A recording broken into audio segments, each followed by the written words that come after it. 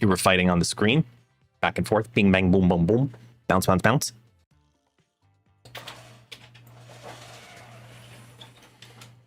That's fair. Ugh. All right. Hello. May I help you?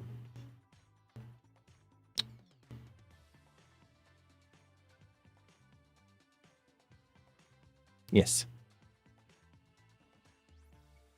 He's like, I want to just go lay back down. Go put me back down in your lap. I'm like, yeah, but I can't feel my leg. His blanket's in the wash. So he can't lay on, like, the blanket, which is normally like a hammock between my legs. Ow, that's my chain. Your paw is in my chain. Thank you.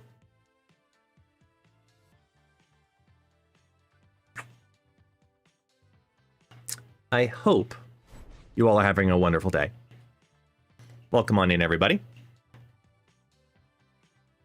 Wait, do blankets stop your legs from sleeping when the dogs sleep on it? Yeah, so the way I do it, Duwatch, and by the way, good morning to you, is I tuck the blanket under my legs and then just like spread so it creates like a hammock, and that's where Taxi stays. So he's not actually laying like on my legs necessarily. It's like half on the legs, half in the middle of the hammock. So that way I don't have to force my legs to stay together, and then he's resting on that little space. It's actually relaxed state, and the blanket, because of me sitting on it, creates a hammock. And that's what he loves. But when I don't have the blanket, he stays on my legs crossed and gets sleepy and looks like this. But I'm gonna let him down for a little bit. There's still two baby sharks. I gotta figure out how to override it so it doesn't keep undoing itself. Because I had the one, and then the two, and then the one again, and I'll fix it eventually. But either way, hello, good morning, good morning, good morning to everybody. Oh, I just realized this is in the wrong spot. The game. It's gonna be the wrong size too. Because I was doing testing for Golden Gauntlet. So I had to put it in its Golden Gauntlet positioning. Let's go to streaming dock. No, let's go to dashboard dock. There we go. And open my projector so I can see the chat. Beautiful. All right, we're good now. Good-ish now. But I hope you all had a wonderful weekend. Welcome on in. JJ over on YouTube side, I see you there. Cheers to you.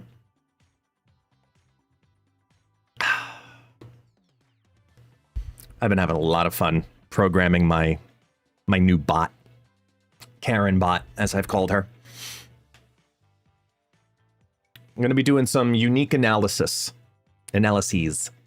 because of it. So looking forward to releasing, once I have a good set of data for the season, I'm doing some unique tracking. So I'm going to be watching certain metas as they ebb and flow. So looking forward to it. Should be fun. Should be fun. Outside of that, though, I do need your help. I do need your help because I was so... Thank you. I was so busy yesterday that I forgot to do a major piece. So I need your assistance.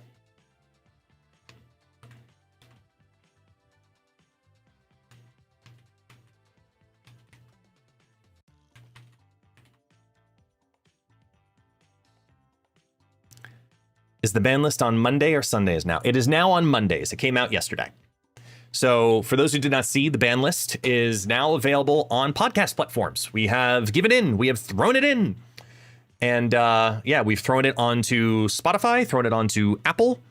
And that's all for now.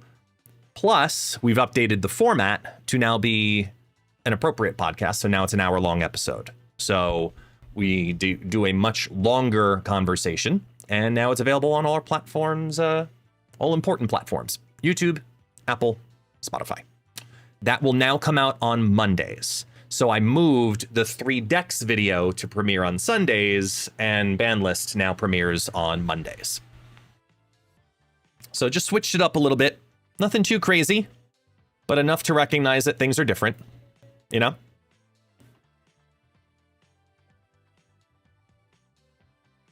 I need your help, though, because I need to build the decks that I'm going to play for Sabah Nur,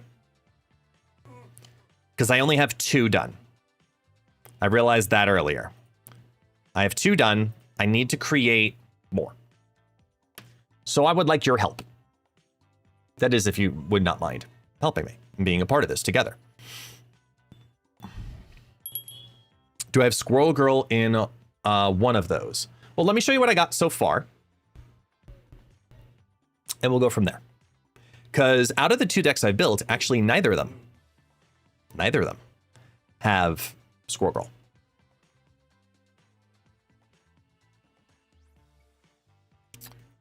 Let's go here. Squirrel Girl, I don't believe is going to be necessary. There are lots of ways to fill your front lanes up. Taxi, I hear you. I don't have your blankie and you're hurting my legs. You can come up, though. You want to come up? Up. No? Then stop whining. I don't know what to tell you.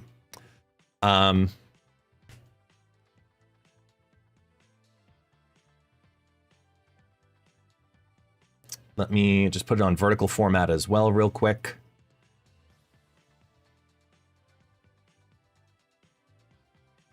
Okay.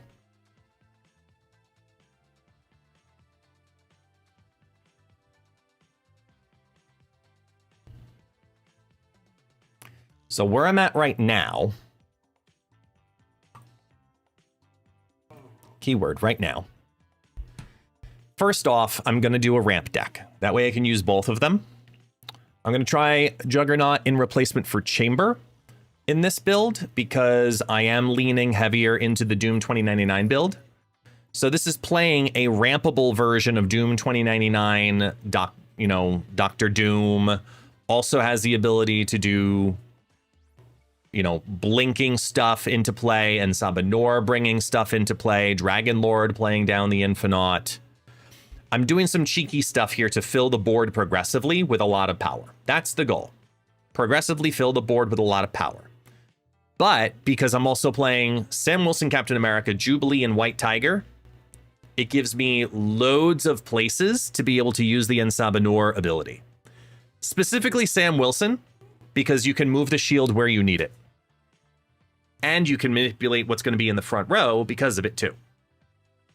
So it's a unique take of hybriding the ideas of ramp and card cheat into an Sabah Nur shell. This is obscure item number 1, Sabah Doom, right? Number 2 seems a little bit more straightforward and is kind of obvious for the most part. It's taking that Patriot, Hood, Annihilus shell, and then having Merlin as a backup plan to get rid of the Hood and the Void. But then you also have Annihilus, so you have your options there simultaneously. You can send things over. And then you just have Sabah Nur and Chaos. I was back and forth on if I wanted Rhino in this or if I wanted Invisible Woman. But based on how end of turn works with end of game and end of turn with objective, it wouldn't make any sense to put him behind an Invisible Woman. It won't work. That's where I'm at right now. I need to build further.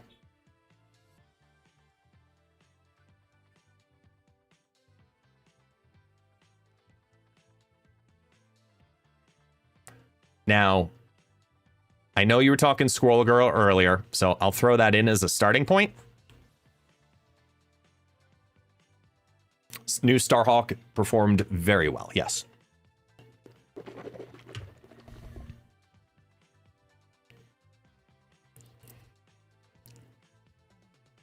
Uatu is not a terrible call, White Wayne Brady, because you get its value early on, and then you want to get rid of it. The problem is it means I'm playing Watu. Just saying. As Hanifer raids on in with a party at 38. Welcome. Boom. Welcome on in, Hanifer. Thank you so much for the raid. Welcome, welcome, welcome. We are theory crafting. We're theory crafting with Sabah Nur right now. Gonna get ready for the season. Got a couple of obscure decks to figure out, but I'm looking for your input. This is a community build at this point, because we've got some cool things that we can do with this. Location control. Storm, Sinister. The only problem with Storm and Sinister that I see. Annie Hood Sentry. Oh, I'm way ahead of you. That's over there. Yeah, you guys might have missed that one earlier, but this is where I'm at. He wants 3 locations, but more importantly, if you're going to play that line, you have to have Storm in hand to be able to fill it properly. Does a duplicate of Sabah Nur make it proc twice? Frigga, for example.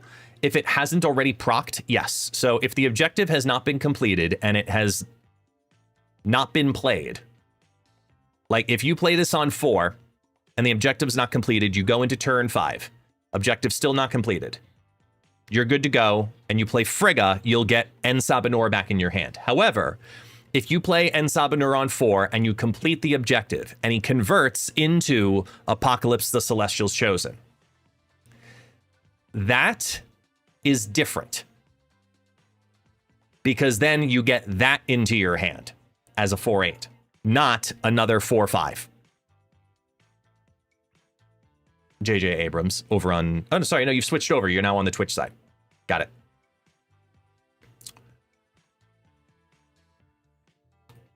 Okay, so we're here.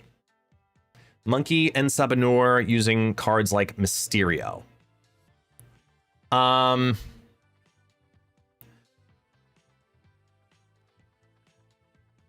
It does not transform in hand, no. It does not transform in hand. Wong to get Apoc to switch 2 cards. We could. I just don't know if it's worth doing that. My YouTube comments were vanishing when I asked that question. Oh, that's weird. I don't see it here as I'm looking at it on the separate screen too. The iffiness on this card, Mr. City, I think is also in conjunction to the deck itself, right? Good example here. It's going to have good value if you know where to put the value, or you know how to put the value down. Because, like going to this one, for example, I could fill up without the hood or without the sentry. Absolutely. And there's a world where, let's say hood is still in the deck and I play down in Sabah Nur. There's a world where it flops out one of the rocks from Rhino for the hood because it doesn't have any targeting to it. There is that world. So you also have to know when it's safe to play this and always available for upgrade, rather than just play it down just to play it down and let it happen. That's kind of more the situation here, where almost every hit gives either point value or number of cards value, which is fine. Disclose you're more than welcome to learn and comment as much as you want, because the only way you can learn is by asking and learning. So that's fine. If somehow I get a copy of Sabah Nur in my hand before he transformed and then I play him again, will he transform again? Well, it's a copy. They do not both need to transform simultaneously. They transform at the end of the turn. Think of it similar to how an end of turn effect works in regards to the timing of it. Thanos plus Sabah Nur. See, now we're cooking. The only downside that I see to this is that the Thanos stones are good. You know, they really leaned Thanos into needing to be a worthwhile card. You know? So I might actually go a slightly different direction. Not those stones. Like, if I go down the other direction of those stones... Whoops, wrong way. Like, now we go in... Wait, where's Quinjet? Oh, wait, he's a 1/1 now, isn't he? Ugh, I hate that. That's such a stupid change. There we go. Like, if we go down this direction, this feels good. Who is it that's running right now? They're running a similar build. Wait a minute. Hold on. Someone's running a similar build right now.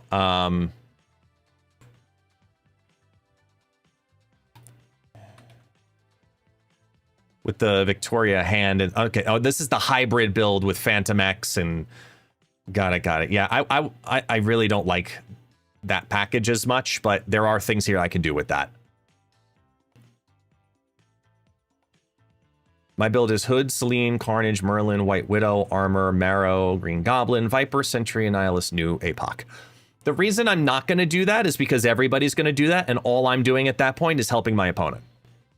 I don't want to do a clog deck if I don't have to, but if I am going to do a clog deck, it's going to be very select pieces, where it's always an upgrade for me.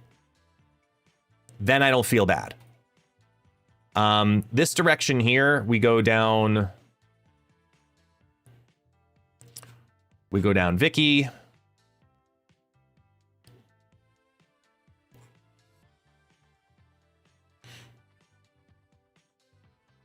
Yeah, Victoria hand. Luna.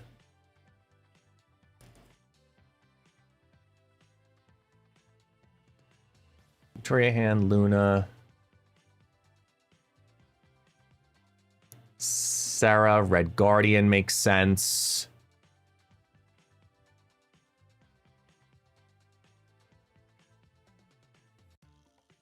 Red Guardian's going to be a huge card, y'all, by the way. If you haven't gotten on this train yet, I don't know what it's going to take. Red Guardian is a very critical card this season.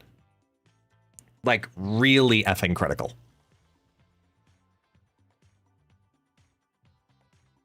CGR, a lot less. No. CGR, a lot less. The reason you want that is specifically for Maverick, because a lot of Mavericks are played in the back line.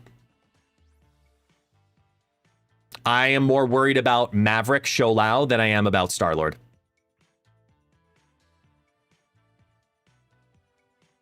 Way more occupied with that. Like, this is a... Like, as much as this deck is shit, there are elements of this deck I really like. Like, I like the Blink in here. I like the Luna in here and the Frigga. Just hear me out a second. I'm not going to keep it all, but... Wait, no, Blink is a little further. Blink. Frigga. And... Mirage. 3, 4... Why is... I just realized this is like super zoomed in. That's why it feels weird.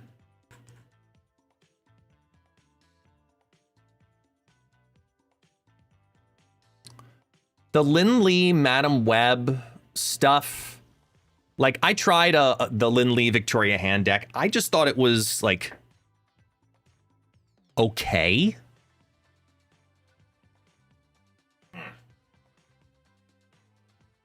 Hang on a second. I'm going to just quickly refresh myself on the stones for Infinity Ultron behind the scenes.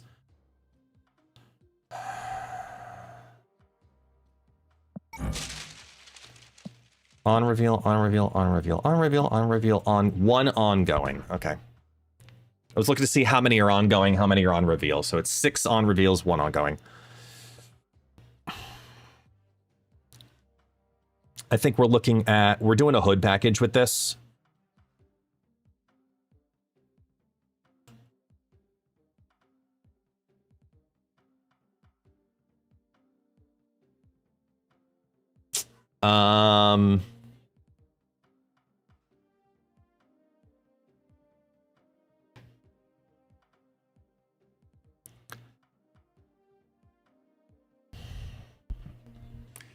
Cap and Cap's shield.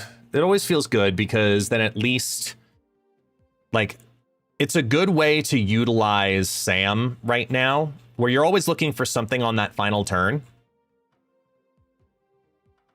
Wait, 2-3, right? Why'd I go 2-2? Sammy. Because all of these you like dropping on turn 2. All of these you like dropping on turn 1. Trying to make something happen, trying to recuperate something happening. Misery Hood. Outside of Frigga Victoria Hand, I need some other thing here. I need another Victoria Hand element piece besides Hood, Mirage, Frigga, Misery. No, not Cord. I was leaning Prodigy. We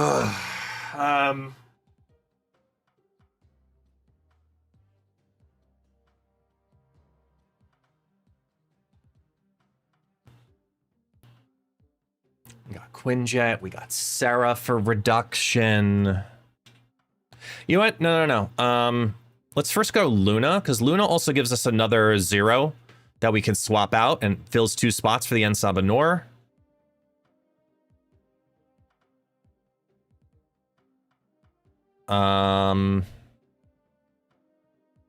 Debating on Sarah here. I'm thinking it's another piece with Victoria Hand Frigga. It's another Victoria Hand piece. I just don't know what. Bastion. Bastion's probably it. Just looking for inspiration. It's probably Bastion.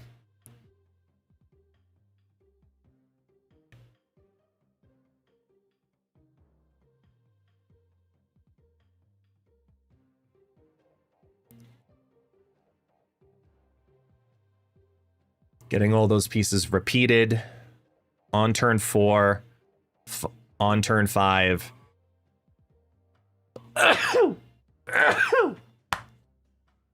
What taxi? Taxi. Where's Mama? Where is she? Go get her. Go get her. Go get her. There you go. Major victory argument? Nope, no such thing. Maria Hill? No, too cheap. See, Bastion kind of helps the whole everything line here.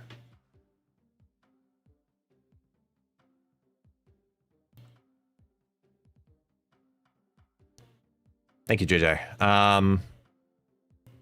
mean, this looks pretty good.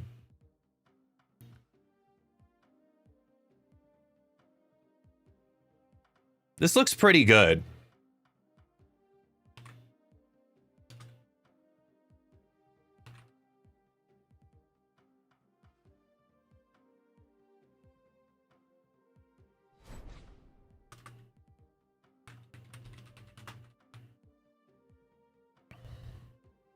Jarvis, stop saying Bastion like that. Why? Bastion? I get it. Bastion. You know, it's just tomato, tomato. At least it's not Magento.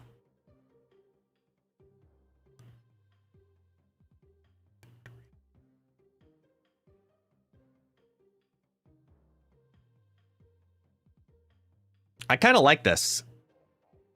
Luna gives us 2. This gives us 2. This gives us 2. Bunch of cheap, bunch of duplicate. Make some chaos happen. I like this. Twitch drops start. I want to say it reset. I can look it up in a second here. Hold on. It is your rewards drops. Marble Snap. Starts at reset.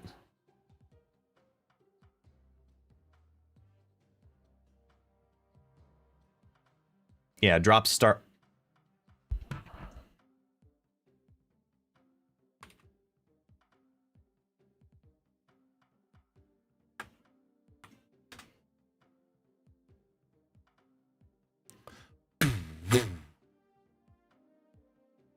Let me update the command too, so that way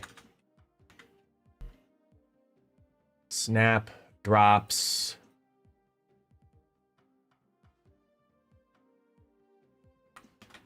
at reset. There. All right, I'm going to save this one. I like this one as is. Let's keep that. As Vanquished Clown goes for 9 months. We've had a Twitch baby now, ladies and gentlemen. We have had a Twitch baby. Okay, now we've got Sabah Nur and squirrels. Oh, yay. Sexy. Thank you, baby. Okay, so for Duwatch, because we mentioned this before. I'm just detouring for a second here, right? So here's the tactic. You take the blanket, tuck it in, and tuck under.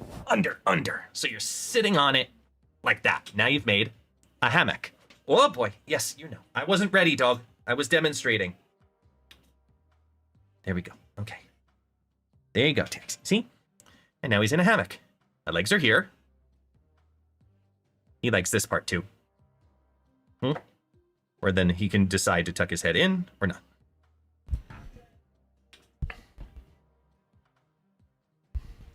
Okay. As we were.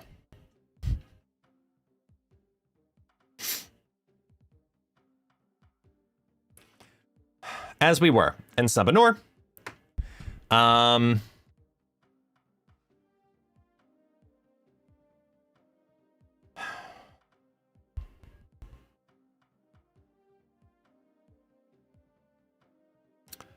Let's go down the mocking squatch era.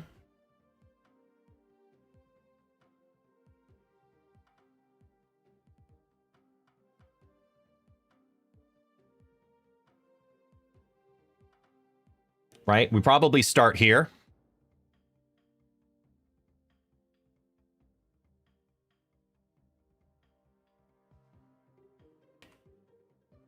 I don't even know about Bishop, but I'm going to try conceptually starting there.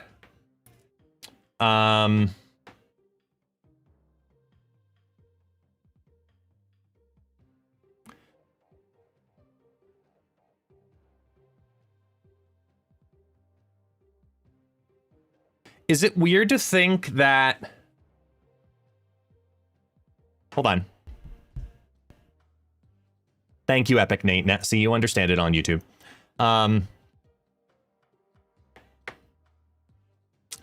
There's a world where I see this as potentially even doing something stupider.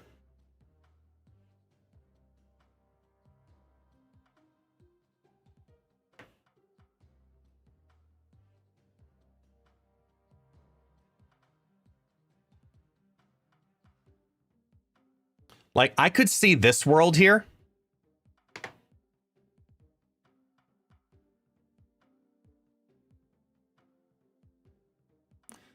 Ooh, interesting question here from the YouTube side of the world. What's your take on the lack of creativity in deck building and the dependency of net decking the community has?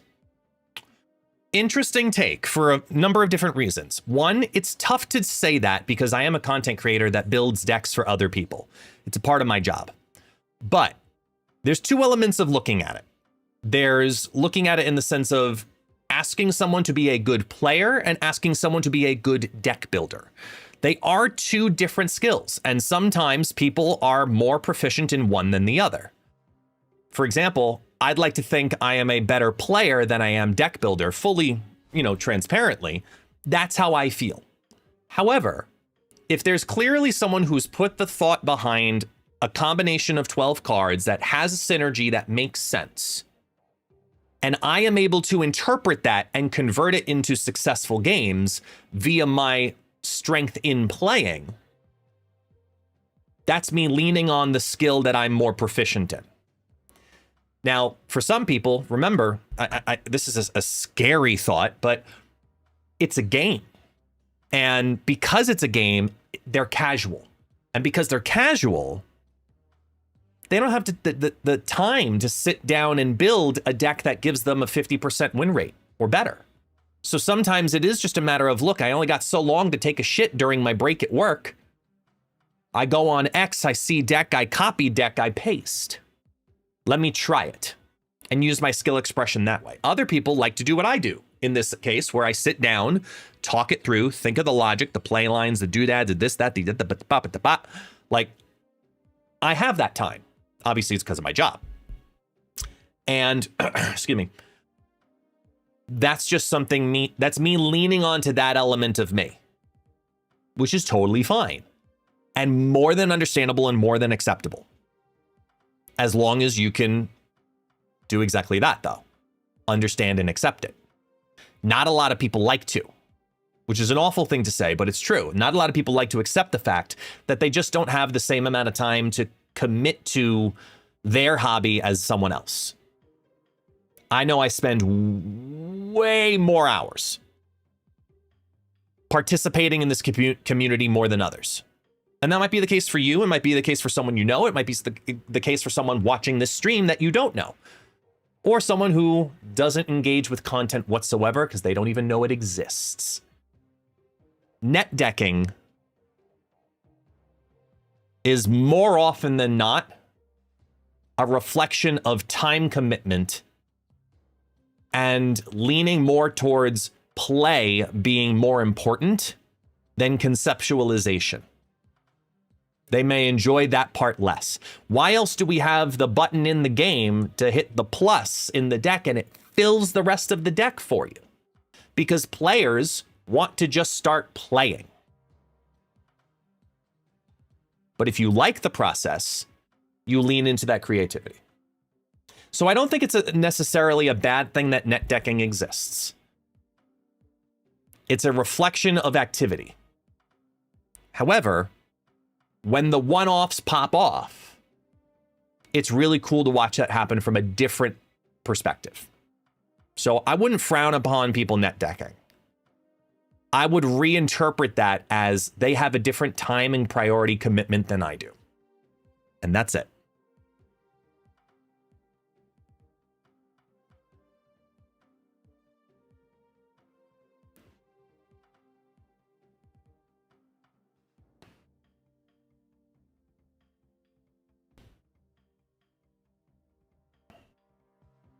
It's fun to chat with people smarter than me, but when it comes to deck building, I guess it's smarter than I wouldn't push that.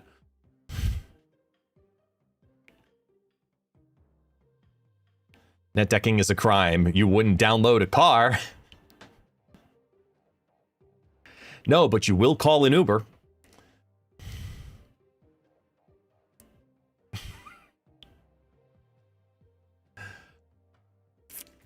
Do I have a deck yet for Golden Gauntlet? I'm running it, so I ain't playing. If I'm playing, there is no Golden Gauntlet. Do we see a world where Shauna is in this?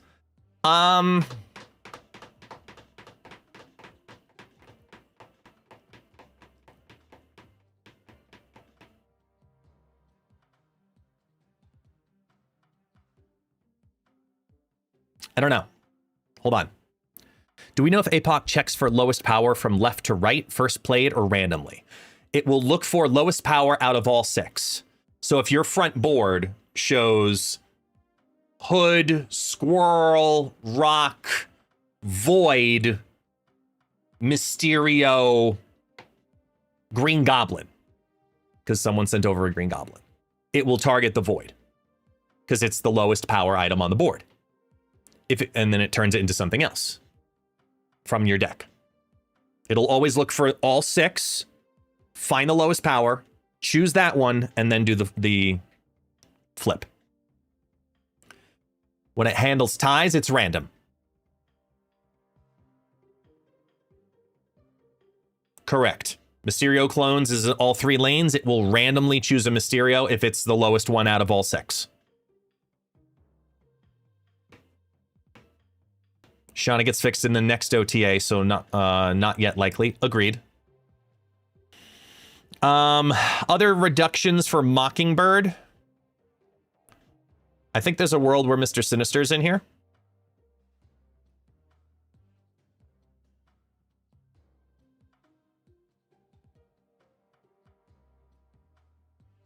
I don't want to do the Killmonger death thing. I think you're trying too hard at that point. The problem isn't net decking, it's the fact Marvel Snap has a lack of cards and the ones released keep supporting the same archetypes. The problem isn't net decking. It's the fact that Marvel Snap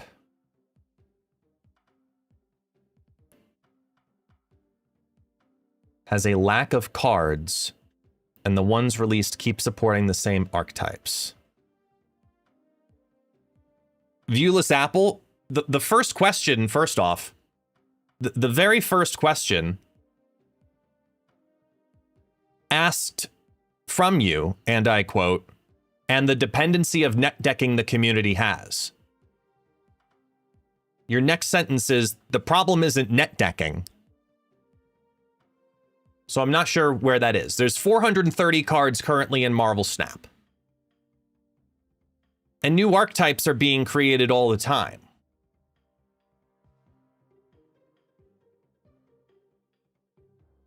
New combos, new packages. And I think something that might help that as from a perspective, Viewless Apple, is when cards release, don't look at archetypes. Look at packages.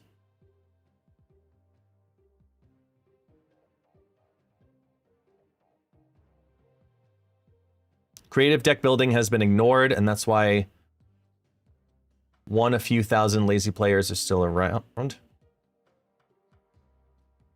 That right there perfectly proves my point.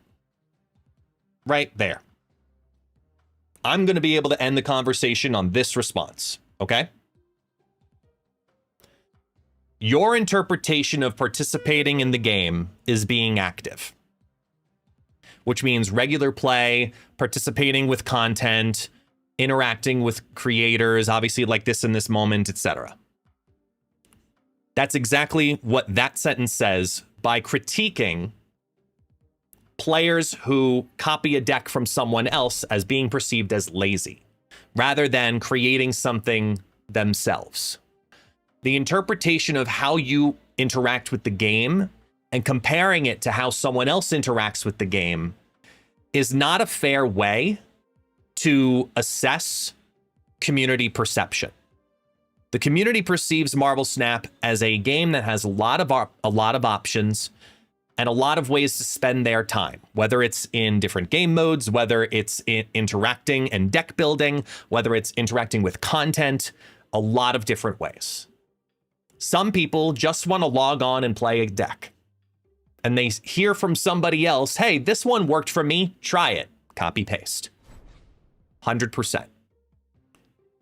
Your perception of calling someone lazy by going and taking a deck that somebody else has constructed and playing it is your assessment of how you interpret your activity and your interactivity with the game and its outlets as being correct. You've interpreted you must be active to be a real Marvel Snap player. All others are lazy.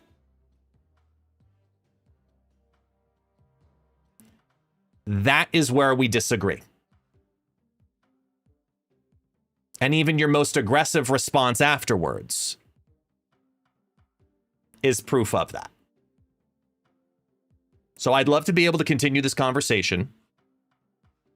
However, I won't, because there is slight happening, and therefore it's just not a constructive conversation outside of the points I've made so far. Being open to feedback and interpretation has to work two ways. And we're allowed to disagree. But I also will never attack the community by calling them names.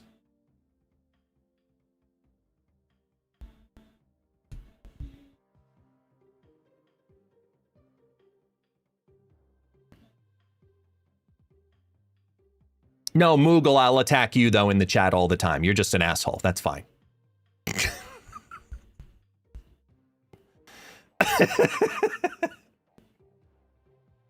Yeah, don't worry. You're good, man. You're good. You're still a prick. You're fine. You're totally fine. Yeah. I know you were worried. I know. Can I call the community a bunch of poo-poo-headed ninny-muggins? No, because that's not what they're called. They're cotton-headed ninny-muggins. If you're going to insult me, do it properly.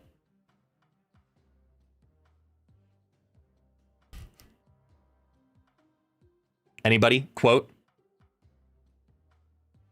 Well, it's not. The technical quote is, if you're going to threaten me, do it properly. All right, as we were. Majestic Wingbeat, Deafening Chord, Kitty Pride, Shoblau, Bishop. Where am I looking to build higher here? I'm looking... Let me think.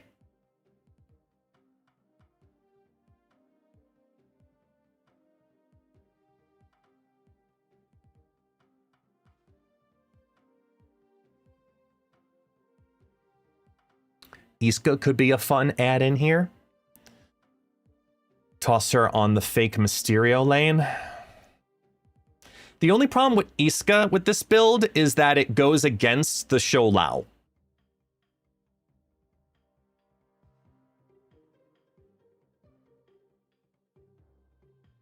And I agree, cards should have some kind of counter, and that's totally fine. Not every card needs a perfect counter, though. Sometimes a play line is a counter. We don't need a catch-all for every mechanic. But we do have to find solutions to things. Nothing ever wants to become another old Spider-Man, right?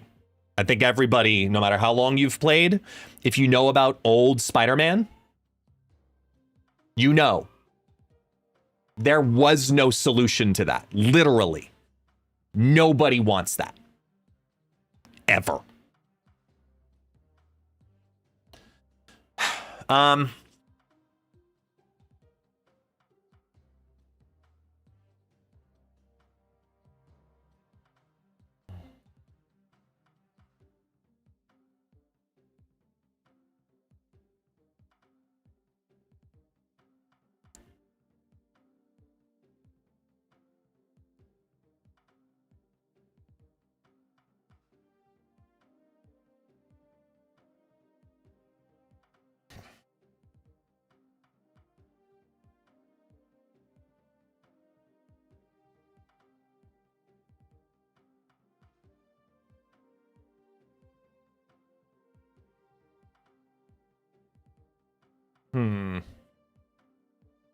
Jeff was the solution? Totally. Only solution, Jeff. Newly buffed Jeff. The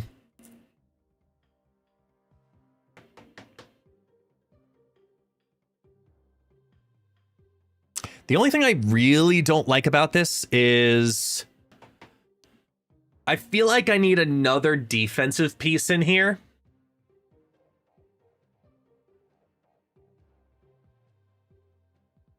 Maybe instead of Majestic Wingbeat.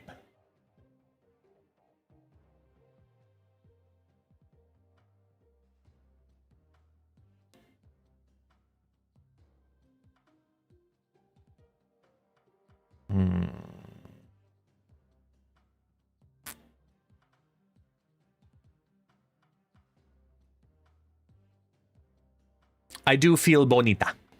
I am always bonita.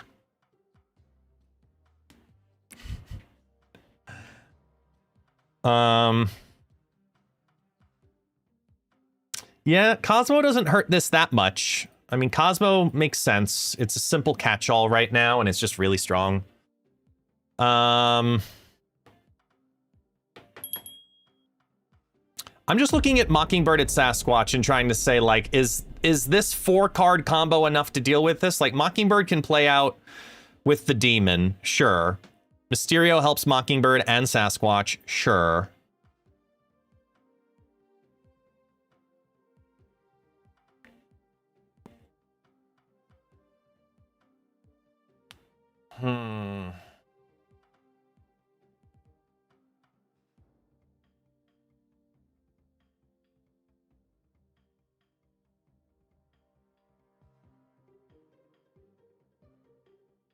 Created cards, created cards, created cards.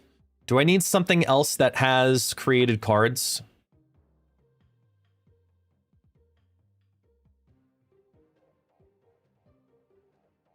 Think Kazo hurts the Ensaba reaction.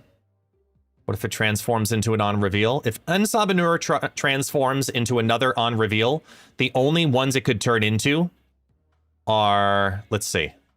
This would do nothing to help that anyway. This won't be on the board, so it'll just do a deafening chord thing and then disappear. This'll put squirrels out, but you don't really need it if it's in a Cosmo lane. This is the only one it really hurts. I don't know about that.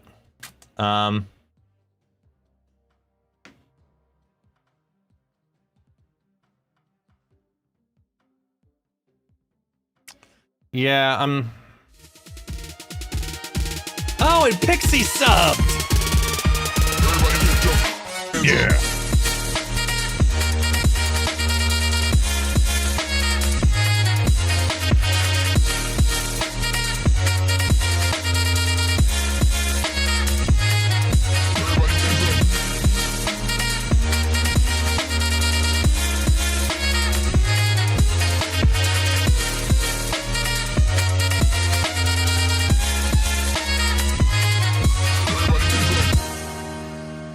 Yes! Thank you, thank you, thank you, thank you, darlings. 13 months with the Moogle. Pixie on 14 months. There's that hype train. Who was looking for it? Valgrax, this is that moment. There he is with the 18 months. We've had 2 kids. He got his rainbow border now on his golden 1.5er right there. It's the beginning of the month, so it's more than appreciated, y'all. So thank you, thank you, thank you, thank you, thank you.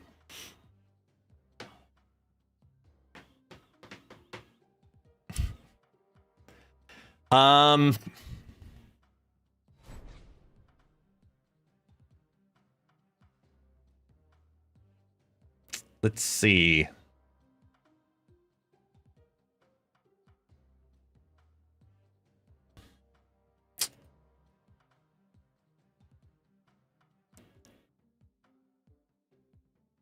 Because I'm also trying to think about space. The good thing about this deck with these front line cards is it really does help to protect against Cosmic Ghost Rider shenanigans. Because all of the fun stuff happens on the back line. Frontline cards, frontline cards, frontline cards. You know what I mean? Yeah, I mean, if you play the sentry lines, it makes total sense. Yeah.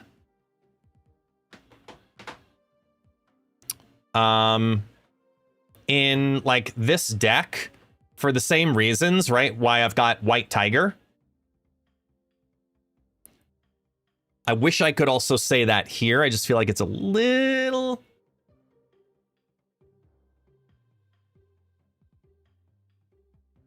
It needs something else from a created card standpoint.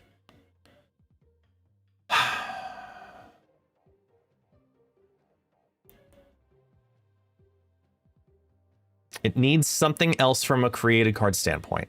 Space clearing, more ability to play at least 2 cards. Maybe. It could be Merlin. It doesn't help the... My point is to try to help the Mockingbird. I think that we actually then get rid of Deafening Chord.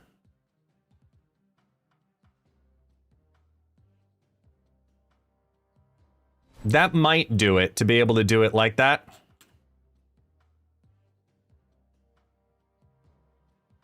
That's a pretty good flow.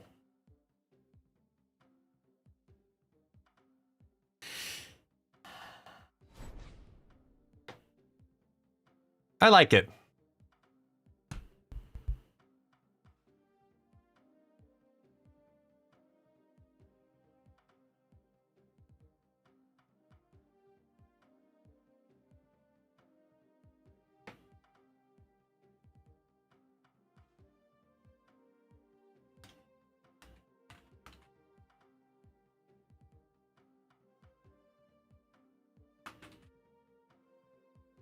I like it as is. I like that. We got 4 starting decks. We've got En Sabah Doom, Rocky Road to Perdition, Victoria Nur, and Enshaula Nur. I do want to build the Isca deck, though. Based on what we were talking about in the Marvel Snapcast. Let's see how that looks out. It's got to be this, this, this. And Nico with the Prime. And Vermin as well. Thank you so much. Keeping the hype train alive. Thank you, thank you, thank you. Into the level 2. Halfway through. Thank you. Not Prodigy. Who am I thinking of?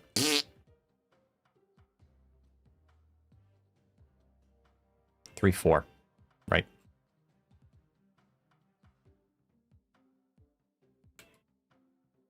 No. 3, 3. Where are you?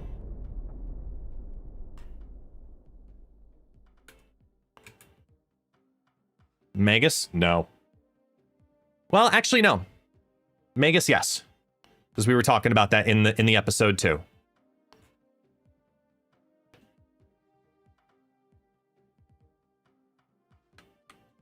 There you are. I just kept going past it.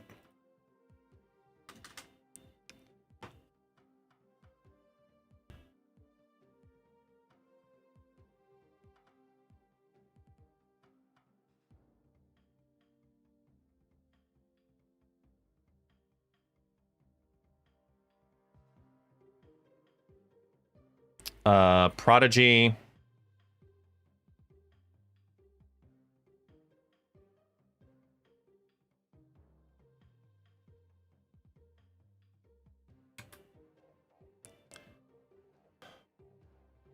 Cosmo. Kitty.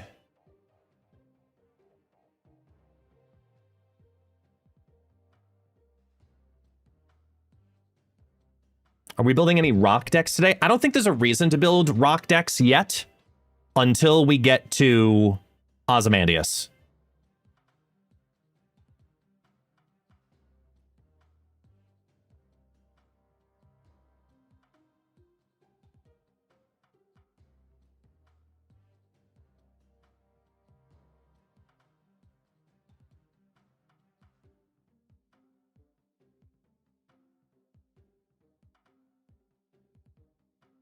It's all the Doom stuff.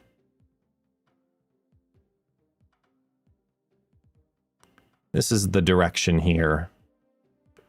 Marvel Boy.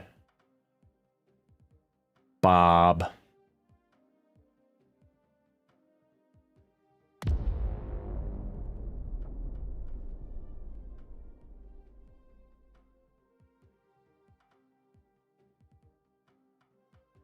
Now Lucky and Girk.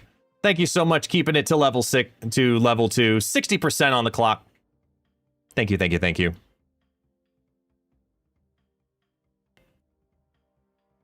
Am I missing something there? I hate Bruce Banner. I really don't want to play Bruce. Fantastic Car? Should we go down that Fantastic Car direction? I don't know if that's the way I want to go with this. Because Isca's kind of filling that big slot. You know?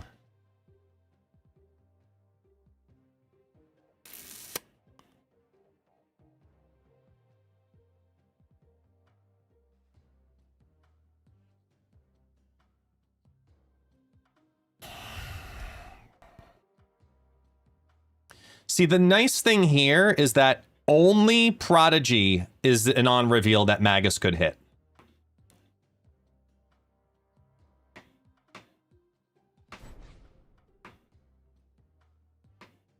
We've got Fina, we got Havoc. Do we play Cosmo in this?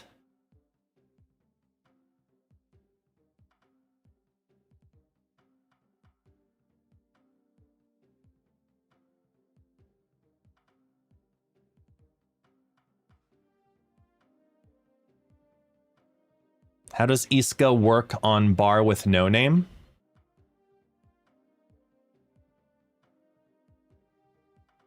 It'll proc.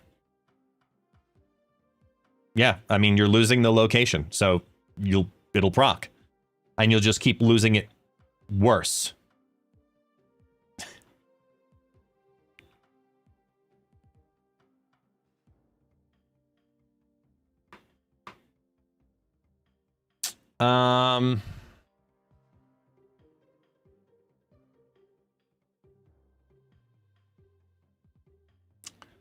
The advantage here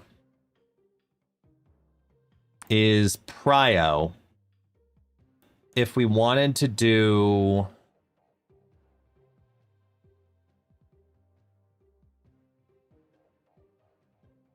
Yeah, the advantage is prio specifically.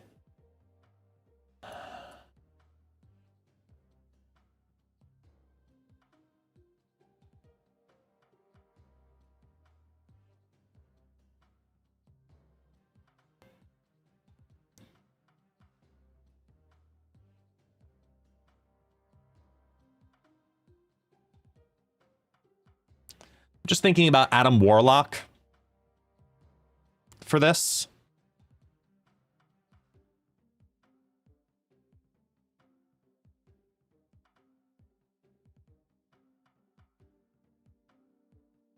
Like just going down this classic route where Isca is a lane winner versus Fantasticar.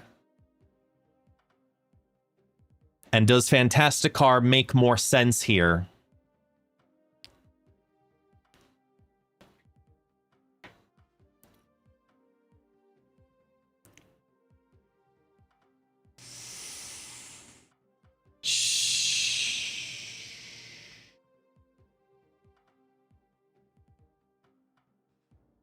Does Warlock...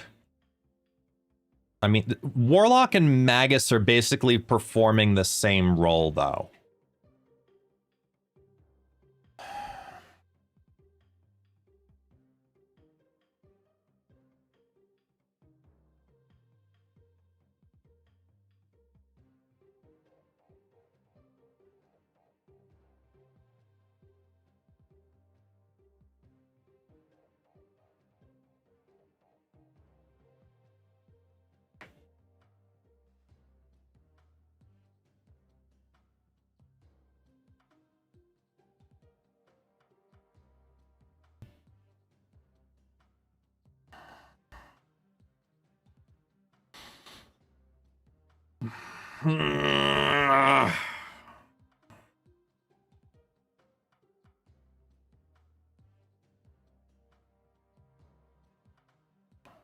Yeah, I like this.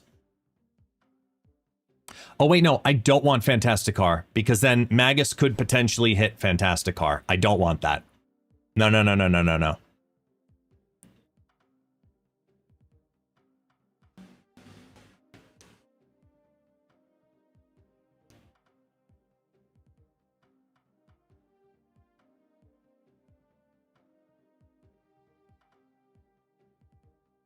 No, I think we're back here again.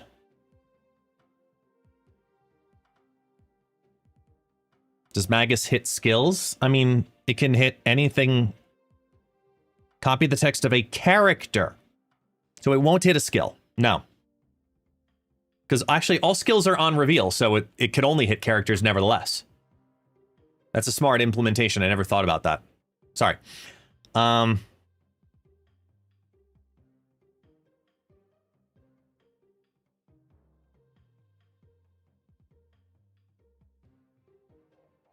Okay, I'm going to leave this as is.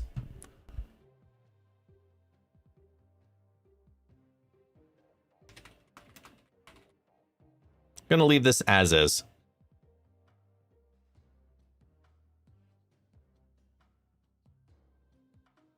Magus doesn't look like it's really working very well in C3.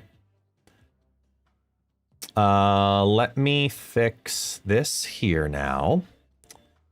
Real quick. Boom, boom. And then...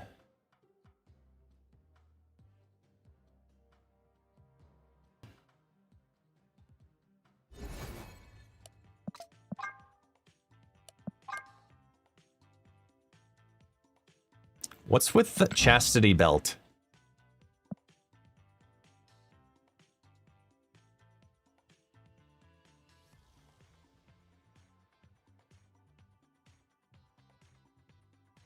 Should I go for the emote here? How close are we? 13:23. Oh. Literally play a game.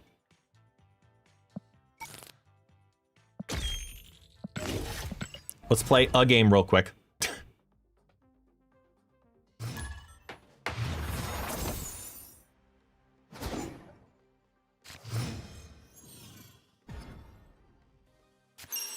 But I do use emotes. You guys see that I use the emotes here.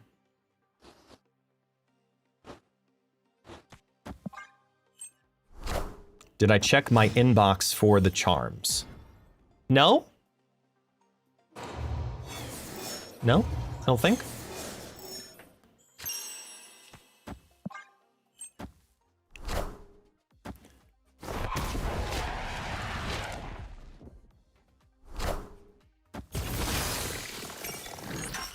I will take a look.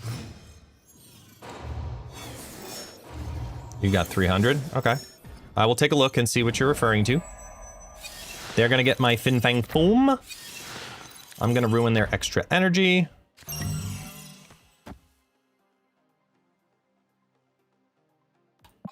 Give them the 4, and then we just dominate the rest of the game. See, the turn 3, I know you gotta try to win turn 3, and I've talked about this too, but like, oof. Wait, what did it take? Shadow King? Awesome. We'll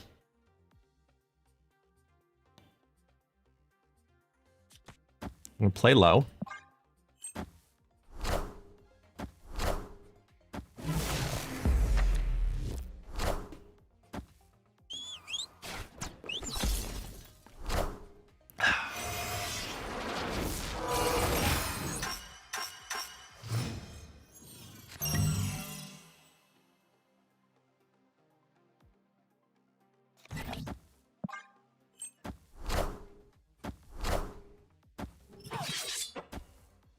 How dare you? In peace.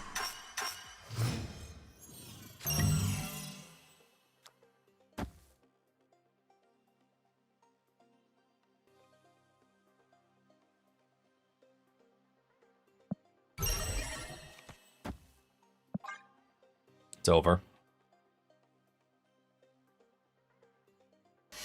They got a death, so whatever.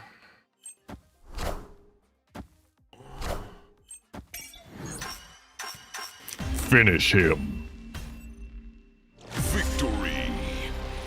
If they Shang, they still would have lost.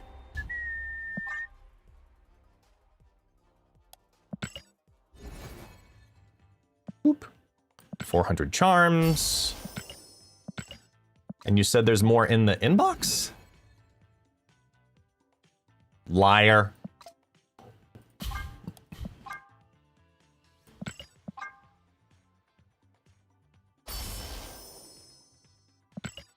There. Yeah, woohoo. It depends on when you bought the pass. No, I don't think I got the glitch. I did not have the good glitch.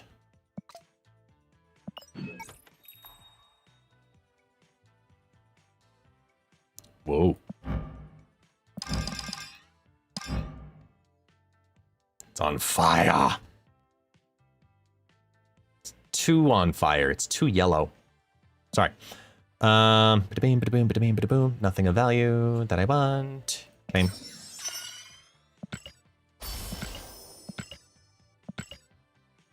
And this.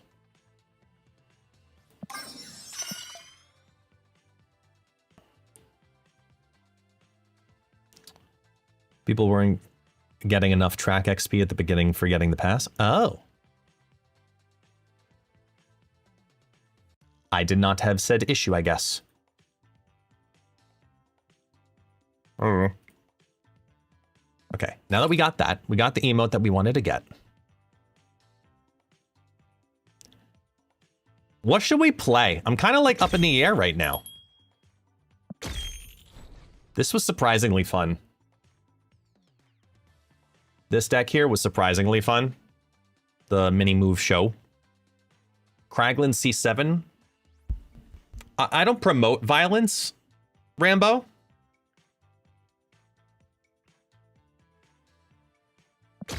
This is the deck everybody should be playing, to be honest, but... We can do more Surfer Splat just for funsies. Kind of want to do that. Why not? Time to go splat!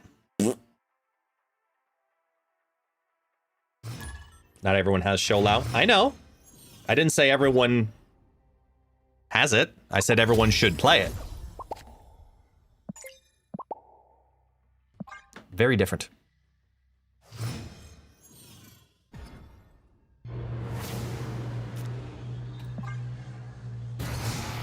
Magic.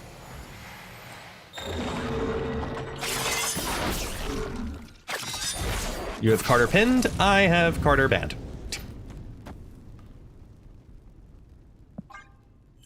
Well, discarded.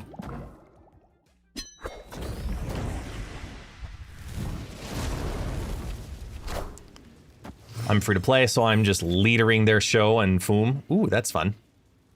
I like that idea.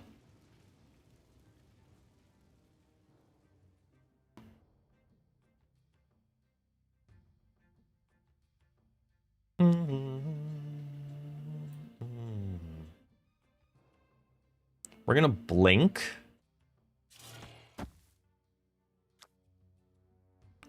No. Yes.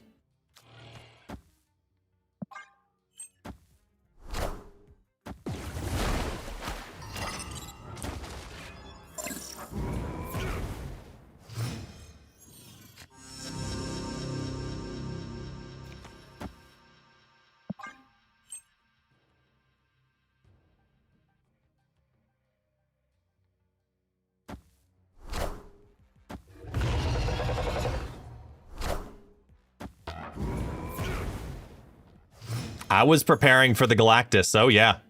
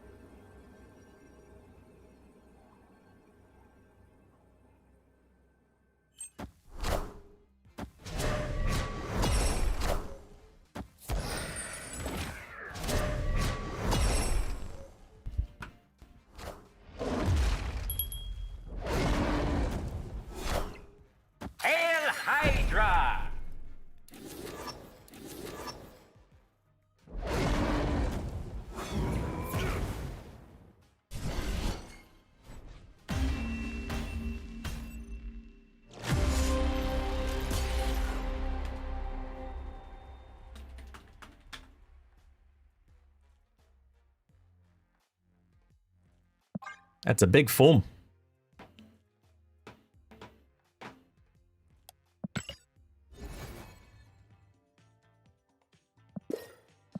Are we gonna have to adopt that to be a new term, Foomer snaps?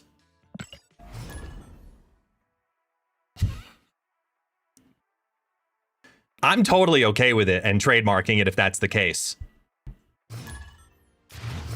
Foomer snaps.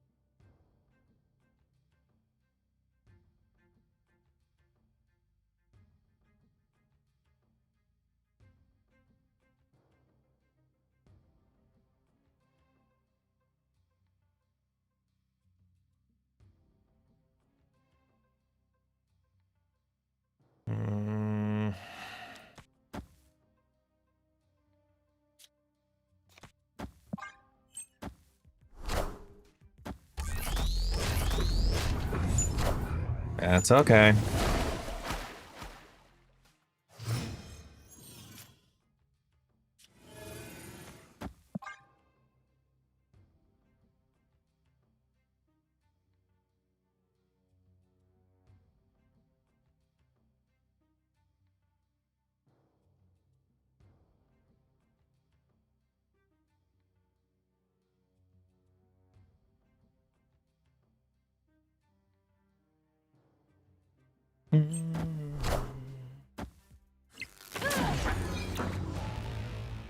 Behold my mighty hand.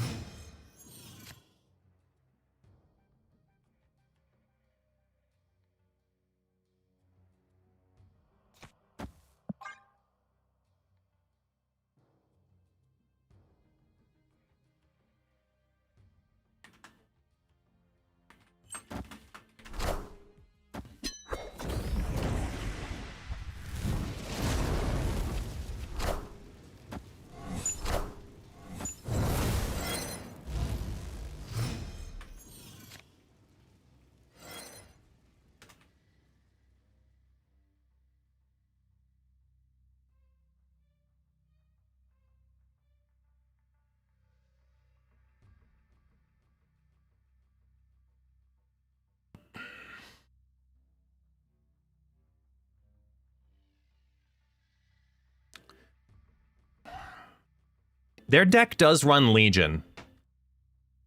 Often, right? These Ronin builds.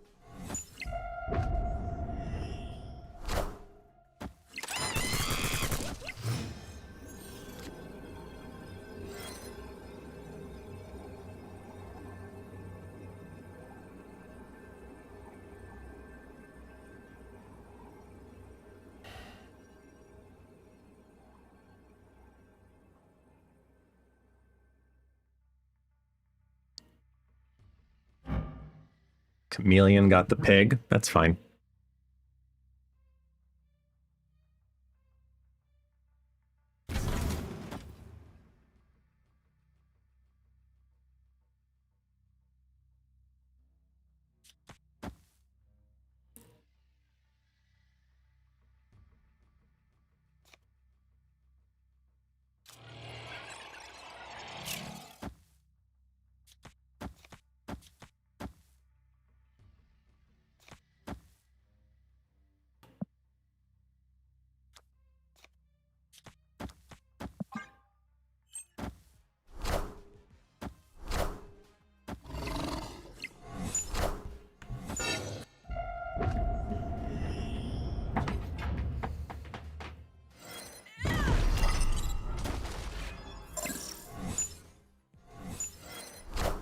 I'm gonna absolutely ruin this right or late.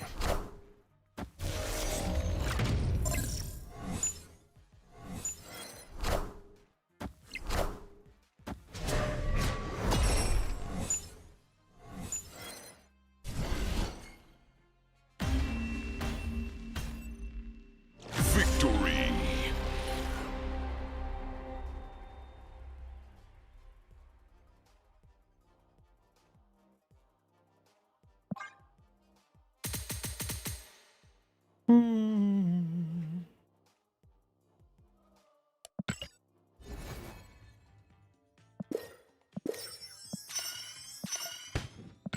the magic splat.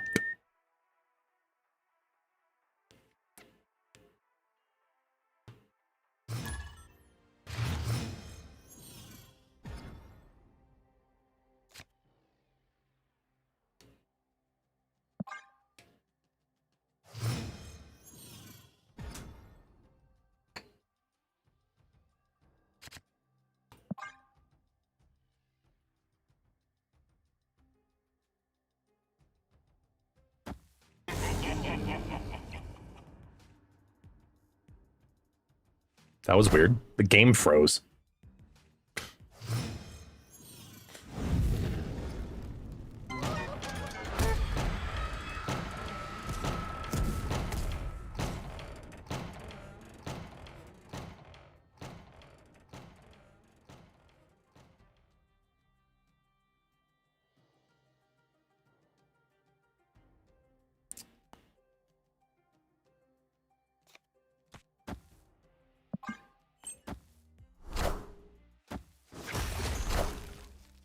Oh, thank you.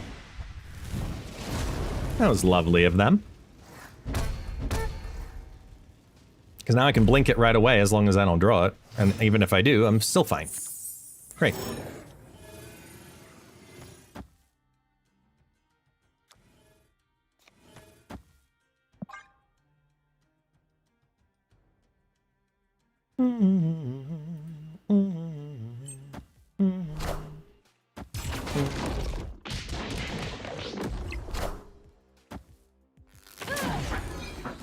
Macho Man. Shit. I don't like seeing Man Spider.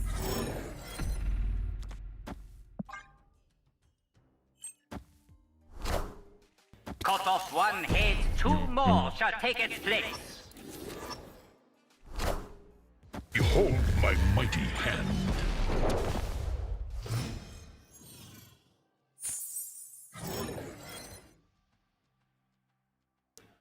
I think our only chance is to actually do like 1 billion points in one lane here.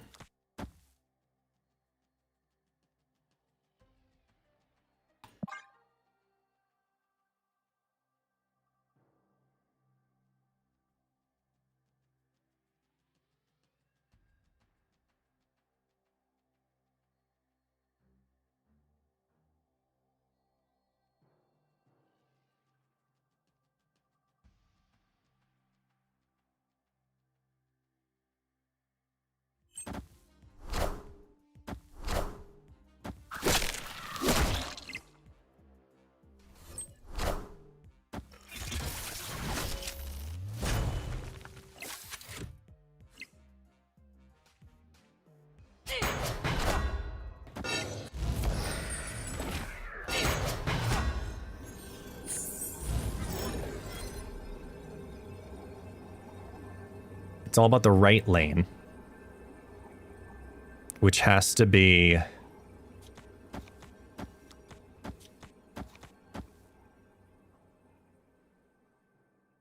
that.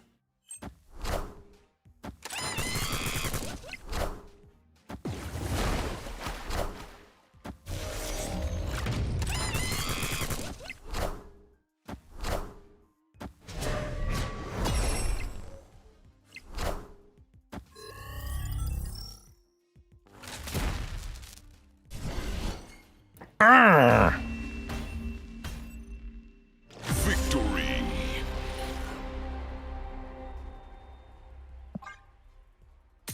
Yay.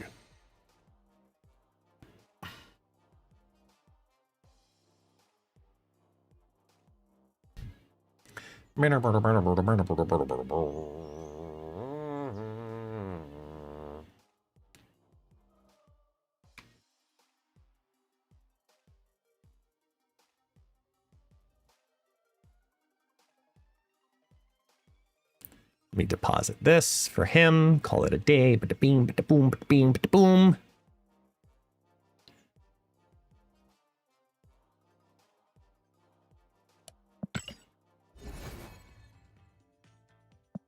Ooh, hello.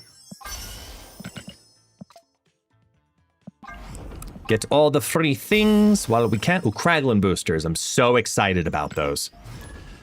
Woo! Need those, man.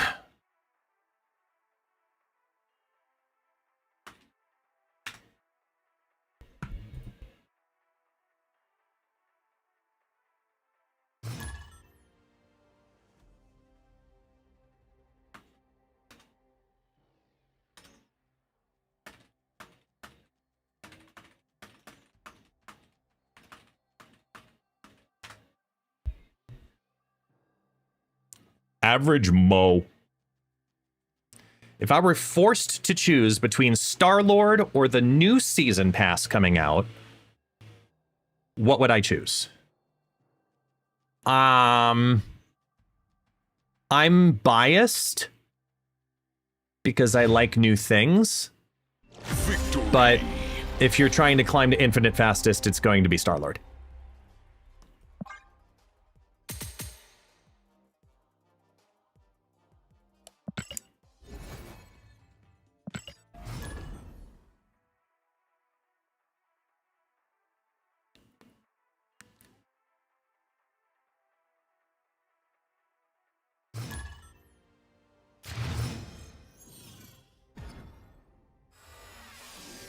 If you want to have fun, new card. If you want to win, Star-Lord. Yep, that's about right.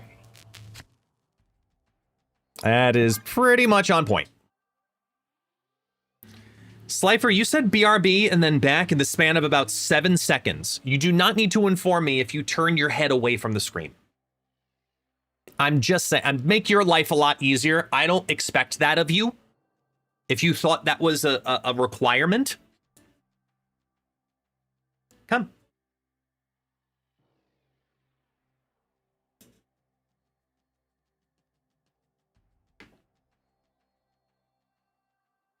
Guest hates engagement. Confirmed. Yeah, 100%. Yeah, do not engage with me. Nope, not at all. Hate you all. Hate you all. I'm here so I don't get fined. Clearly. That's exactly how this works. Every time.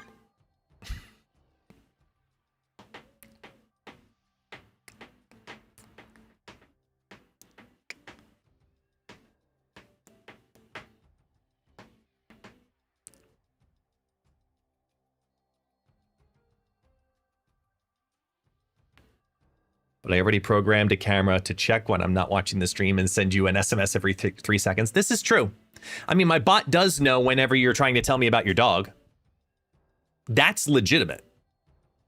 So, you're not fully off base. Thoughts on straight control decks this season? Stardust, Luke Cage, Cosmo. Luke Cage will have random moments where he'll shine.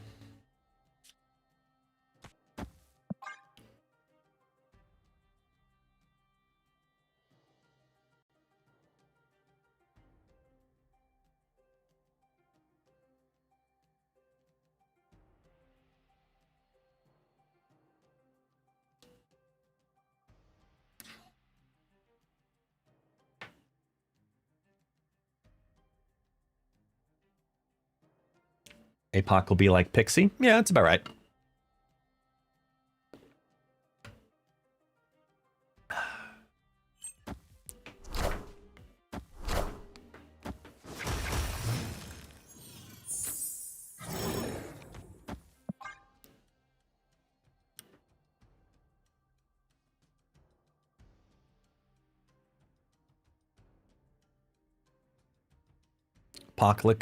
Apocalypse negative decks are on the menu? No, they're not. No, they're not. They're so not.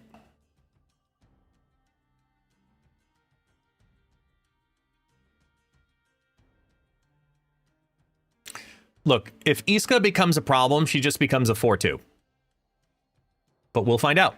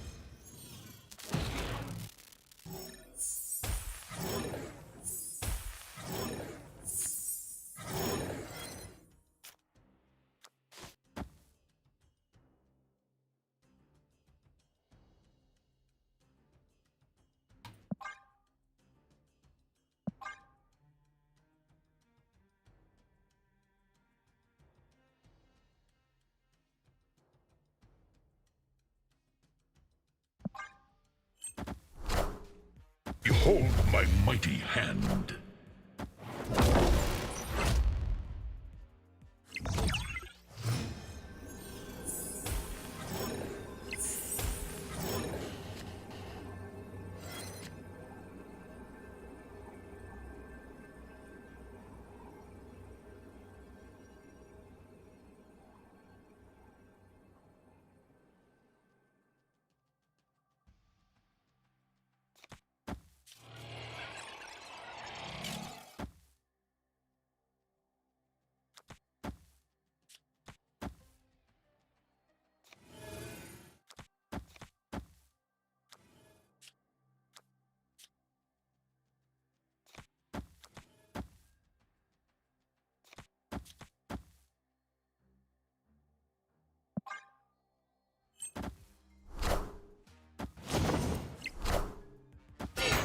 I want the throne.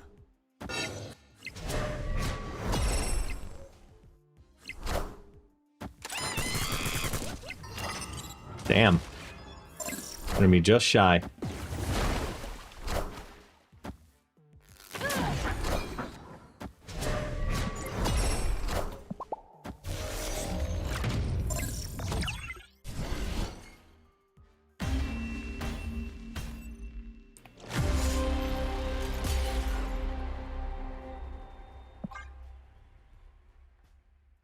Oh well.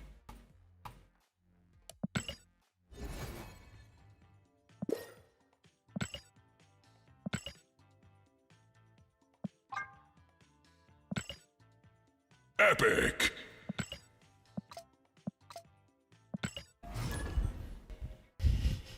That was a unique C3 deck.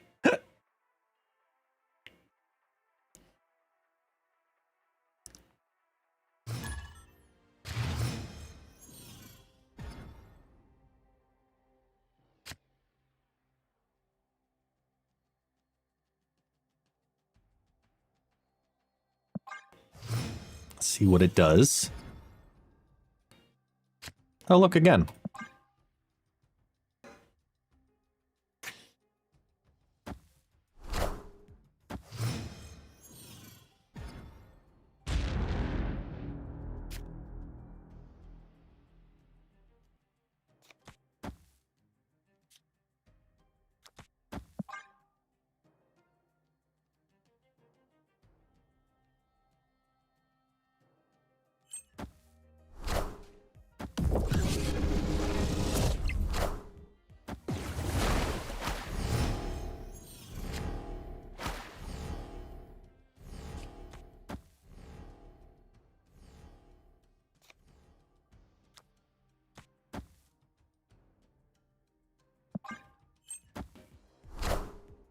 Wakanda forever.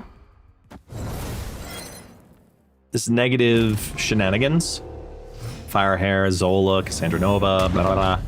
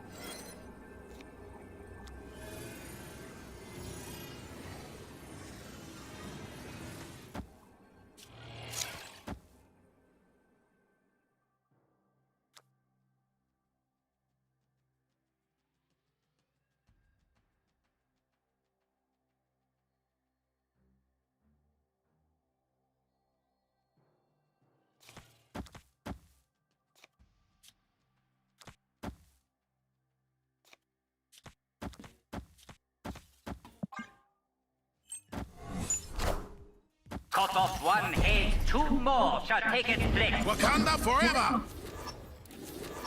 Just gotta win one of them. Wakanda forever. So it's all about the mid 32. Behold my mighty hand.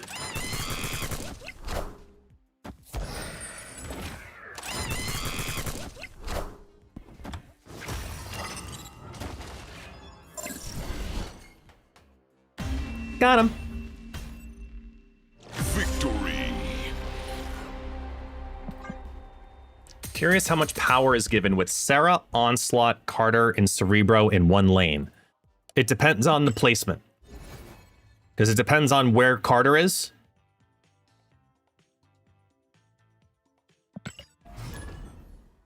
Because Onslaught receives the Cerebro buff. So depending on its placement in the lane, it changes some things.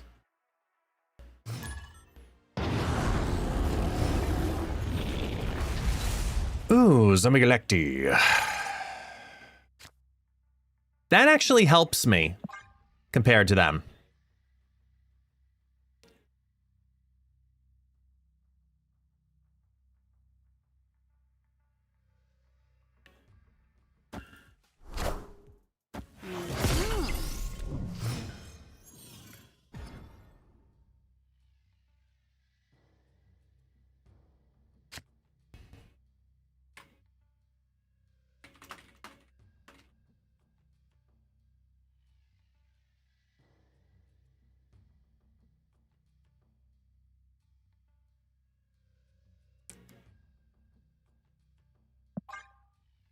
Chavez doesn't have it. Surge does. That helps, like, a lot. You know, I'm gonna snap on this.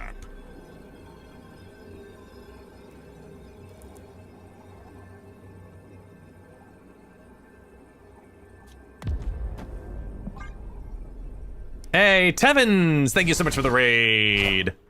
Welcome in. Welcome, my friends. Welcome. Wrap your head in the orange raid. L'orange. How you doing, man? Oh, well, we've drawn. Since we've drawn...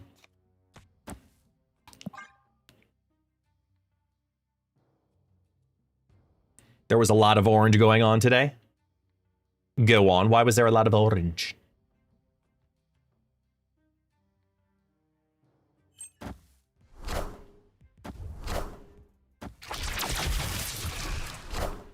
Maverick does not have it. Okay, so this is the winnable lane in the left. We got to keep an eye on where they place cards this turn. Like, buffed cards.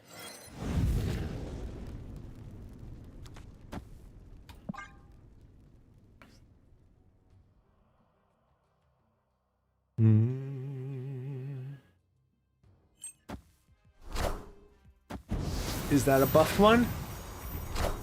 Not a buffed Behold one. my mighty hand. Oh boy.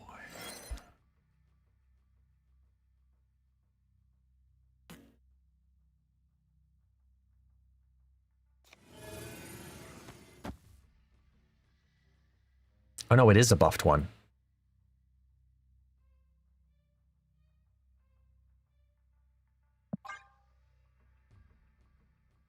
The most that could be on it right now is Chavez. Keep an eye on it. Okay, so if it's Chavez, that's on it. Do the math. If it's Chavez, that's on it. That's +3. That goes to 7, 8. 7, 8 into Wong Shuri is 16 is 32 per lane. I can snipe mid with this thing again. And then do this. They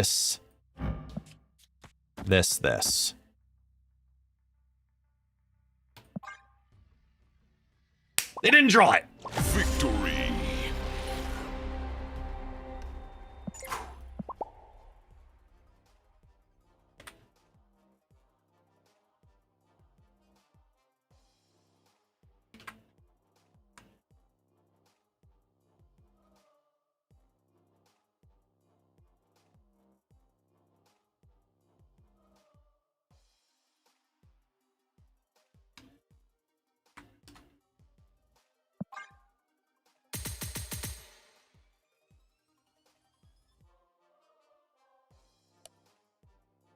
Oh yeah, I forgot about the MAV also.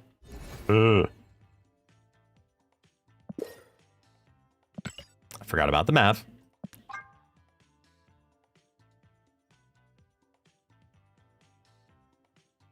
There's no activates right now.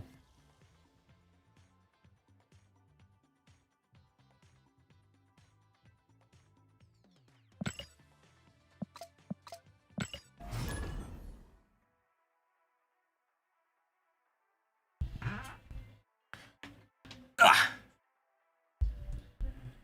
5 plus 3 from America plus 3, then double twice, 44 pop. Yep, that makes sense. That math's right. But I guess they didn't pull it. Rogan, bon dia. What is your opinion about potentially the best card of the season being locked behind the most expensive pass? Generally curious. I'm Brazilian too. Here we pay 5 times the price for everything. So I thought you, as a Brazilian, well, I'm an adopted Brazilian. Remember, I'm from New York, but I live in Brazil. Would be the best one to answer that. So this is a consistent conversation, right? Like, consistent conversation about value. So here's my comparisons, okay? I always use the McDonald's reference when explaining value. And the reason I use McDonald's is because McDonald's is everywhere. Now, I'll use my American audience here to validate for me for a second.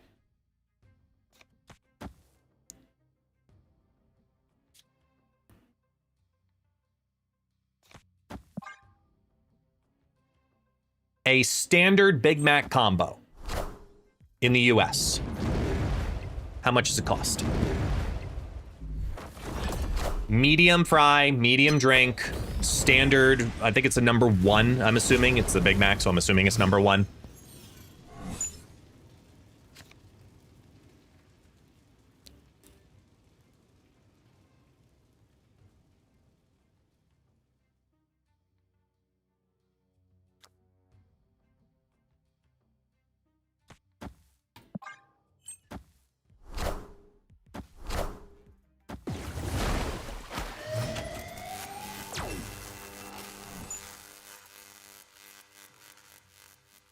$15, $10. Let's split the difference and say $12.50. Okay? And fuck off. Also, welcome in.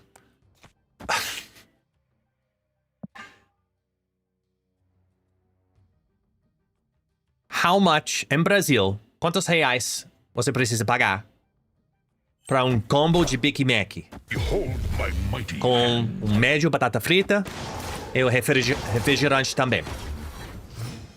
Para esse combo, quantos reais? How many reals does it cost?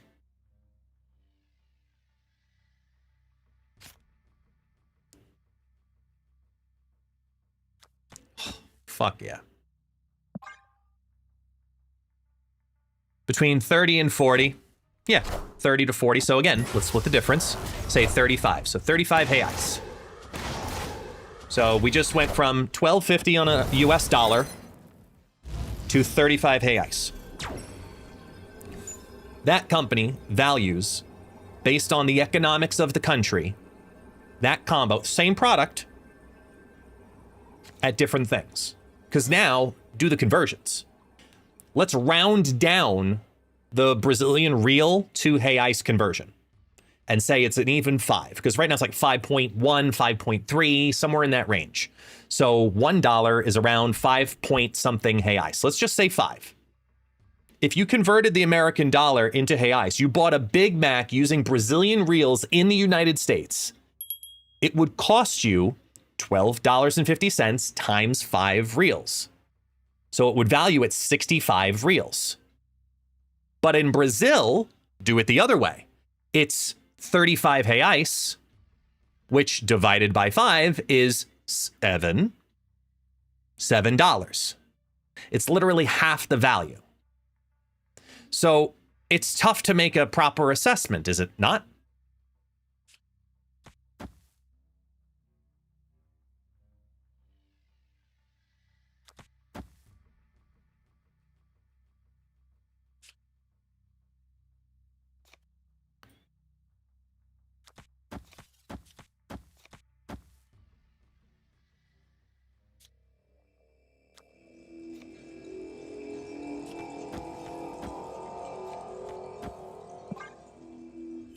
tough. So if you look at a season pass and you say that it's 100 reals, that's one way to look at it. So that's tough, right? Because the different value is just in conversion. But if you're using the Big Mac math, it's actually about 200 reals worth of value, sort of. If that makes sense. Are you following me on that? Like, the value of it all has an effect on every bit of it. And your perception of that makes sense too. So you're not paying 5 times as much as an American. In theory, depending on the avenue you're looking through, you can actually say you're paying less based on Brazilian living and the value of the real in Brazil versus the value of the dollar in the States. And this is common for games, by the way.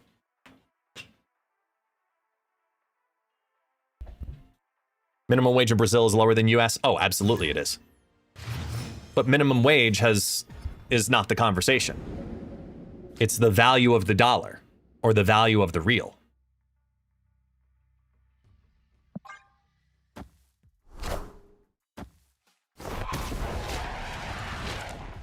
Nograx brings up a good one too. In Brazilian reals, how much does it cost to subscribe?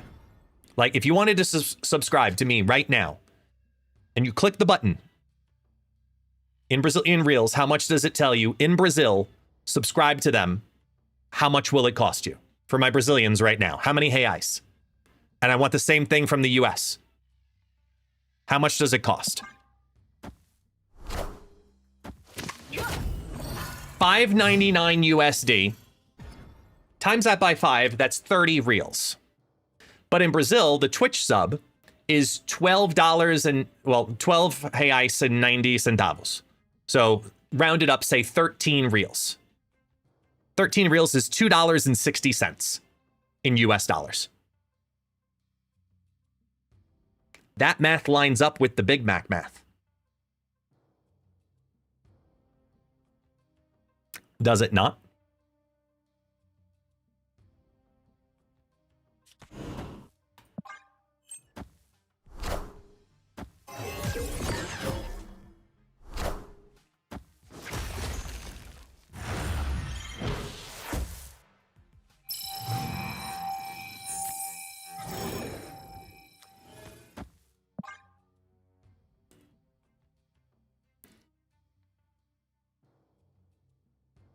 Company has to take the currency from another country, transfer it to US dollars. The amount should be about equal to the US price just converted.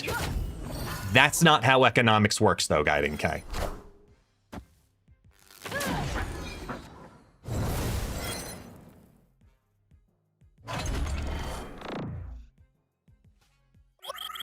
Clear for takeoff.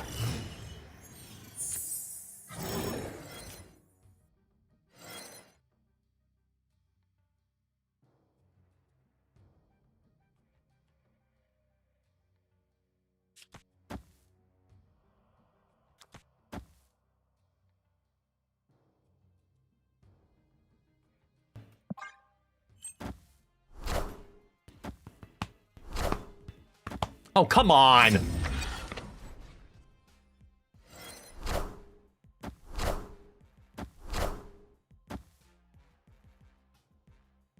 So the TLDR of all of this is to answer the original question about Brazilian reals and spending 110 or 100, whatever it is, Brazilian reals for the premium season pass and having the card Isca at the season pass.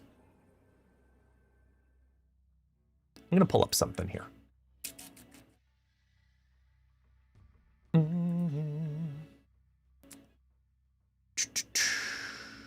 I need the release history. There we go.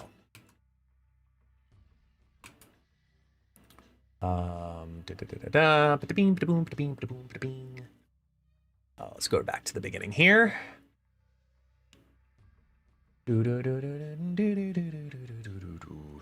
Oh, hold on.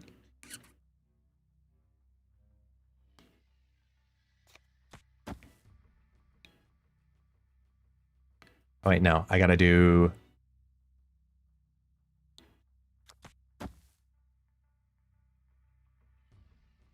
One, two, three...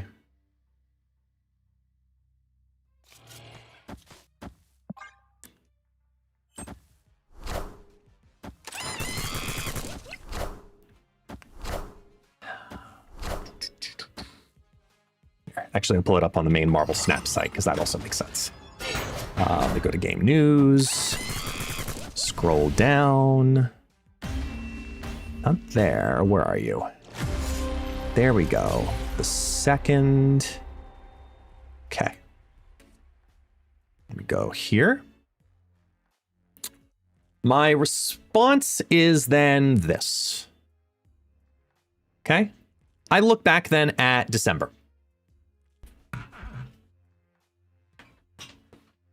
I look back at December and say, we got Weapon X and Adamantium Infusion.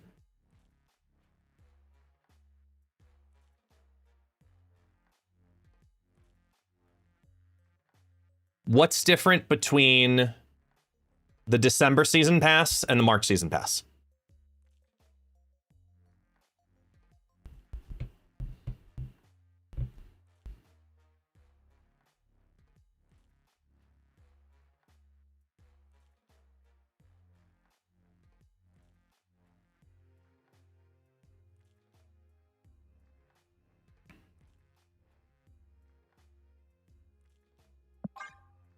Web shop purchase bonus? Yeah, okay. You know what I'm talking about, though.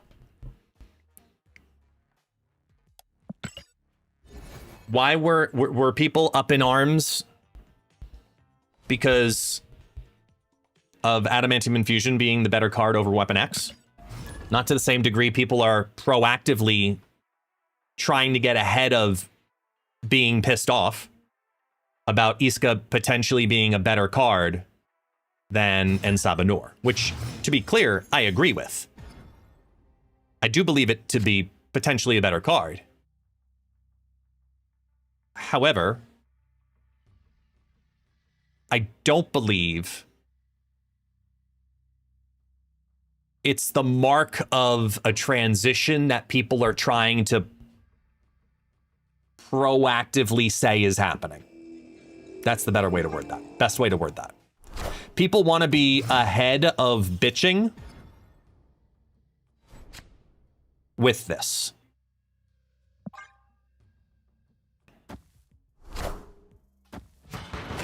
Shang-Chi does not ruin Isca.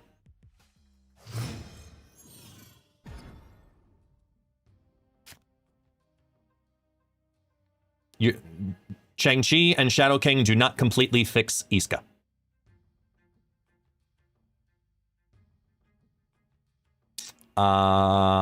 I need to start doing... Here, we're going to do this because they're going to clog it. Yep. If she doubles before end of game, he does. Nope, she does not double to 10 before end of game.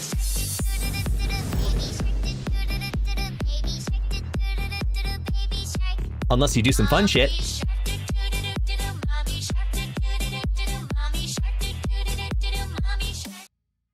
You know?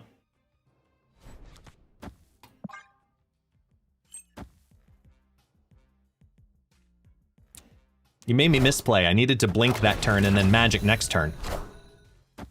Oh, I'm glad I didn't. Just bought myself time.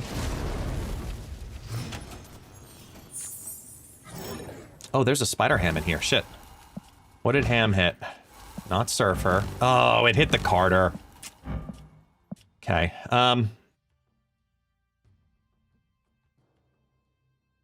Okay, so if it hit the Carter... and I can't blink, we're gonna need to do this.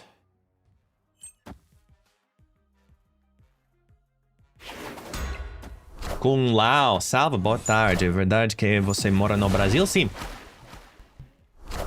Sim. All systems go.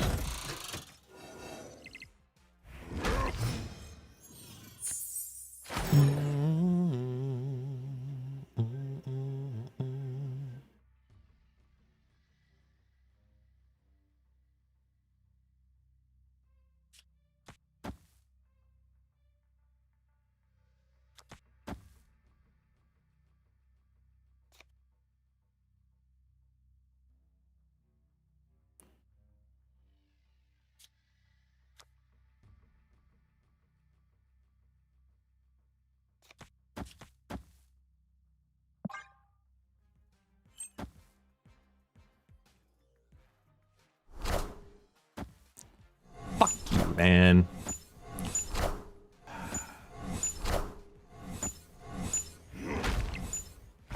It's clobbering time.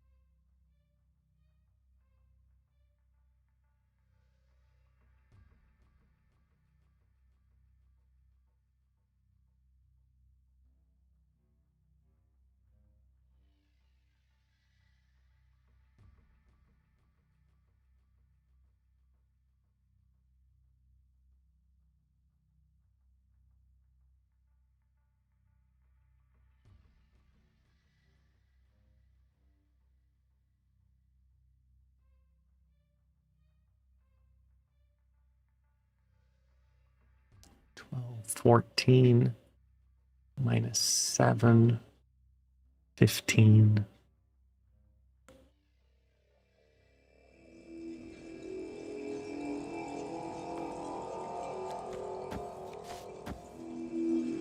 We lose, by the way. Let me just be clear here.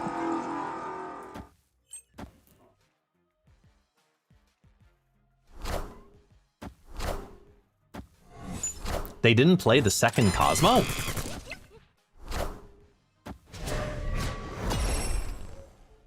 Oh. Alright. It's clobbering time. I'm shocked they didn't. Hang on, Taxi. Hang on. Hold on.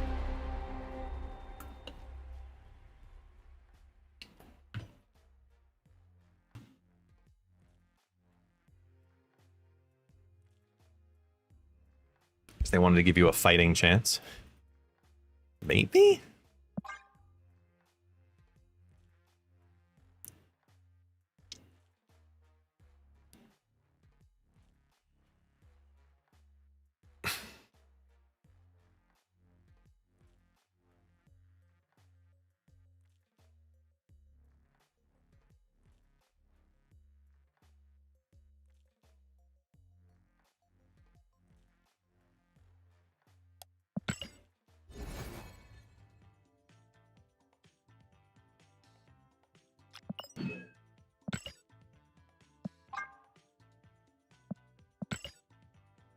Epic. Here, actually, give me a second. Hold on.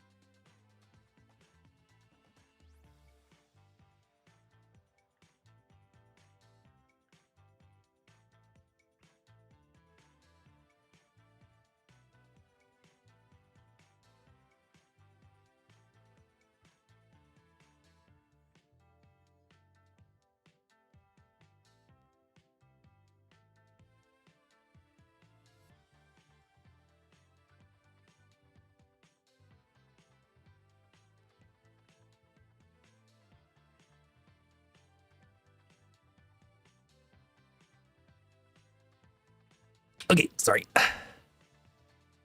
And we're back. Okay. Hang on. Hang on, taxi. Hang on. I know. I got the blankie. I got the blankie. Hold on. Hold on.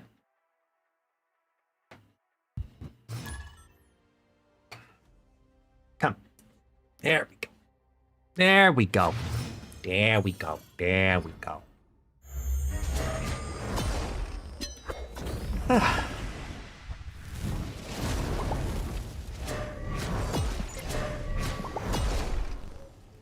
Snap.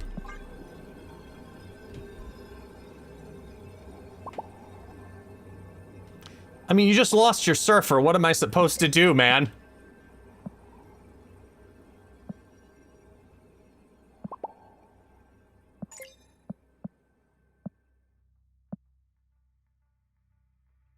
It's the right move. You snap.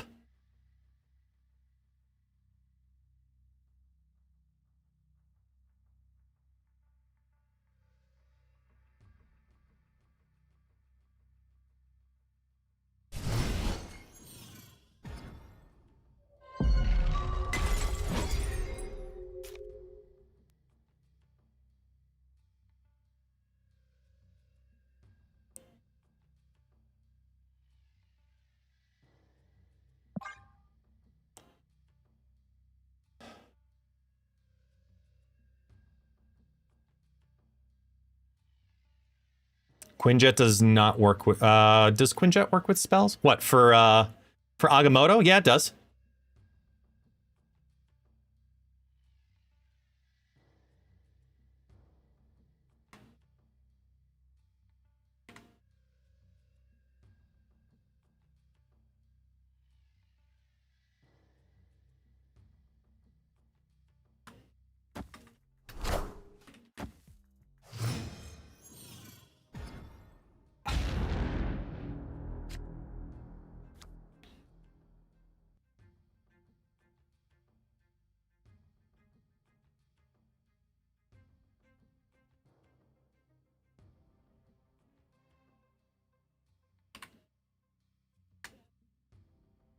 When does Sanctum end? Reset, no? I'll take a look in a second. Just to confirm. Oh, you're gonna change the location too? Fine. Gonna have to blink into Onslaught. Or Sarah Onslaught. So if you turn off Limbo, I'm fine nevertheless.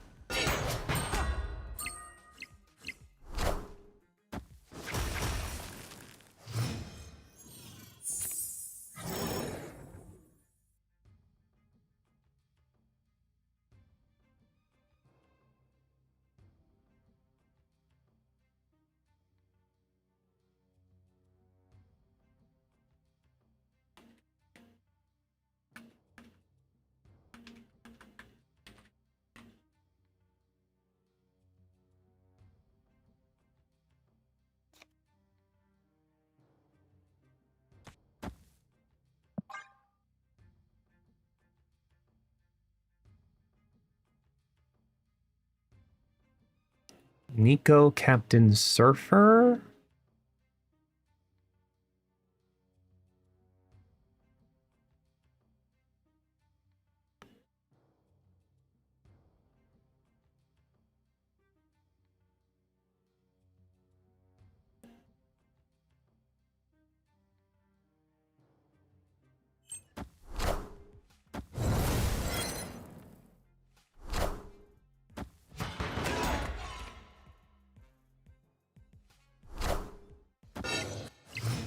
Hmm.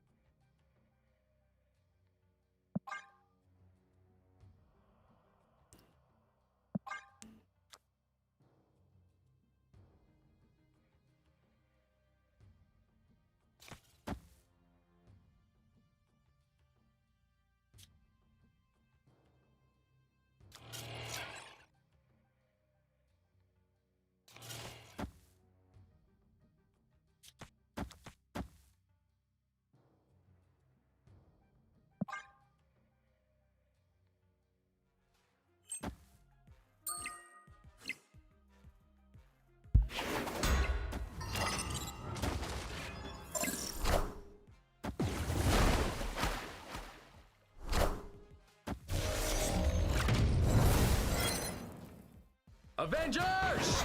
Assemble. I'm free. Free falling, yeah. Now I'm free.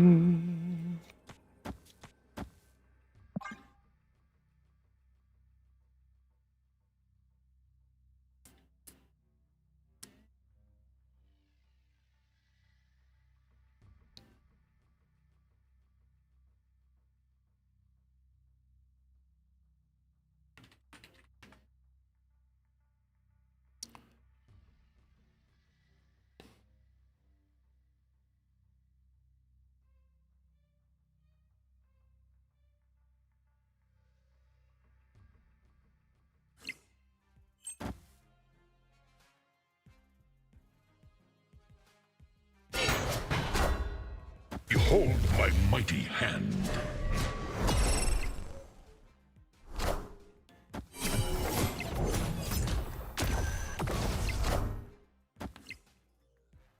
Yes! Big numbers! Victory. Woohoo! Surfer going.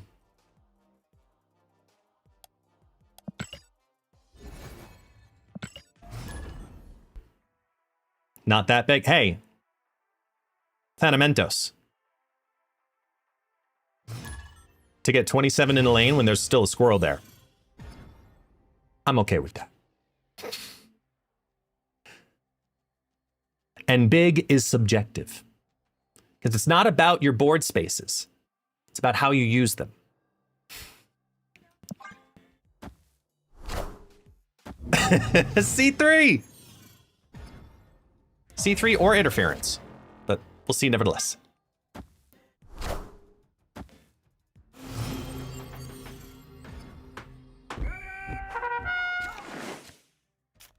Now I'm free falling, now I'm...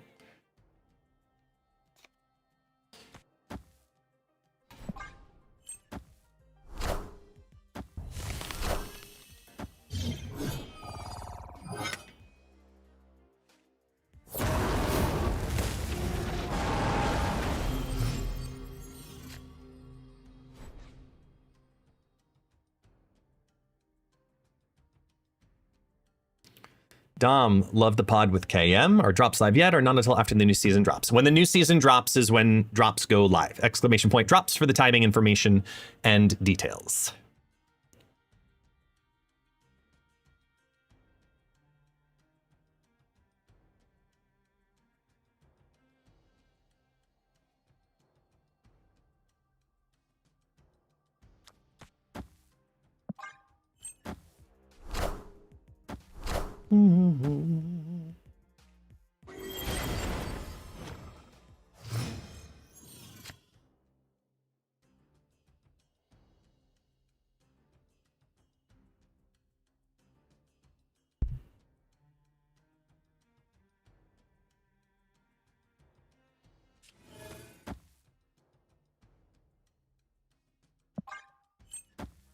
Get the Sarah. Neighborhood Spider-Man here. Please not. Oh. All right, all right. That lane's basically what it is. It's going to go up to a whole whopping, what, 37? 38?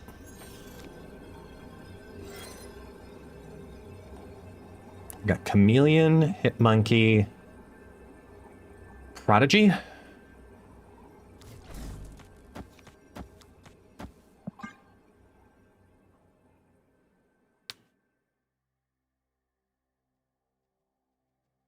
Or wait.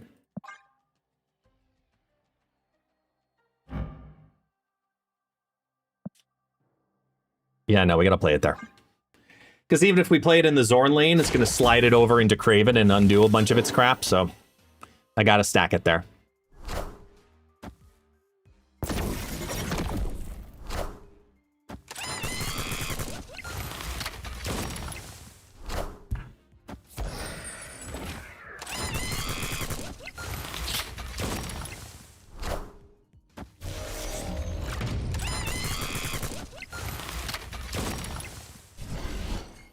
Get him.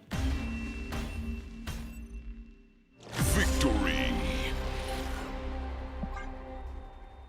Yeah, it's a lot of bananas.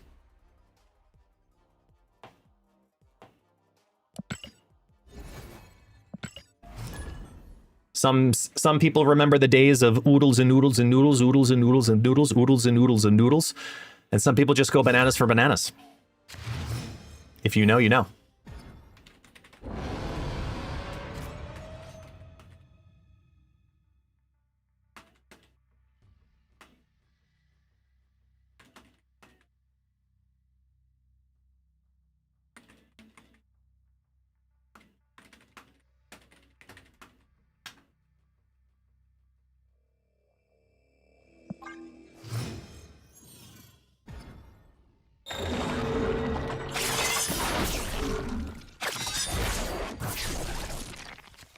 Okay, hit monkey gone. Might hurt, but...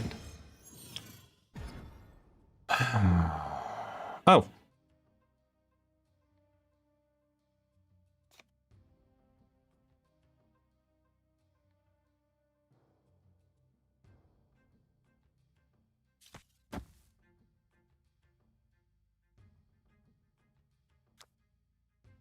No, it's got to be that.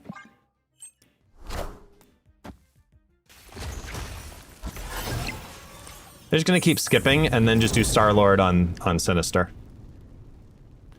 So if I do that, I can magic? Next turn?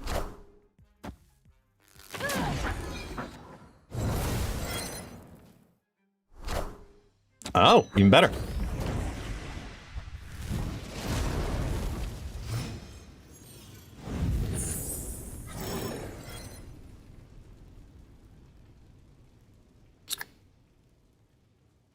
I'm just debating if I should magic that lane at all yet, but I can't really make that assessment yet. Which sucks, but... if I have the prio here, that will help tremendously in solving that.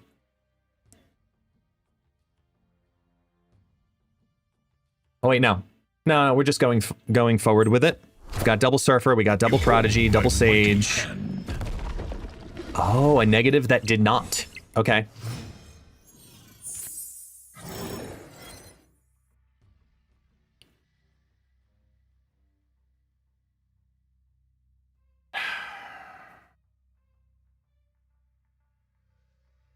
Hmm.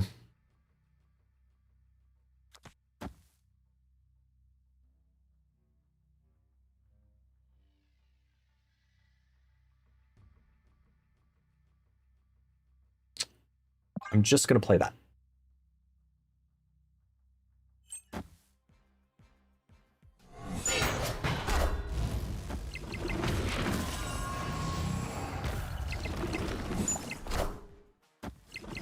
I want the throne.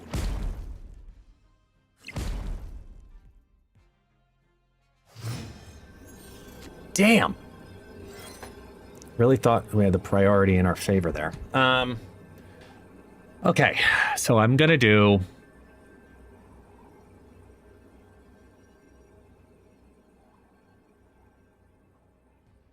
Victory. Really?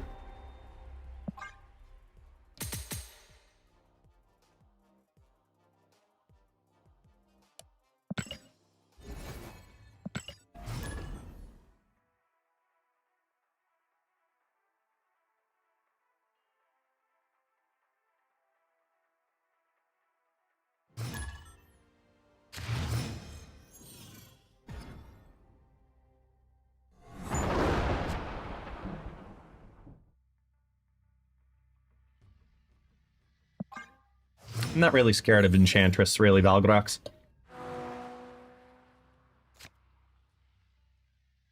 CGR more.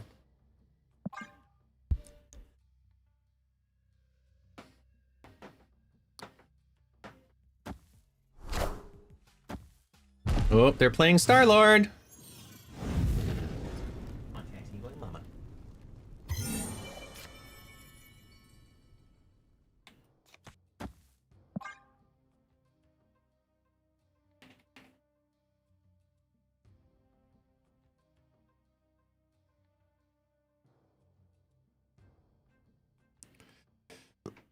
Ugh.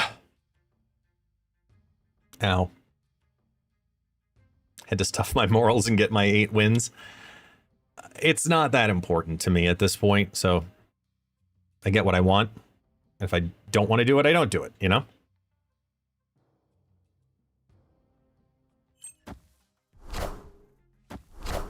Ooh.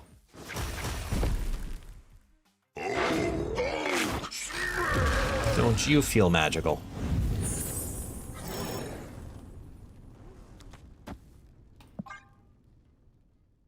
Oh. Come on. Captain Carter wants to go into Xandar.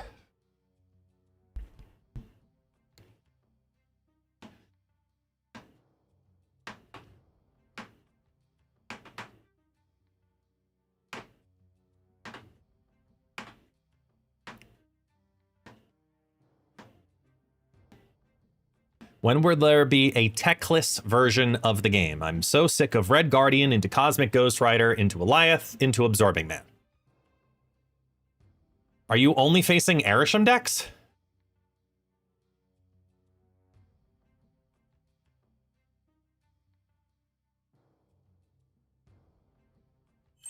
Pretty much, or mill?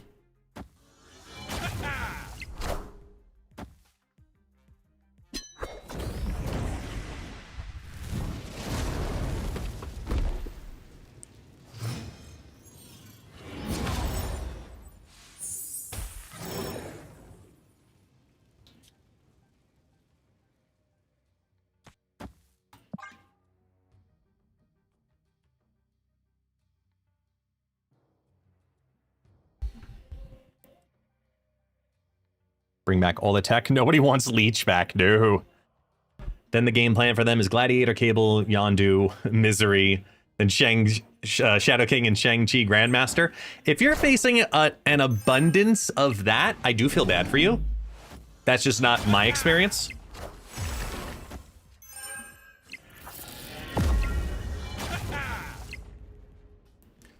So they've got all of the energy, right?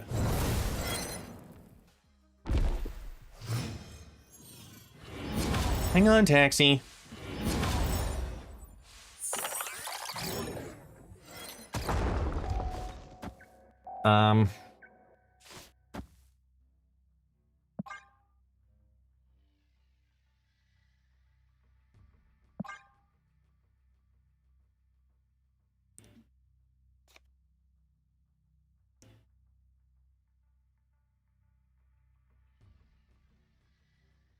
I mean, if you don't want to play with any of those cards, just go play, like, Sanctum Showdown, you know?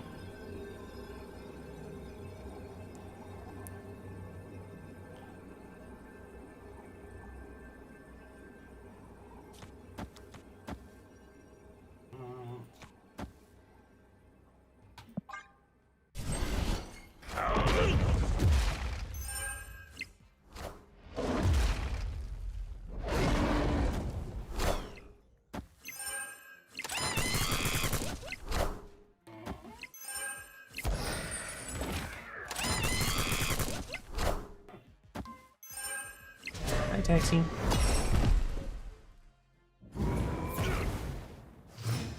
So they have Prio, right?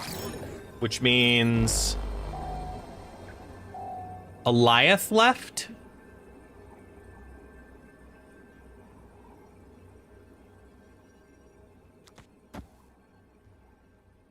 Eliath is 7, so that's 22. This goes 40, this goes 19.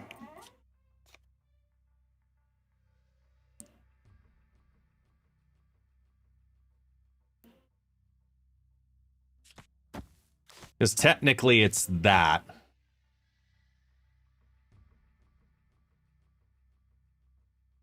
I mean, they could Zola. They definitely could.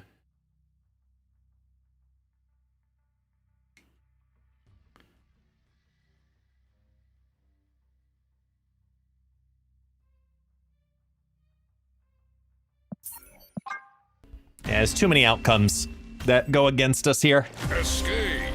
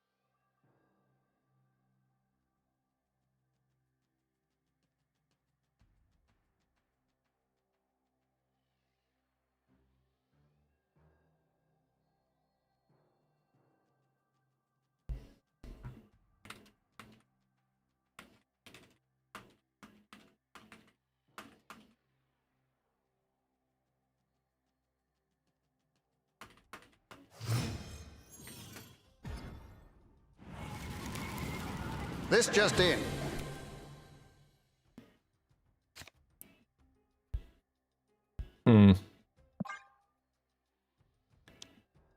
I don't think it's time to revert certain cards back. I don't think that's ever an answer.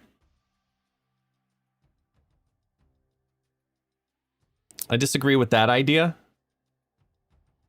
Victory.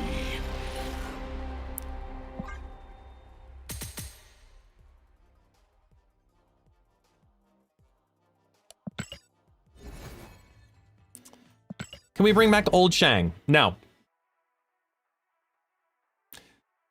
Old Shang is not the solution. Shang-Chi being able to target the highest power card is the solution.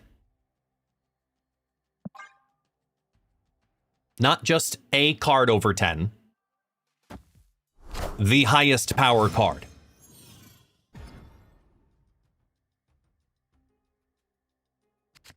That solves too much.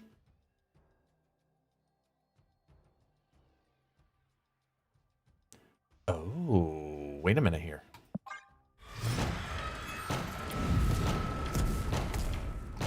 Show me a Captain Carter.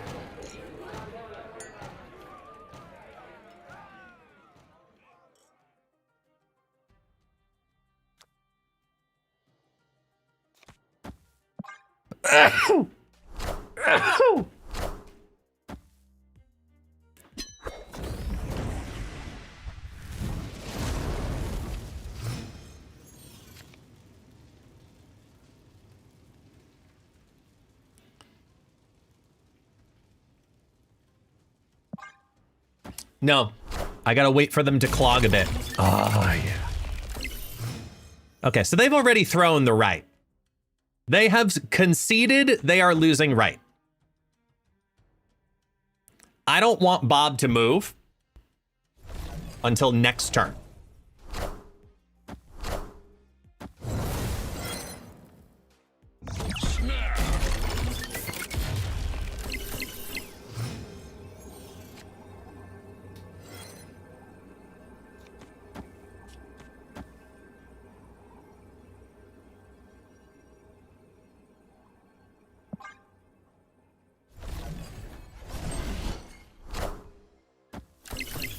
Doom rules all.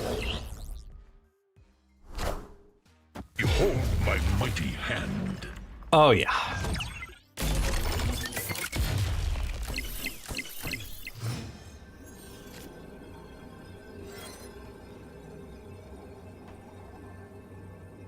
What's going to be the most points left? These are at 3, 3, 3, 3, 10. So it's only 1, 2, 3 things for Sage.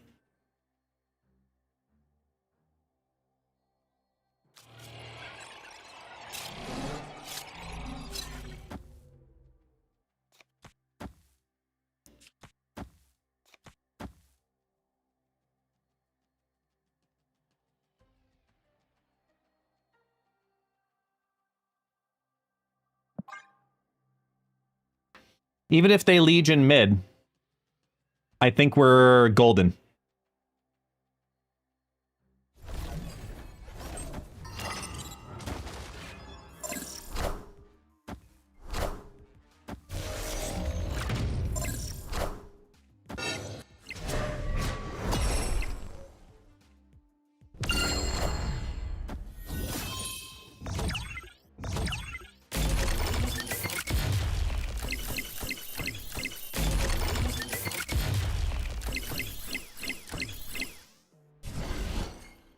Oh, yeah.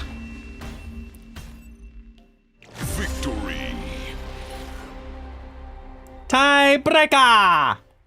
Well, I mean, not really, but, you know.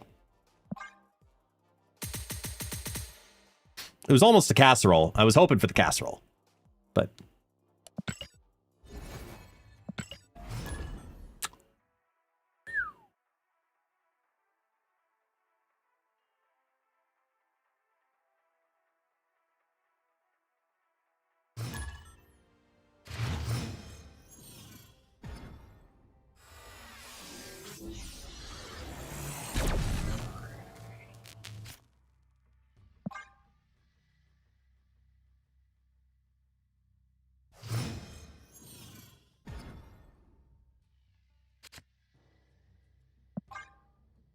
Is tuna casserole underrated?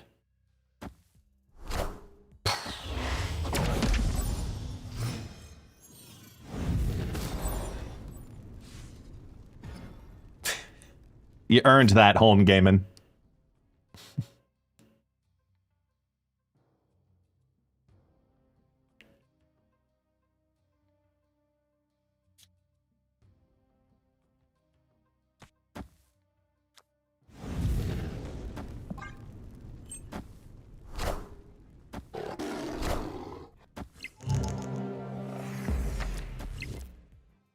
Chameleon.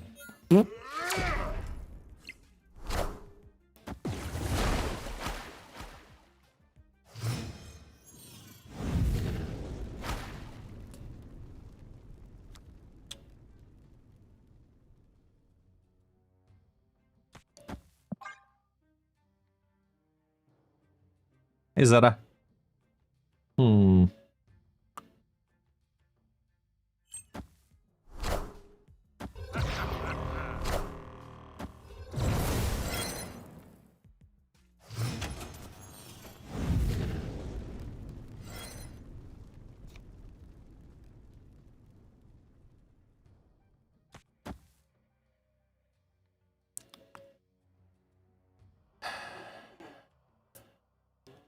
I'm gonna play around. Wait, no, they don't have 6, do they? They don't. It's not Arishem.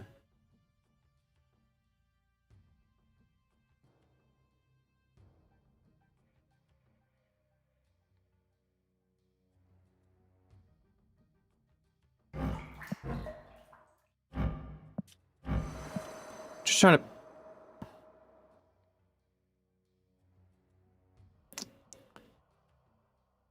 Yeah, let's do this. Enchantress. Whew. Come.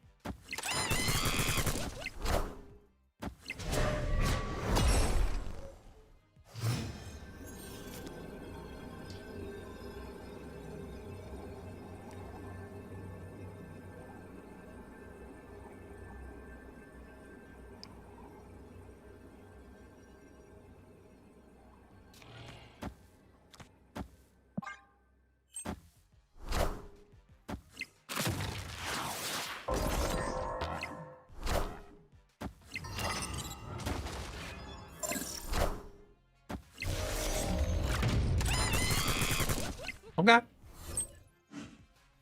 Boom.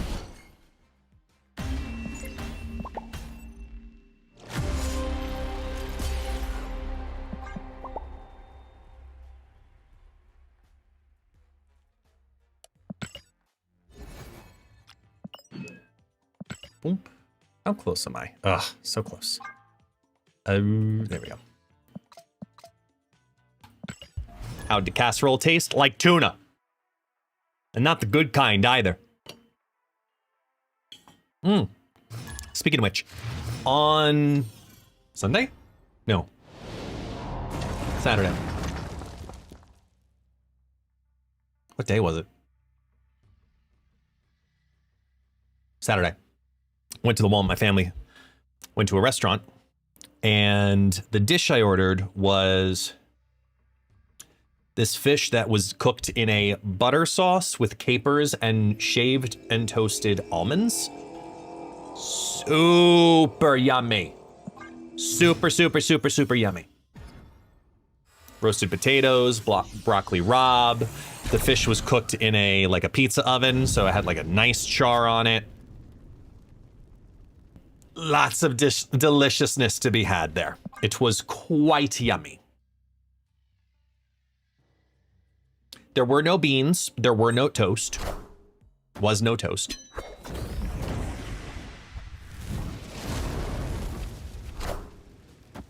No, it's quite delicious, but just like the combination of the salty and the char and the crunch from the almonds, like it was super good. Like uber good.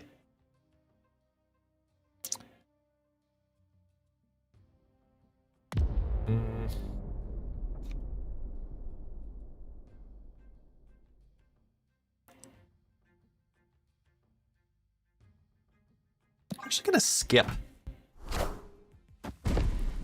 Okay.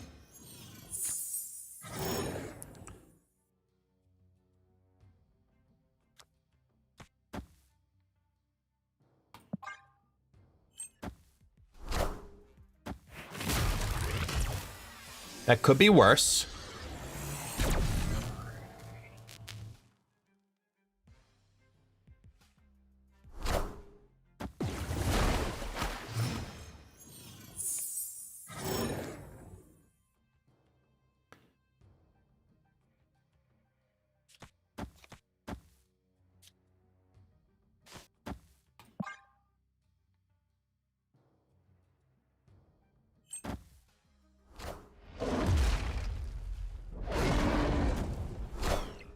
Zola?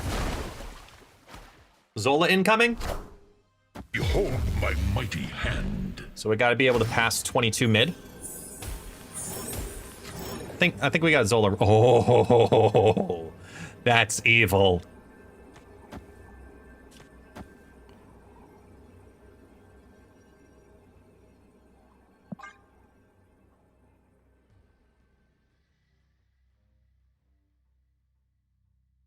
I don't know if 6 holds on the right, but Opponent snapped.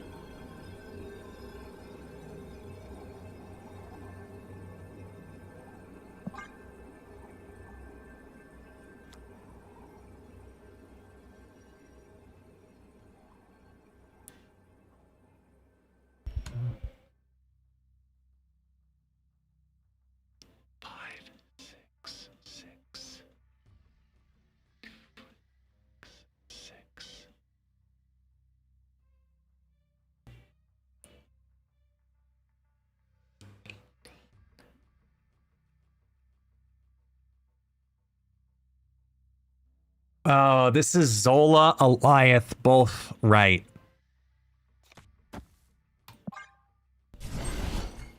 What?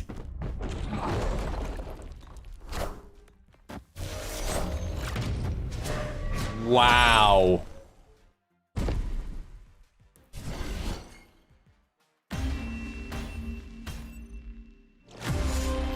They did have the energy for it because they waved.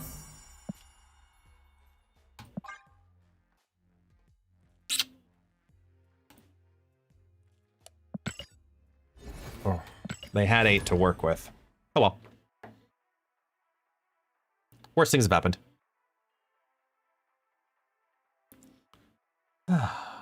Work.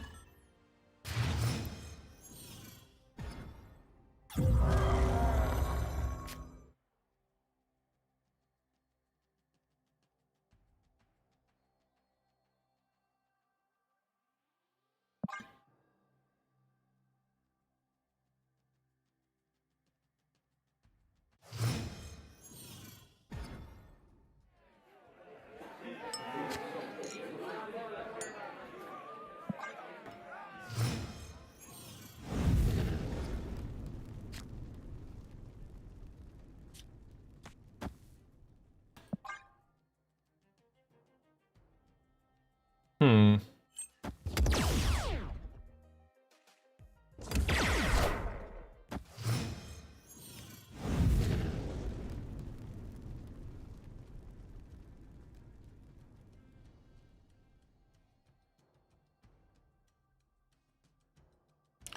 Do we go with bar with no name?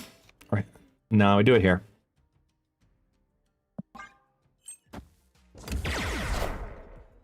I am Iron Man. Mm-hmm.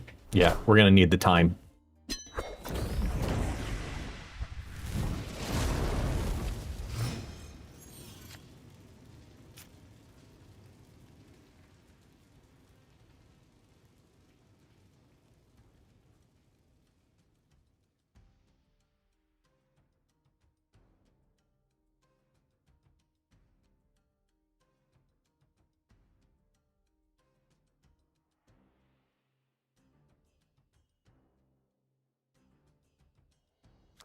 Nope.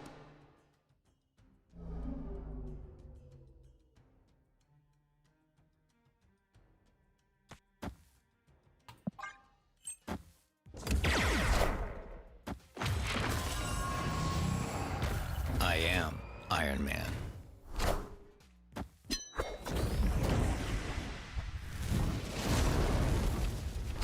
They went double Iron Man in Proscenium.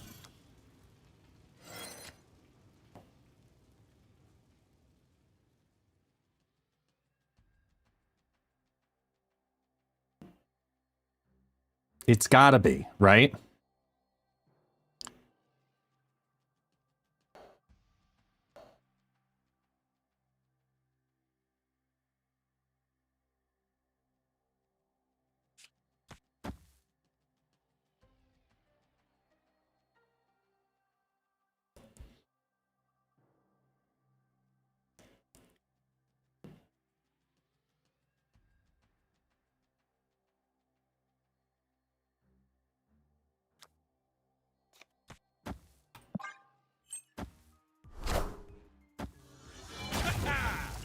Star-Lord on 6. Mighty hand.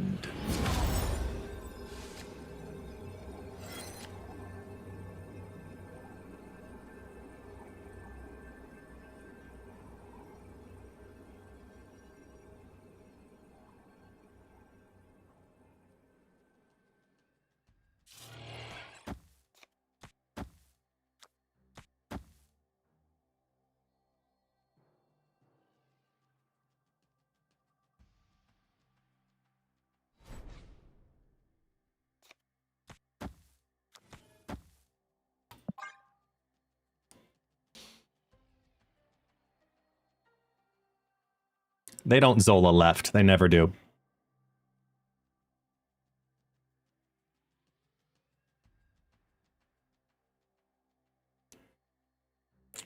Ravonna was on curve. Iron Man was on curve. Mystique Magic was on curve. So they got +3 energy on 7. They have 10 to work with.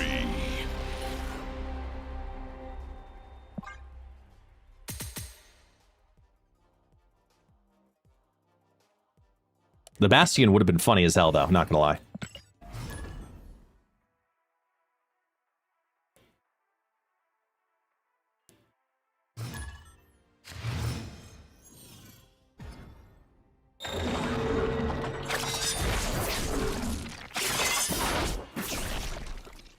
They just got rid of a Hobgoblin. And it's not an Airsham deck. It is a legitimate Galactus deck.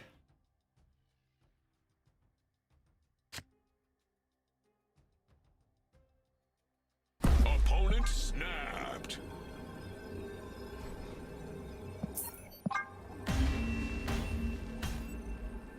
Escape. Because they're going to play Wolverine stuff. And no matter what, we lose that every time.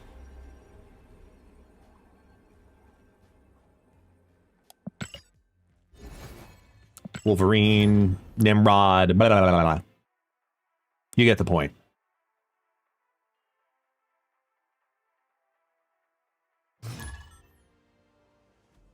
Time isn't what you think.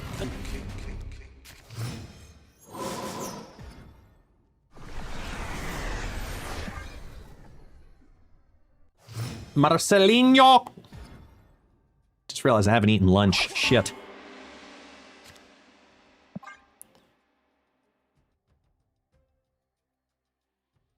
Yeah.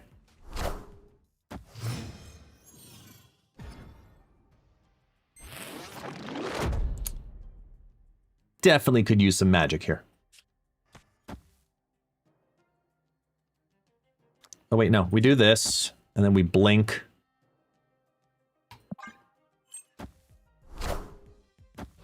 And you Loki? Who are you?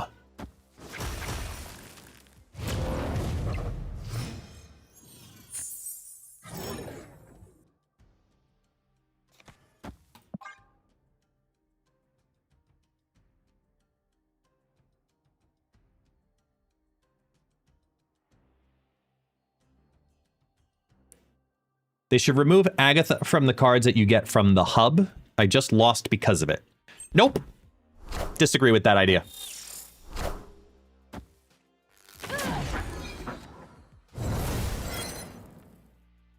That randomness is what allows people to be able to catch up and level the playing field.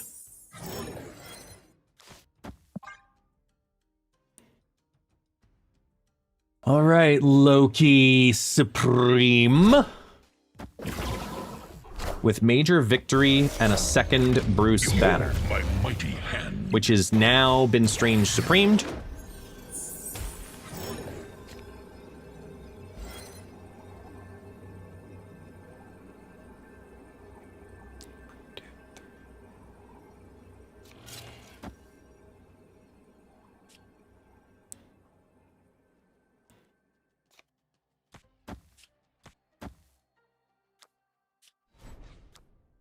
Surfer, Chameleon.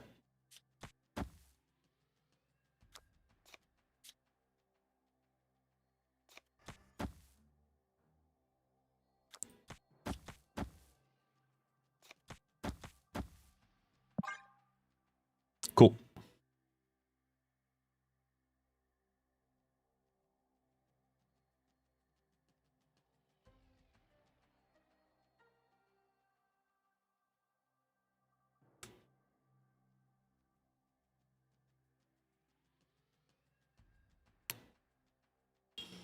Ba-dum-dum-do. I am Groot. Here we go.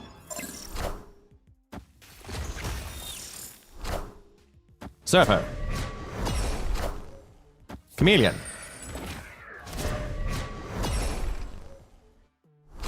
Wave. Prodigy.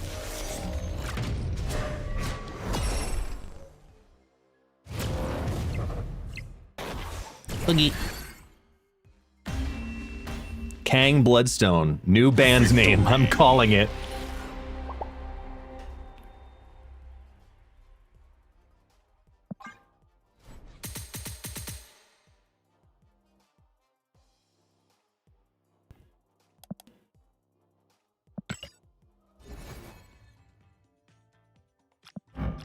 How close am I? Oh. Personal's what, 3,500? Oh yeah, we'll be right there. Winning power 10 or less, or just spend more energy. Got it, okay. I mean, I'm not upset. This has been, you know, so far so good. We've broken even. We're up cubes, and it's fun. I can't call that a negative thing, you know? Like,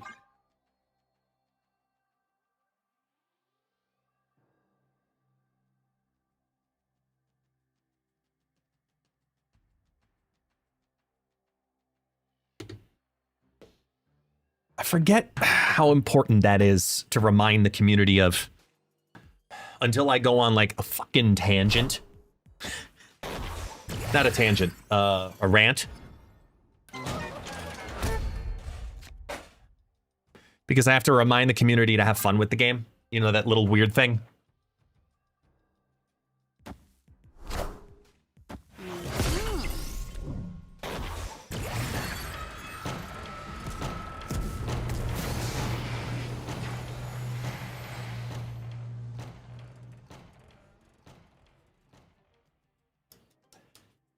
It's a silly thing.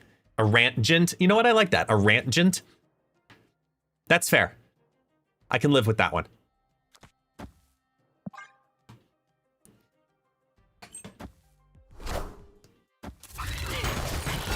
Reminds the community to have fun with the game. Casually strolls off. You called it. Mom, guess said the F word. That's right. F is for friends who do stuff together. Yeah, I'm fucking right, I said it.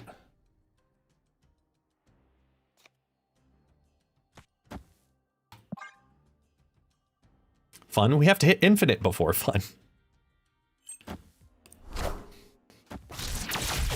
Definitely feels like that sometimes. Oh look, they're playing Surfer too.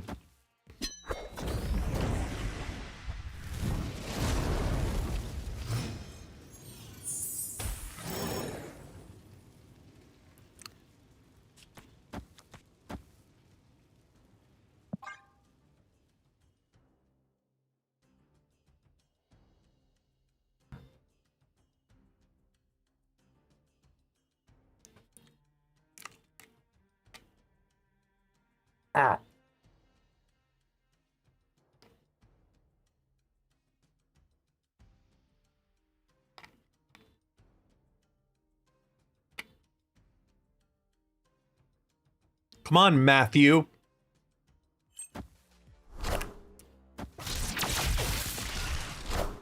What?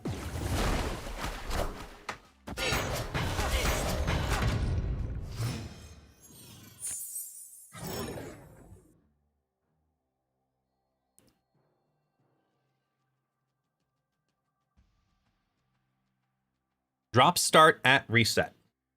Here, taxi.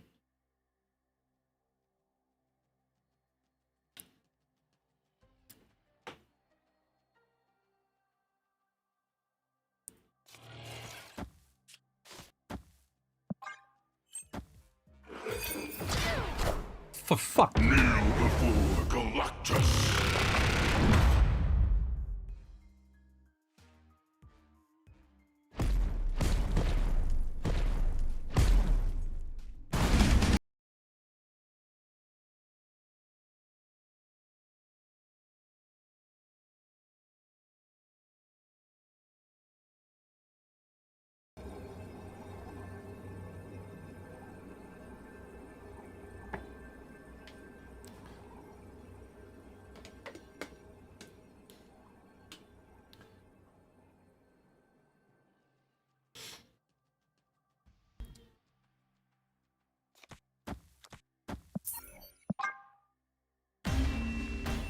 Escaped.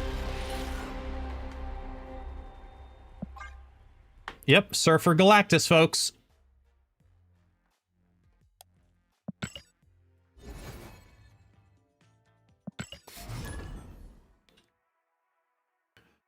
It happened.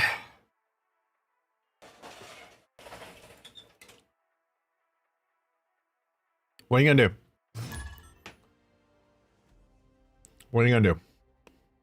Worst part is, I thought about it and was like, nah.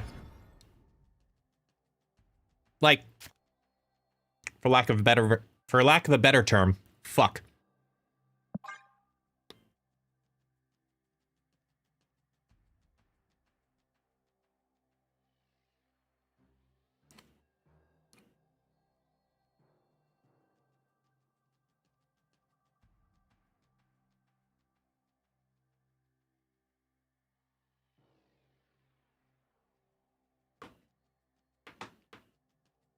I've just got some like leftover steak tips just to get some protein in me for said diet.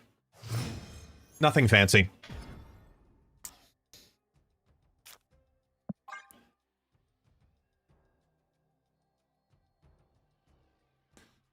What I'll do is I'll have my butcher cut up a large piece and trim it for the family, right? But everything they trim off, the fat, the cartilage, all that stuff, I have them save because I'm going to pay for it, right? I have them save it and put it in a separate bag. I then take all those trimmings and then super fry them up. Basically, I'm turning it into like jerky and eating it with the same mindset. Nothing goes to waste. Victory.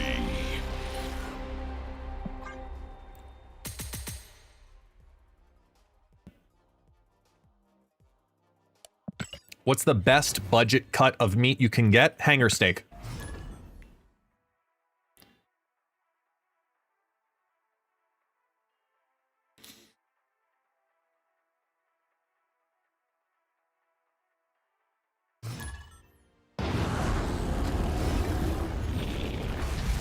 To be clear, you can make any cut good.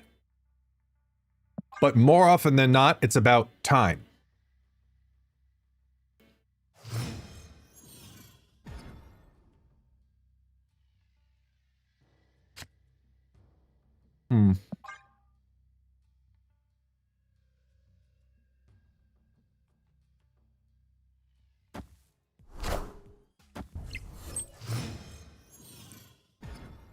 I'll sous vide a shoe.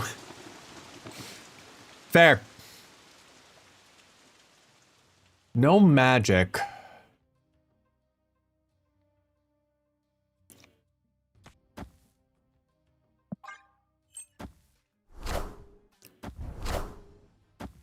Ugh, that's gonna suck.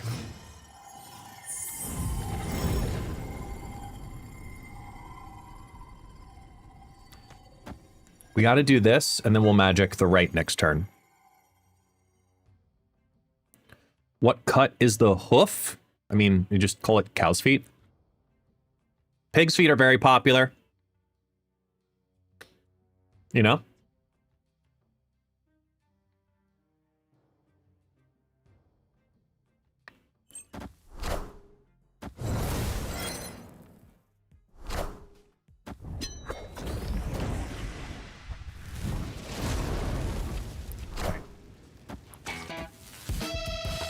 Woo!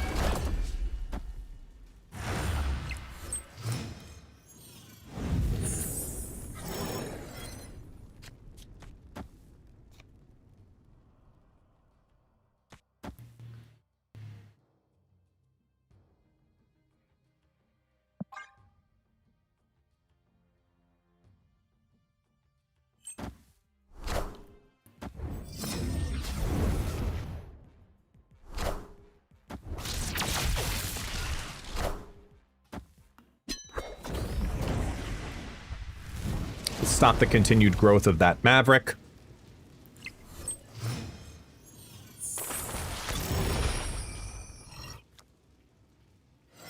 Yay.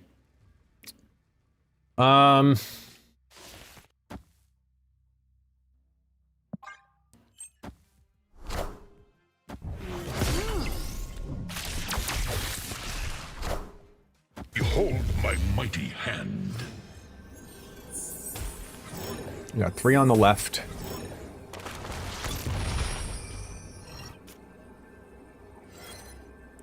And they didn't draw it! Victory. Yes!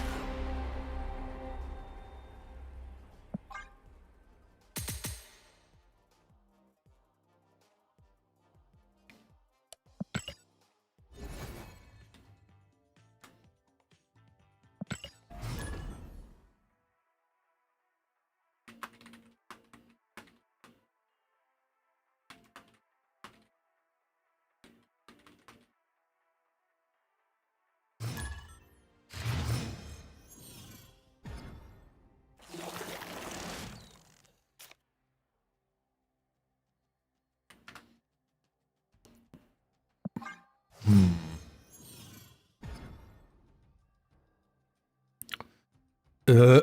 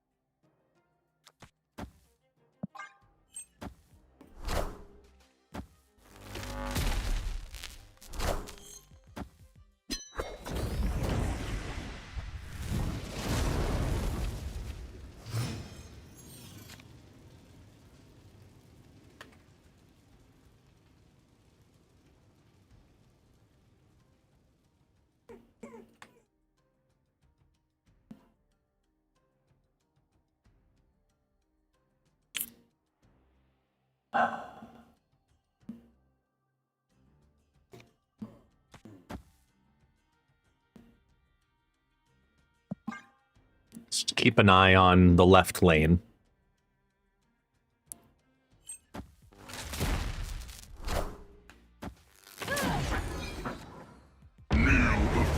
Or there.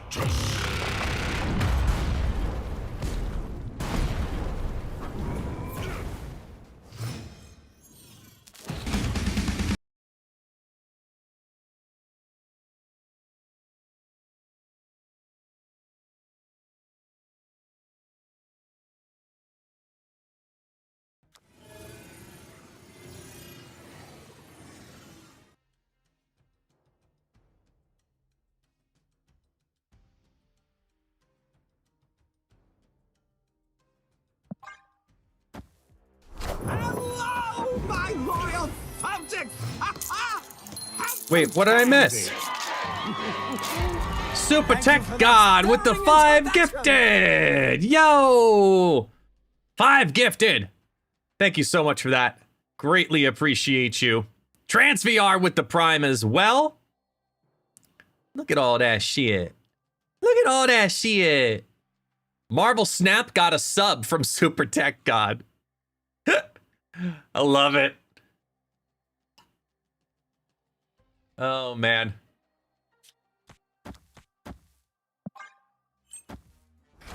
Why wasn't Snap already subbed? I don't know, you gotta ask them.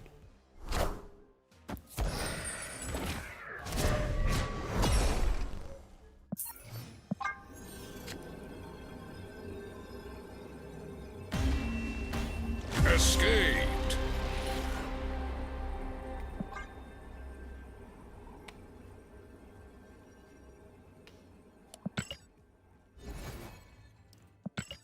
This is what happens when they bring drops back. Uh-huh. 100% that's what it is. I always feel like somebody's watching me. Whoa, whoa.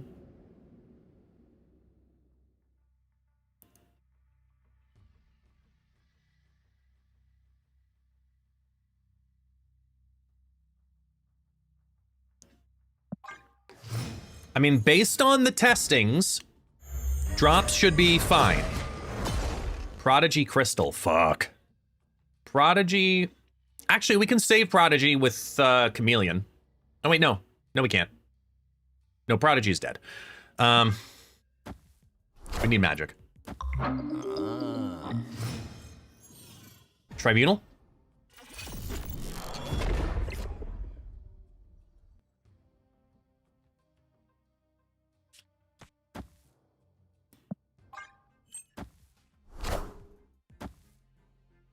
Star-Lord Hela, maybe. MODOK Hela? Yeah, okay.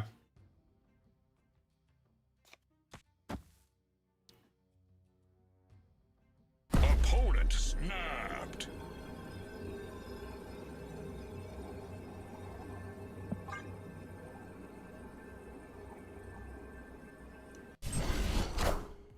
Doom doo doo doo doo doo doo doo.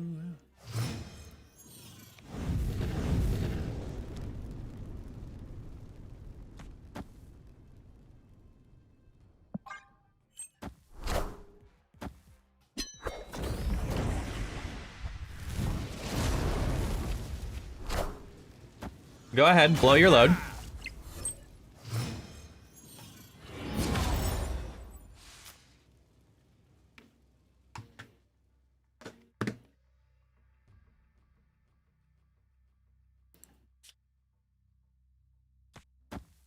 Let's see where everything lands.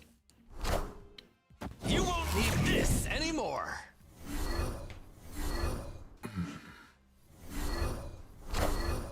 Minions to me. They got the good hit with the foam. So they have a sunspot on the draw.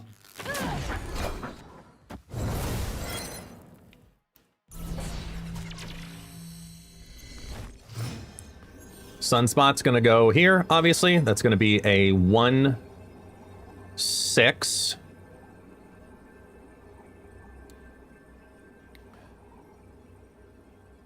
1, 2, 3, 4. Sorry, no. 1, 2, 3, 4.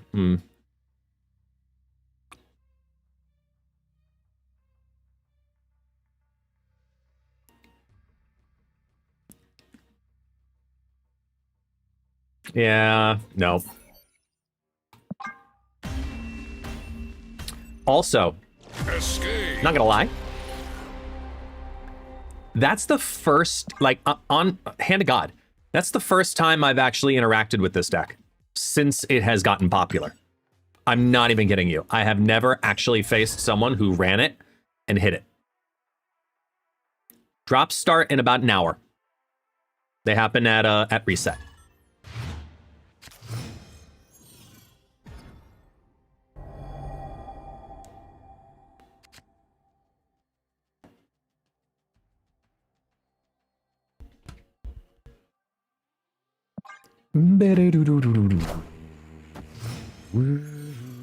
Sunspot on curve.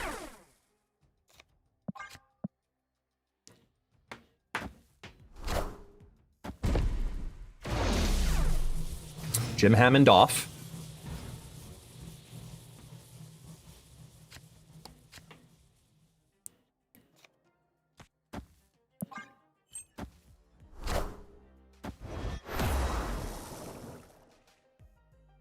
I just realized I should have played Wave left instead, but I can make it work.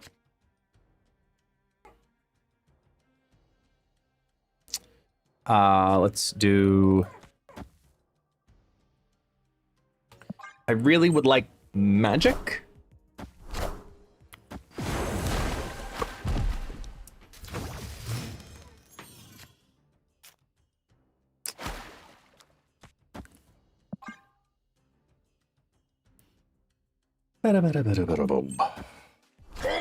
Smash.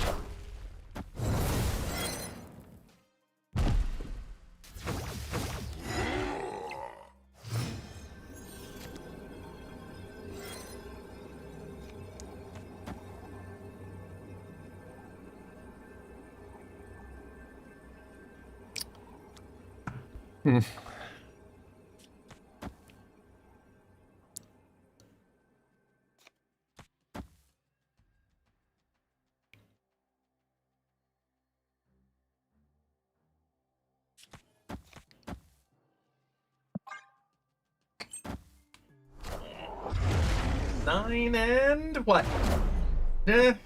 We'll get close, but we won't get there.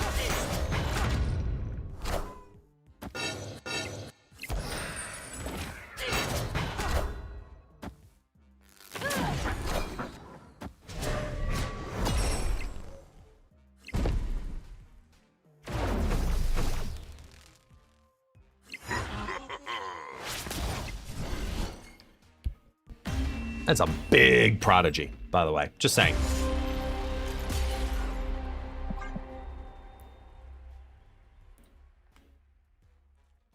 I could have played Chameleon Surfer. Would have been fine. The Prodigal Prodigy. You're not wrong.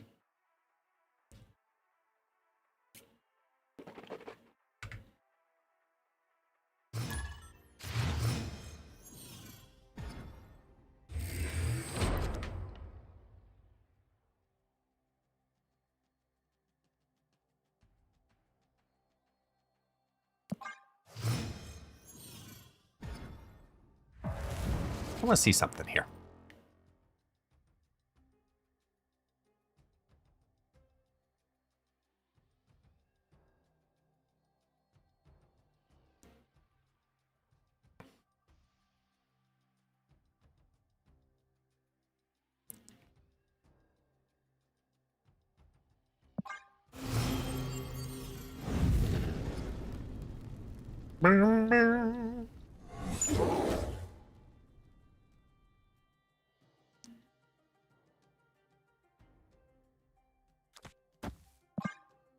Huzzah!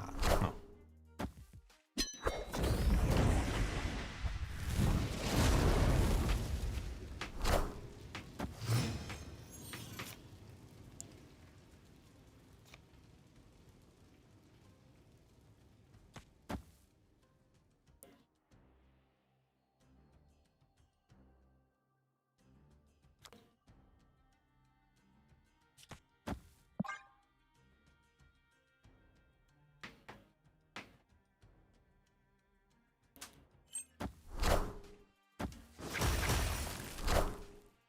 Lady Sif to Foom. Hello, hola. And Noriel, thank you so much for the Prime. Greatly, greatly appreciated. Thank you, thank you.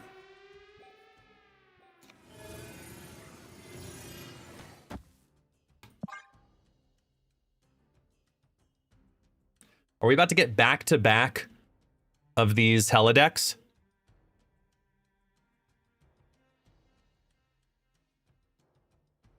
It is plausible. It is. Tis.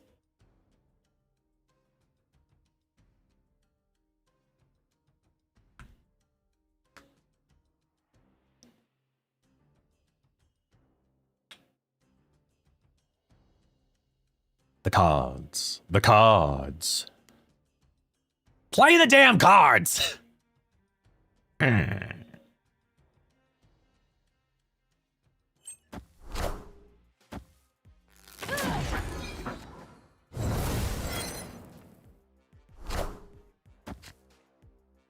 Nice.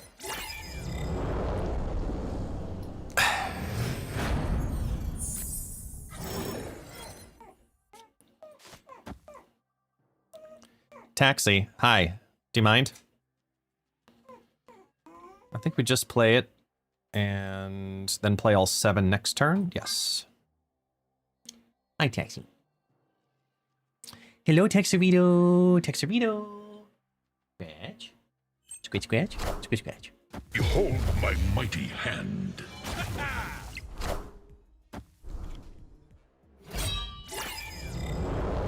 Only discarded 2 so far. All right, they got all their stuff. It's us against the holodeck. Twice.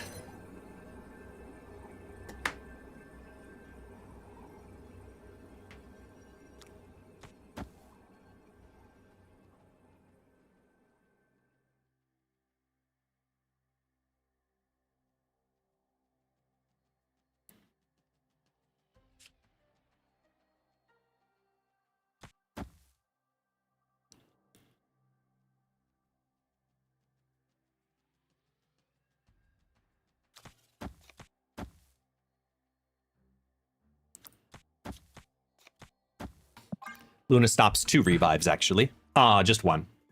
They spread it out.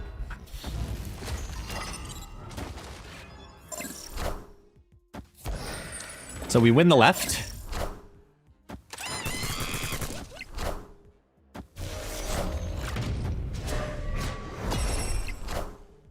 You won't need this anymore. Blink. Death. Not. Hela. Minions to Sunspot. Foom.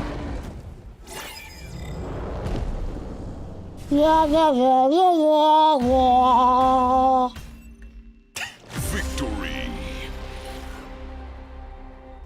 Okay. That felt better. Oh.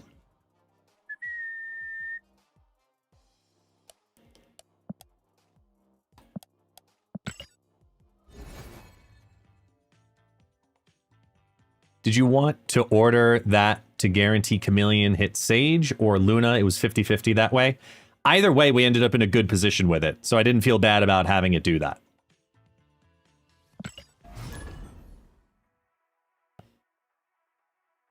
You know what I mean?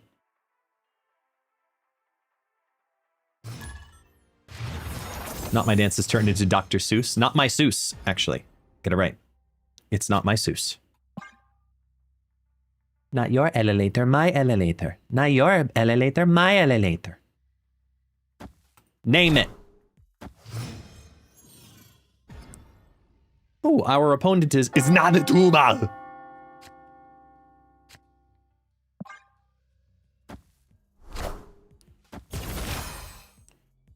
Magic.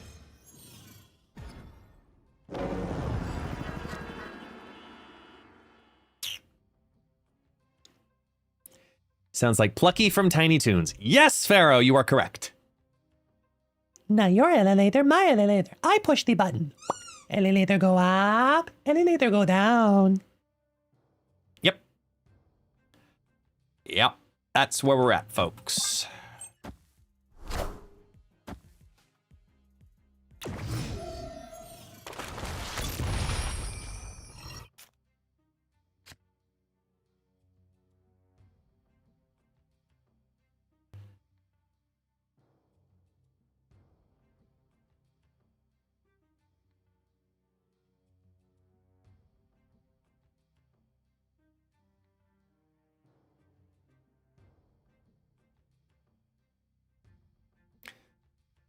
There's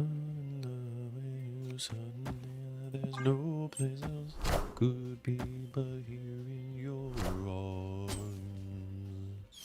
Marta Jubilee, she poos, the Isca, and also she poos. The Red Hulk is lot of power. He's lot of power.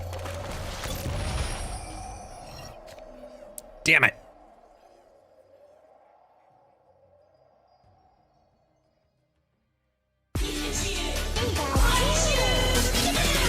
Okay, Lily, here we go. Are you ready? Go! Now!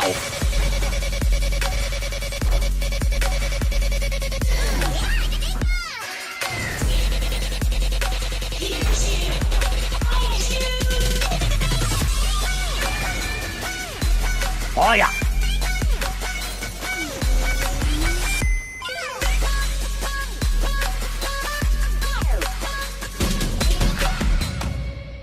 Yeah.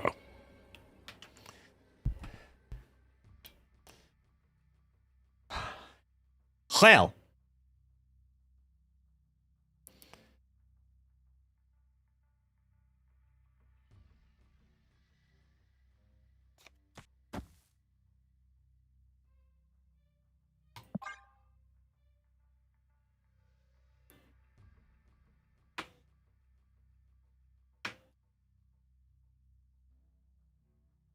Type in exclamation point drops progress.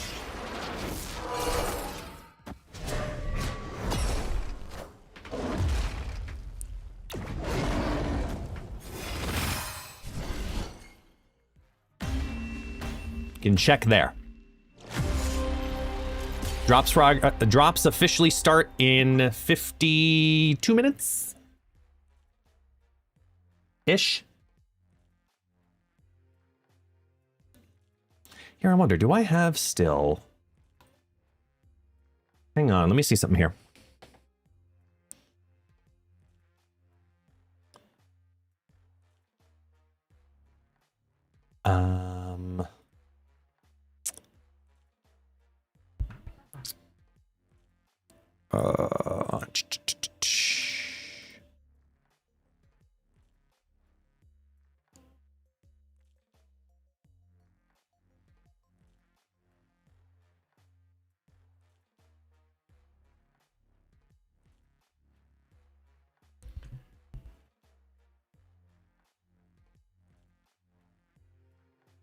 Hang on 1 second.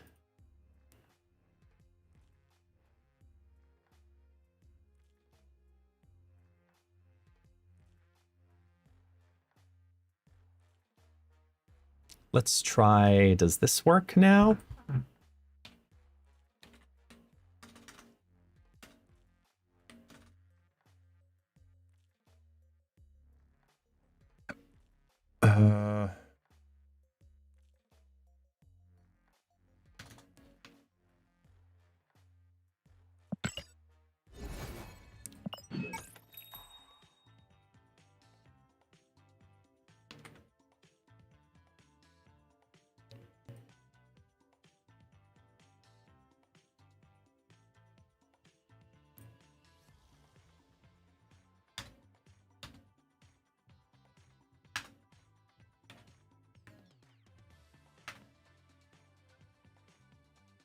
There, put a little timer up above my head.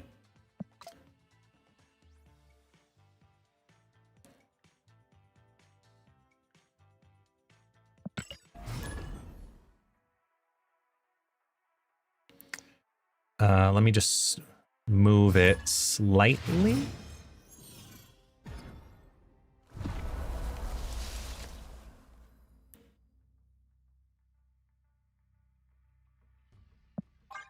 There we go.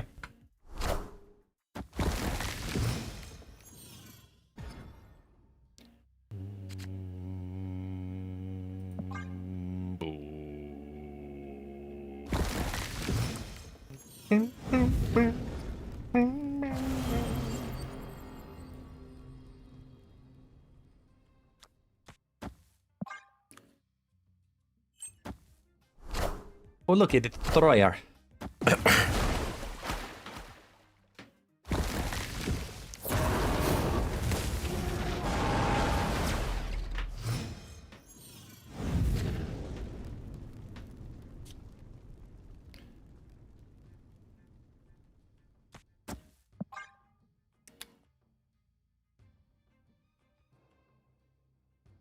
Do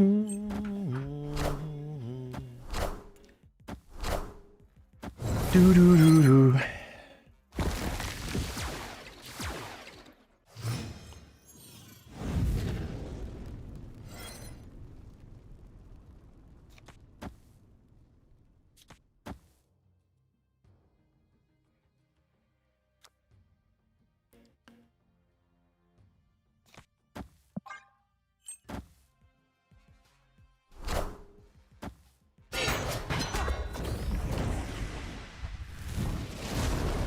Magie contre fer? Jocasta?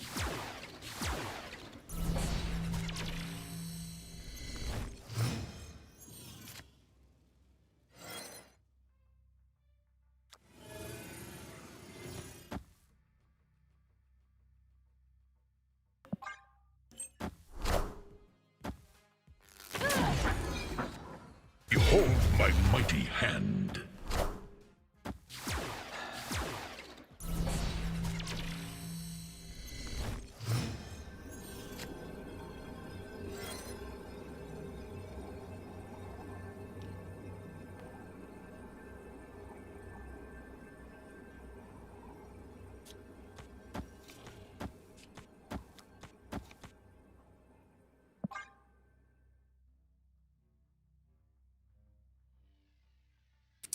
Getting all those procs onto the Captain Carter is going to be very nice.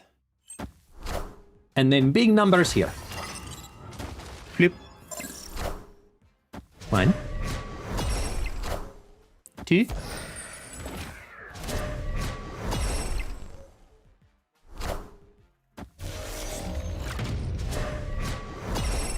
Three.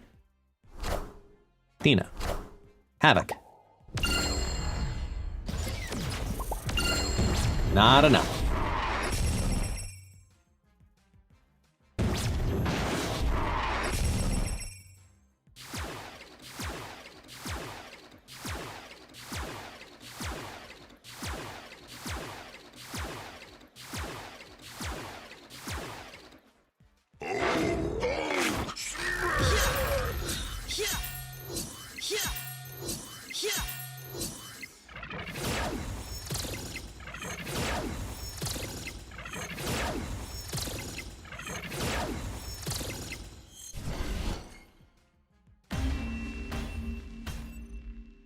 Victory. Big number go boom.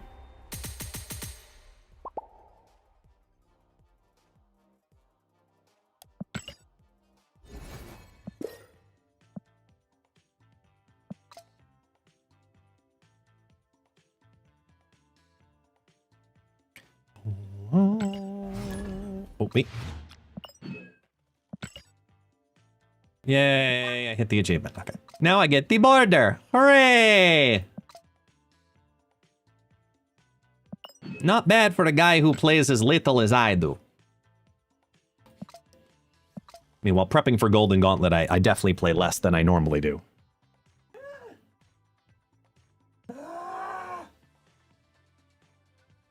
I hate when my dog lays down on his blanket behind the wheels to my chair. So I go to slide backwards and I feel the blanket. Thankfully, it's that and not his ears. Jesus, dog. You trying to get yourself killed? Yeah.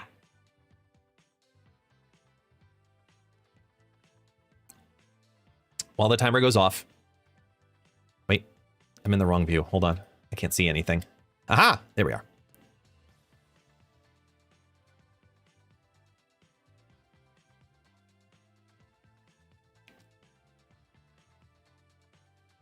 My cat loves trying to run in front of me when I'm going down the stairs. Oh, yeah.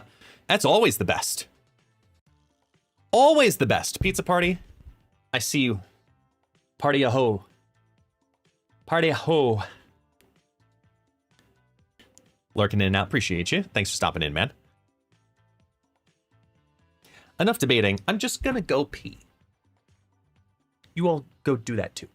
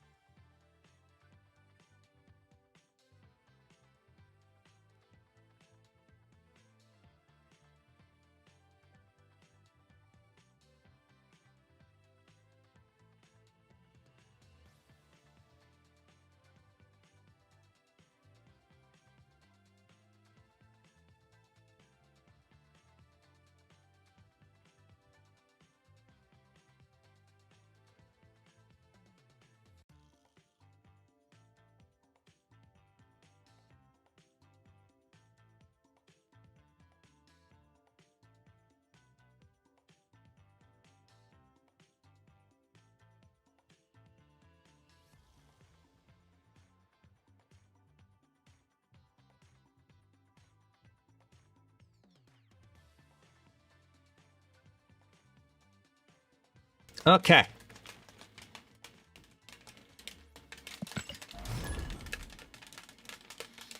Grabbed my shake from the fridge, too.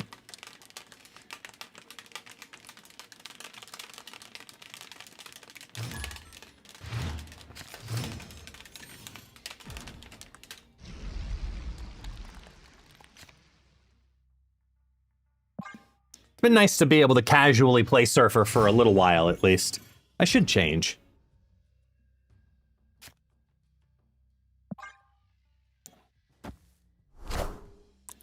Because let's be honest here. It ain't happening once the season starts. Everybody get your fucking hands up.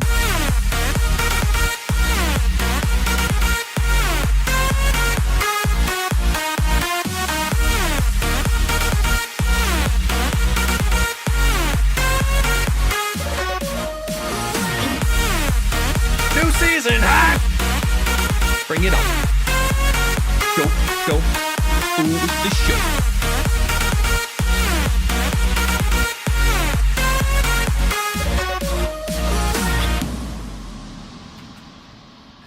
Yes, my friends.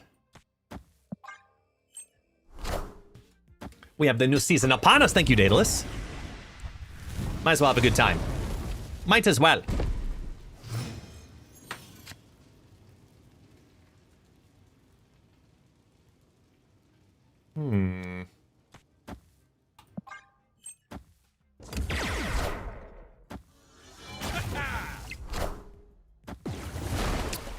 If you know Magic's down on 3, why are you Star-Lording on 4? You had a free float.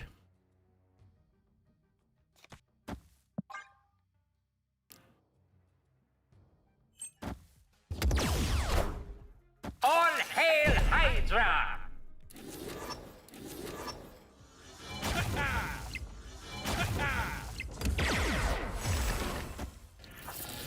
Cut off one head, 2 more shall take This could be its place. Legion.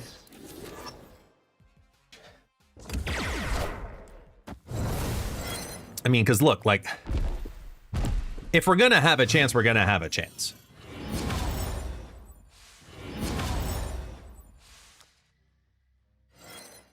The only chance is now. That's it. If they Eliath it, they Eliath it, you know? When we're at this point in the season, how's that song go again? Oh yeah, I don't give a fuck. I don't give a fuck. What? I don't give a fuck. I don't give a fuck. What? I don't give a fuck. I don't give a fuck. I don't give a fuck. I don't give a fuck. Eliath whiffed. Okay, so now we're doing bippity boppity. Boo.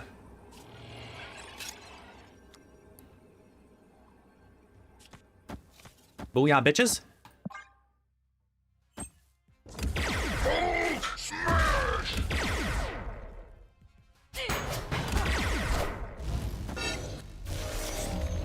Behold my mighty hand.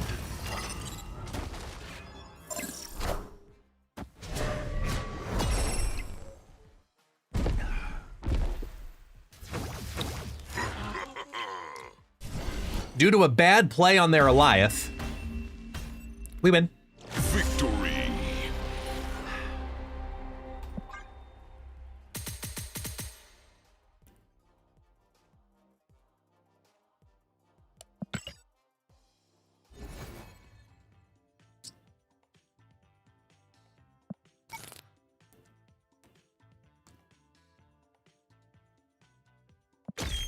Well, let's give this one more hurrah. Let's get the achievement, get it over with. Considering my version's weird as fuck, and I really don't care, and it's probably not good anymore, might as well. Just get our quick achievements.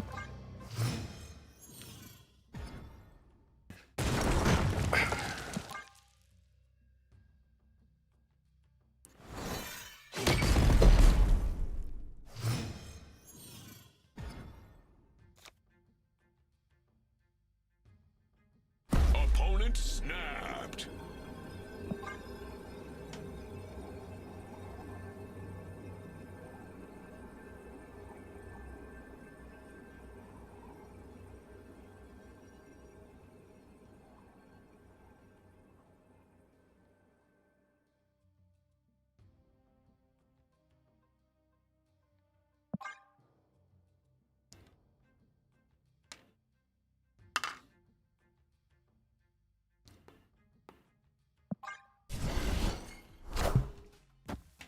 The Surfer list is fun. It's just straightforward fun. The splat decks are always fun.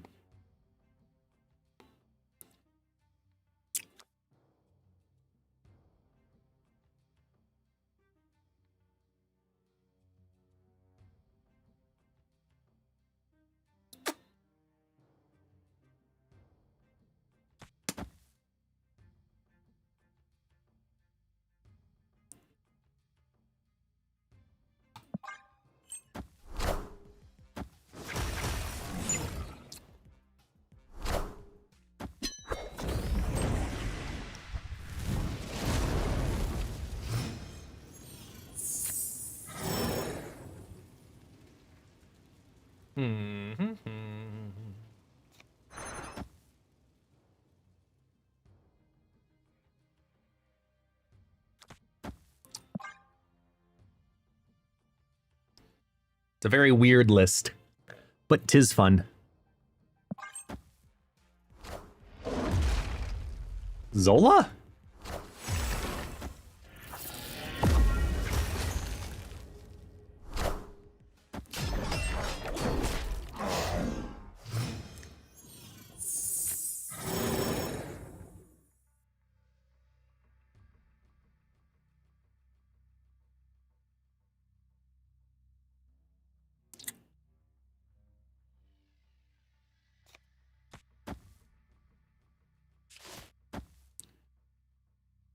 This will be interesting.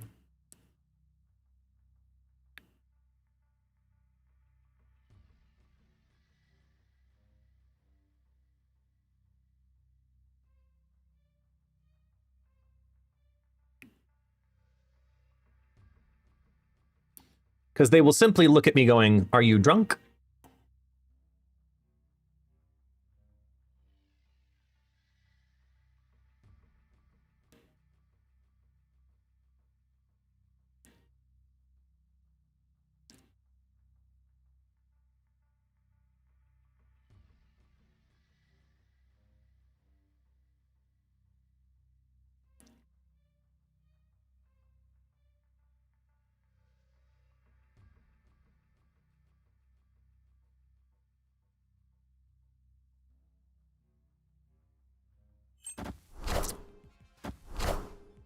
Hail Hydra! Didn't hit what I wanted. Any of the other two would have been fine. Ooh. Intriguing. I know y'all didn't see that coming either, so that's cool. That was a cool one.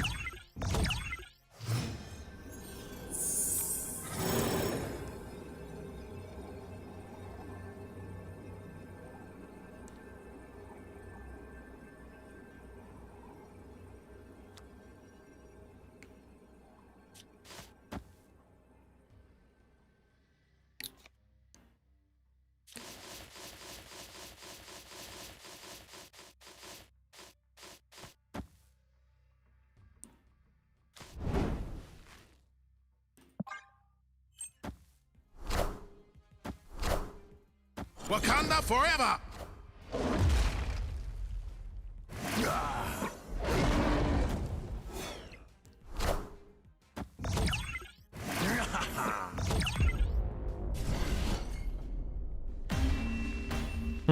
All right. It was a very weird game in all directions from both players. I'm just gonna smile, nod, and move on. Yeah, triple F on the right was their win. Boom on the right. I was looking at it like, look, if they Zola or if they Taskmaster, either way, it's going into the mid. Yeah, it looked like a Peef deck that just didn't draw the Peef.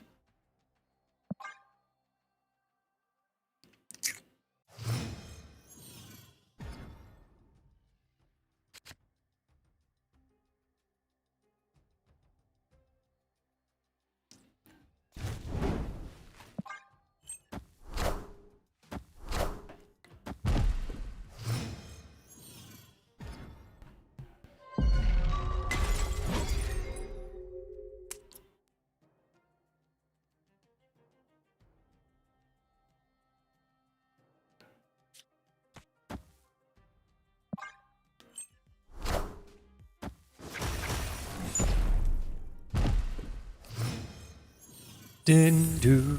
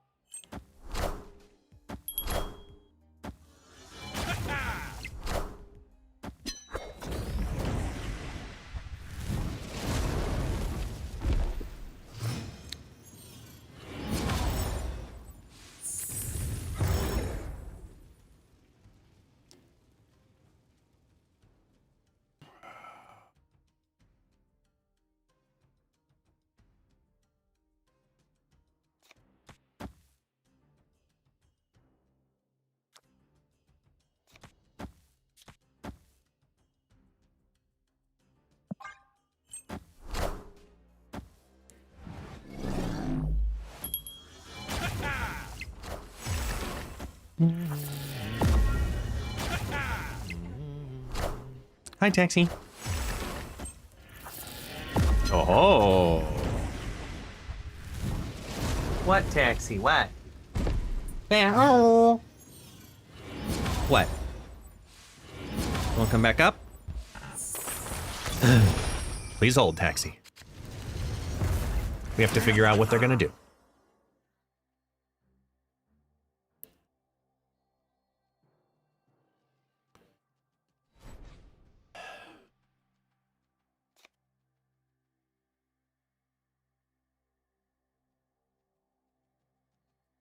What are they doing here?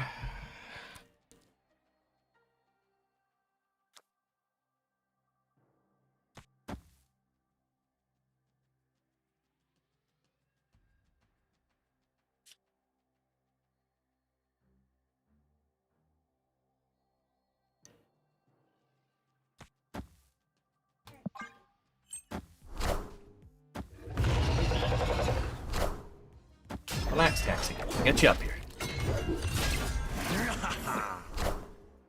Oh! Wow.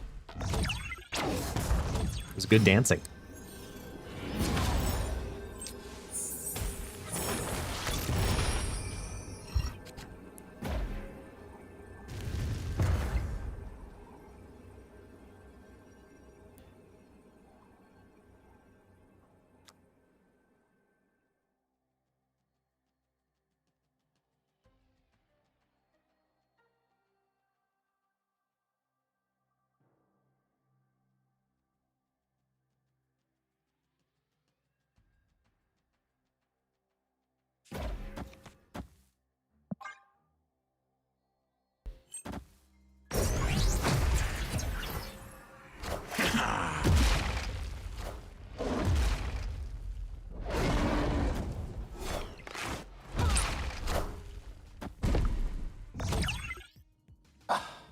We swapped them. Oh, wait, no, then we still would have lost because of the Starbrand. So close. So close.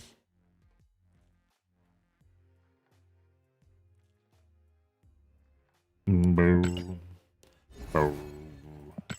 Boom, boom, boom.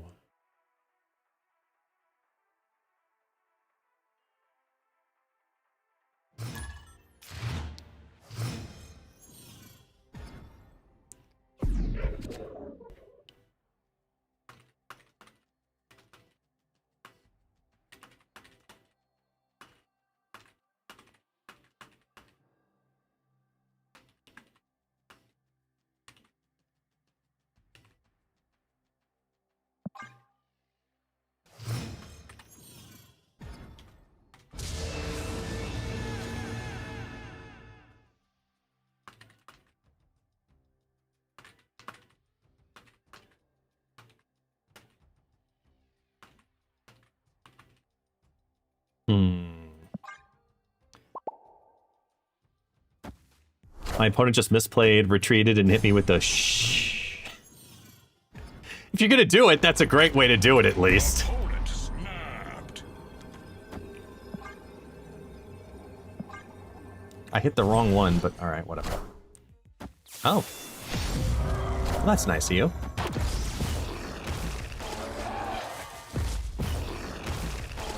Okay, I can live with that.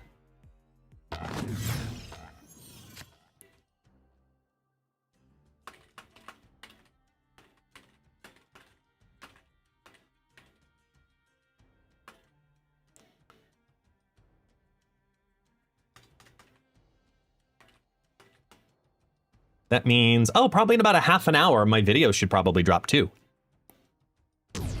Just realized that too.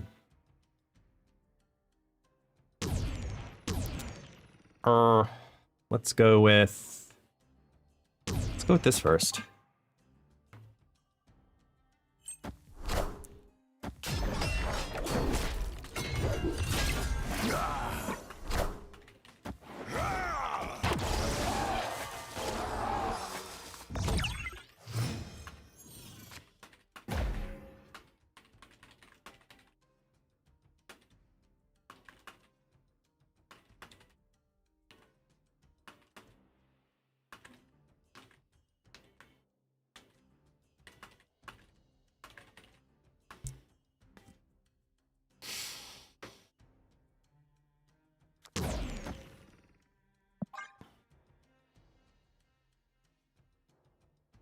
Let's see.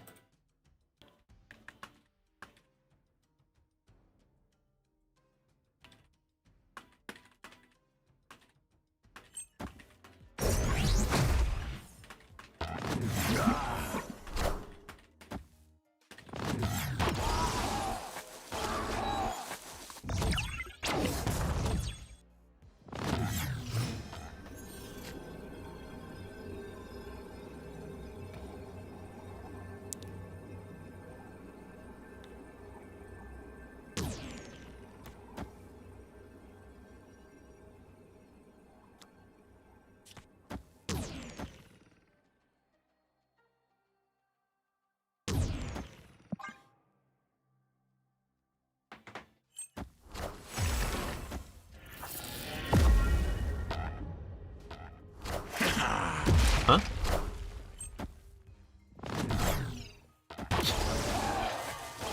Feng-Chi whiff! Oh yeah. Victory.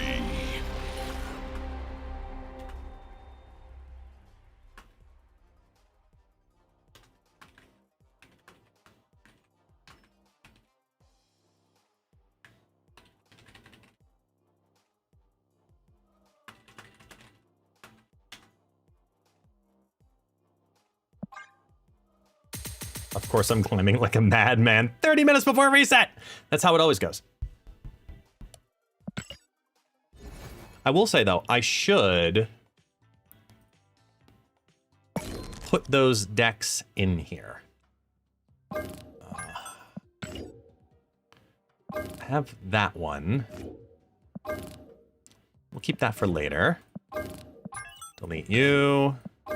I want to come back to that too. I'm good without that. I'm good without that. Magic Splat we keep. Mega Splat, goodbye. Control Ramp, bye. Wasp Lao. The Rock deck. And rest in peace, Atrocious. Okay. Let's keep those. So we've got En Sabadoom, which I have saved. Then there's Rocky Road to Perdition.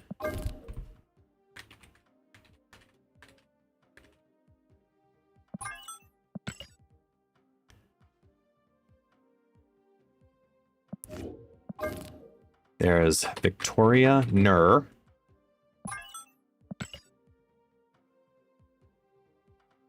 Inshallah Nur. And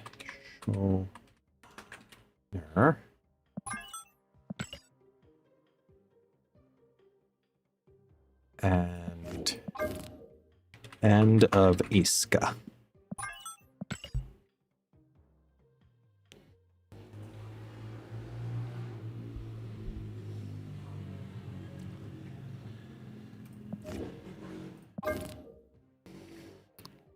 I'm probably going to open with this deck just because it's simple will allow me to showcase both Sabah Nur and Juggernaut 2.0 at the same time.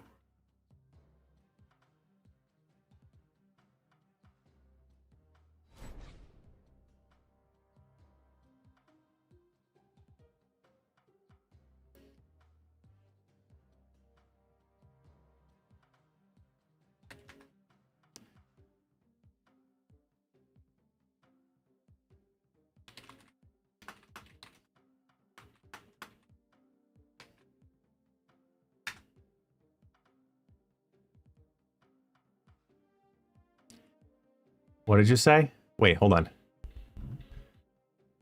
Yeah, I didn't even listen to Jarvis, yeah, because there's nothing new there. Every patch is the next patch, though. This is true.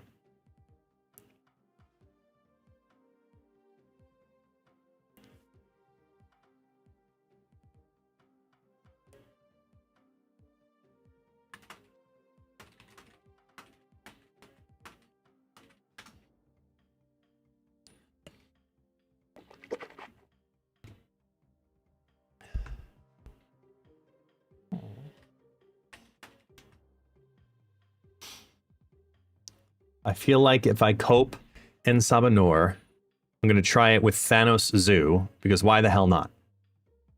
I mean, why not? It's the question of the day. Why not?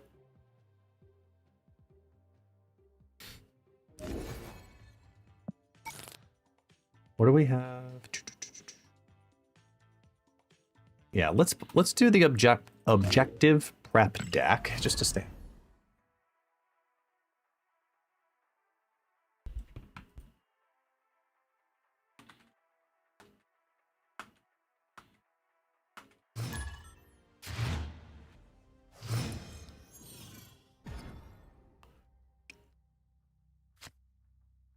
Looking vibrant today? Why, thank you.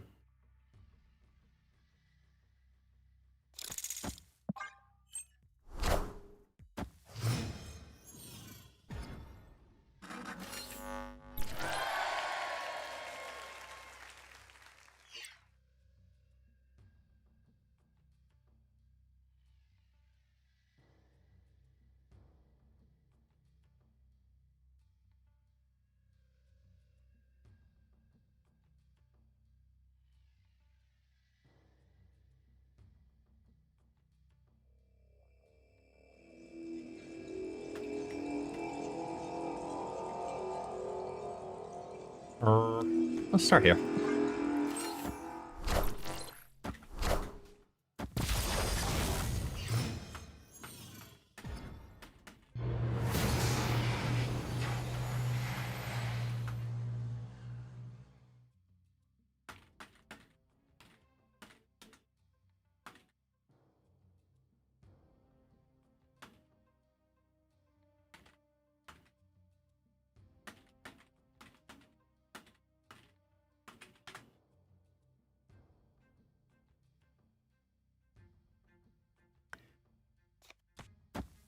Do.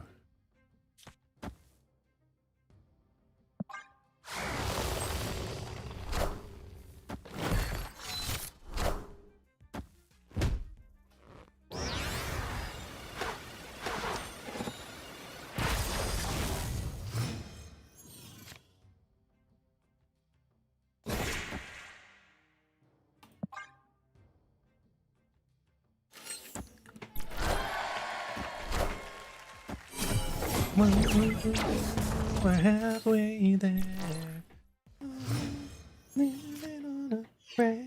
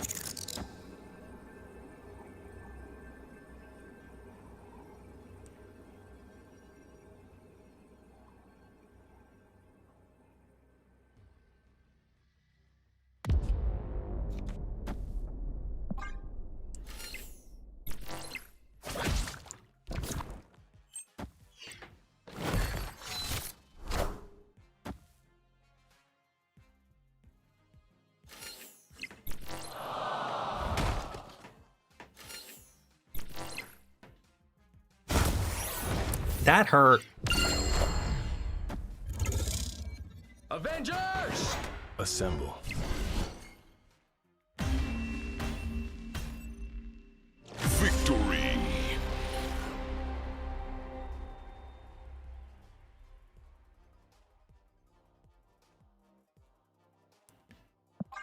Hey, Devilish.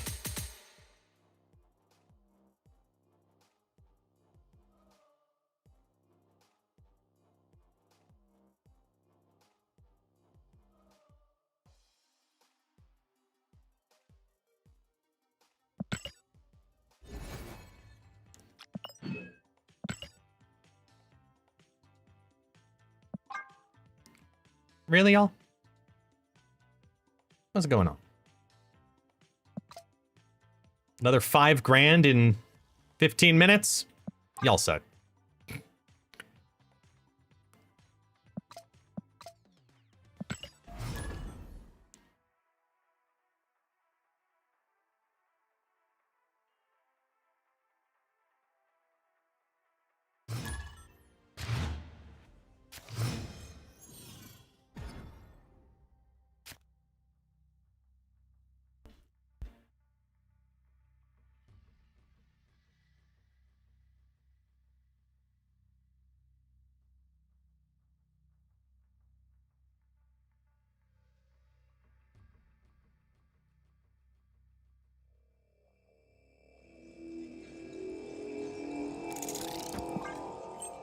Infinite. I just played Infinity Spin.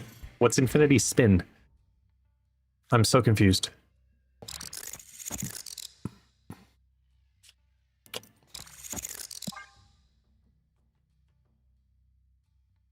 Jarvis, we'll always take people. We got a couple of alliances if you head to the Discord. Somebody will find you. Somebody will take you.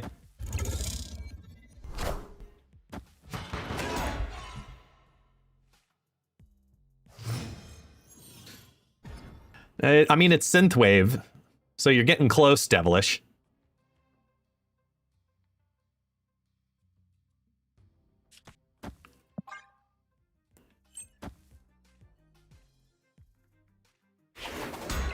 Avengers!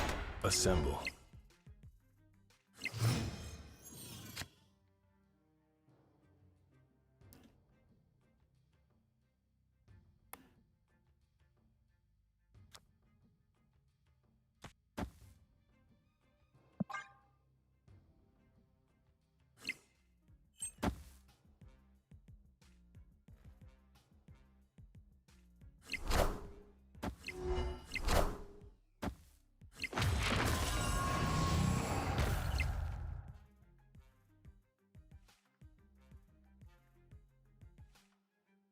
Assemble.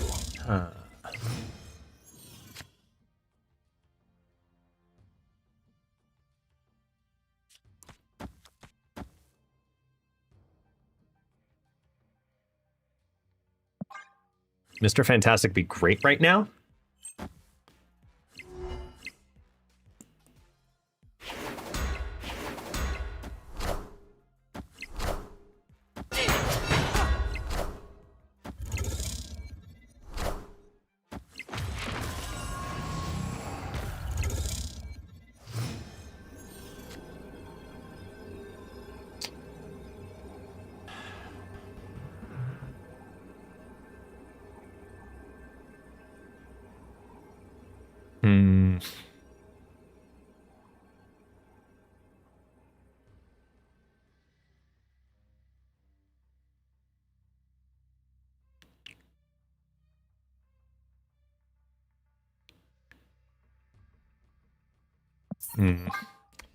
I needed either the Moonstone or the Mr. Fantastic there. Escaped.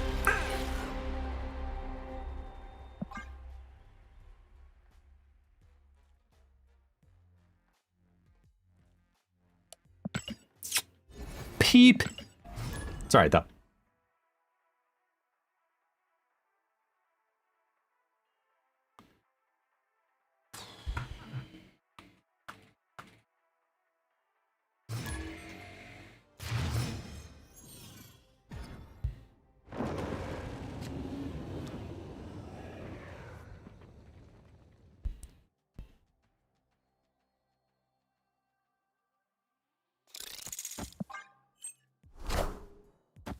There's no ladder version.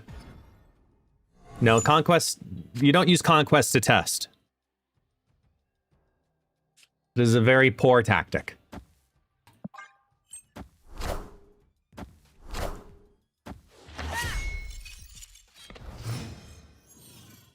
Using Conquest to test a deck is like going ice skating on gravel.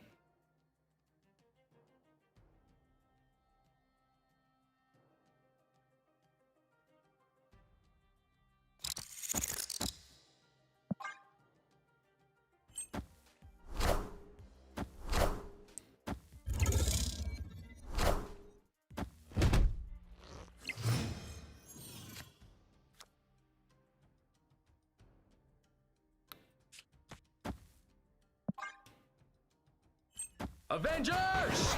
Assemble.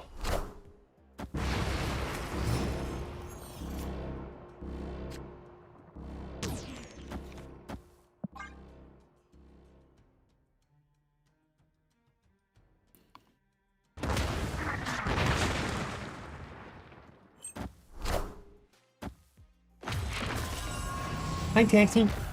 Come here. Assemble. Yay! Hello, Taxi! Say hello! Hello! I am the Sorcerer thank you. Supreme. Say hi to the world. Hi!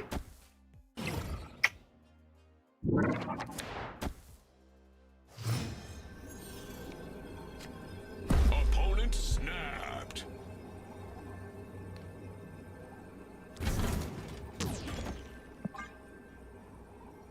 Get away.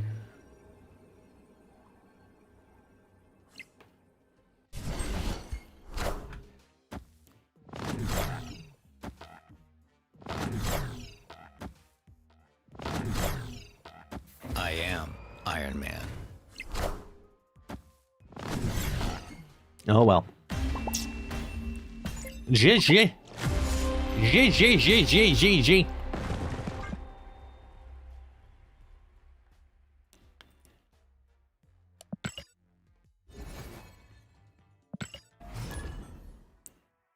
What are we down to? 7 minutes? 8 minutes left? Let's go.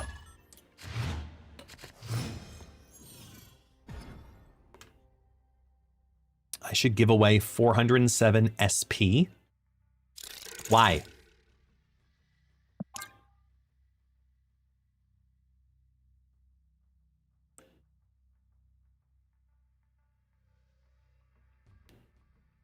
Oh, 407 season passes. That's different. That's completely different. Now, if you've got, you know, $4,300 that you'd like to gift that many season passes out to the community, I mean, I'll gladly start advertising it. But, you know, I got to cover taxes and processing. And yeah, I need about $4,300 plus labor. So then we're looking at, you know, like $6,000 an hour. So hey, and that takes a while to distribute. So we're probably at about 20 grand. And then we're good. So exclamation point donate, and when 20 grand hits my account, I will just start giving away 407 season passes. I am totally down for that.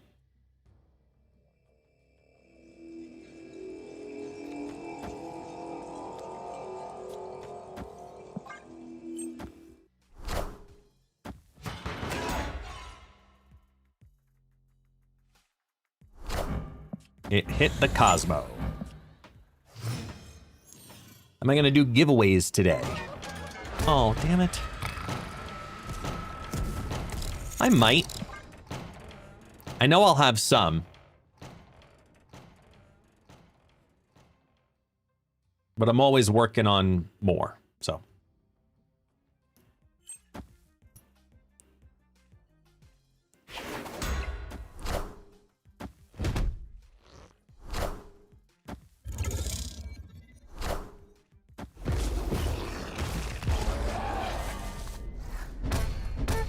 Jet with month number 5 and Anon using the Prime as well, back to back. Thank you, thank you, thank you.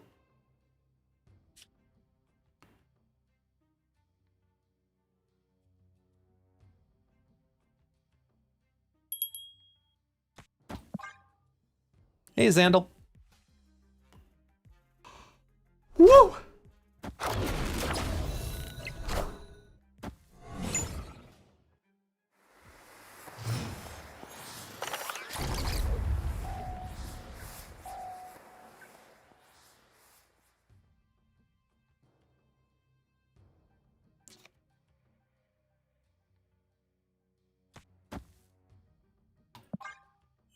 Avengers! Assemble.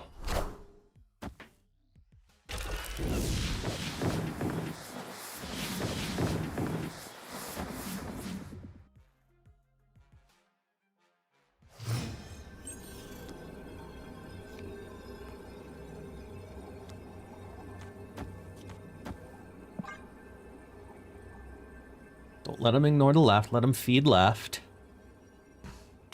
Oh.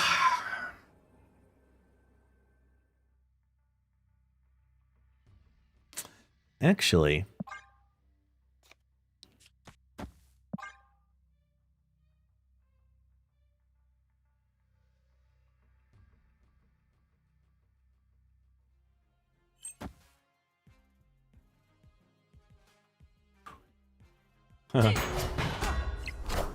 no way.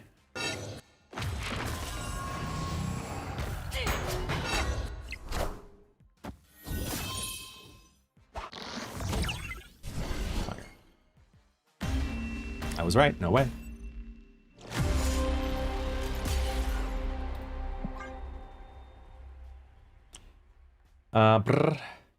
Do we think the new Gambit nukes your horde for free? It kills until at exactly 4 cost worth, so no Gambit would almost guarantee a horde kill. Yes. Well, no.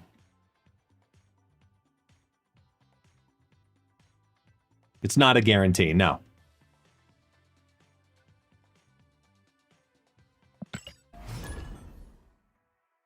So it looks okay. It looks for when the satisfaction of the objective, or the on reveal in this case, has happened. So if it procs off and it destroys a 1 cost and then a 3 cost, it then says 4 has been completed and stopped. It won't then also go look for a 0 cost. But if it does the 0 first, or the 0 in the mid, that's fine. It can fail a check because 4 has been completed.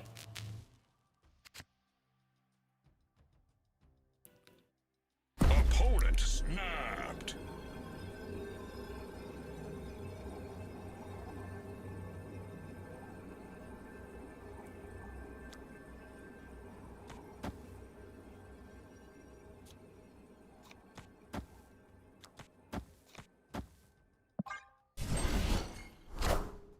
Kneel before Galactus.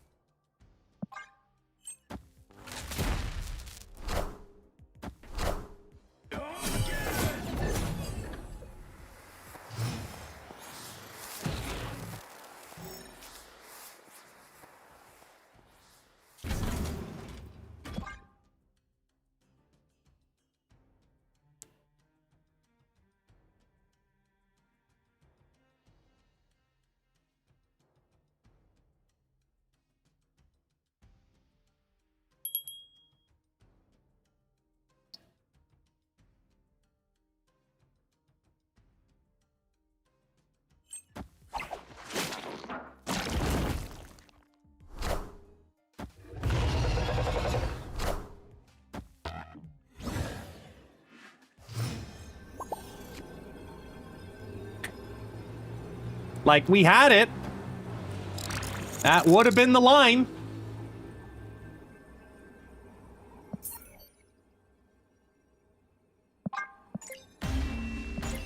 Escaped.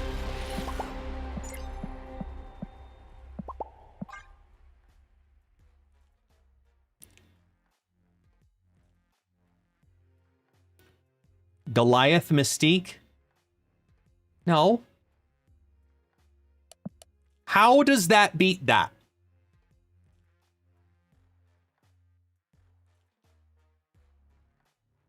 Okay. You have 3 on reveals. Sorry, 3 ongoings. Goliath then goes up 3, which means Mystique goes up 3, which means Moonstone goes up 6. So 12 plus 2 is 14. That's 20. We don't even get over the 23. You gotta look like Abs Man a fart cloud because they can.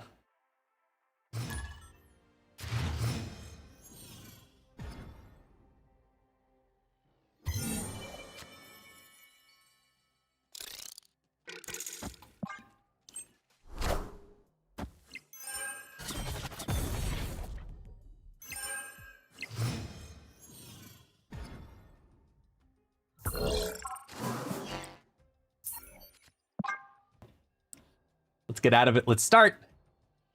It is time.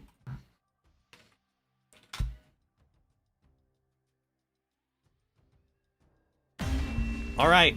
Everyone check and see if your drops are active.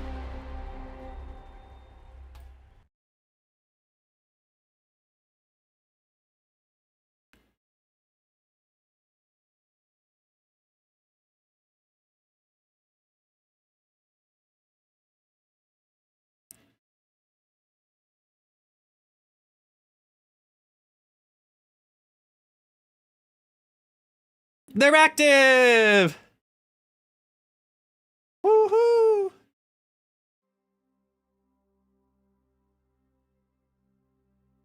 Twitch drops are active.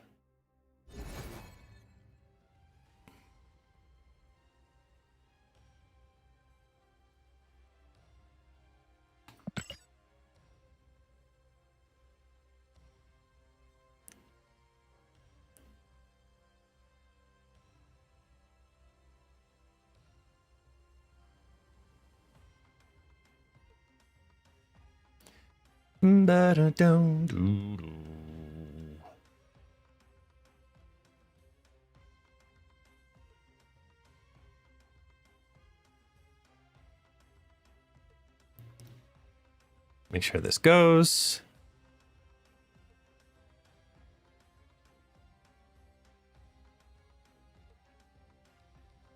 Boom, doo, doo.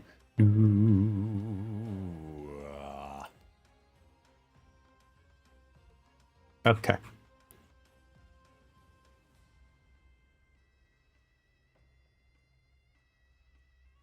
Let's go here.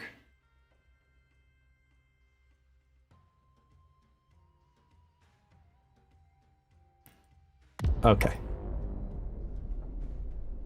Open to the game, close the game, get the thing, over the king, bada boom.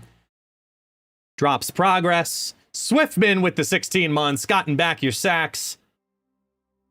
Very nice, very nice, very nice. Everybody get your stuff. Nice. And it works.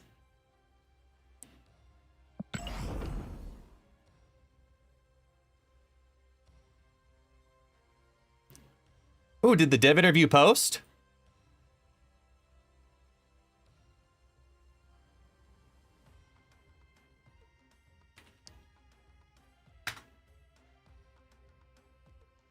Yep. Dev interview has officially posted. Hell yeah!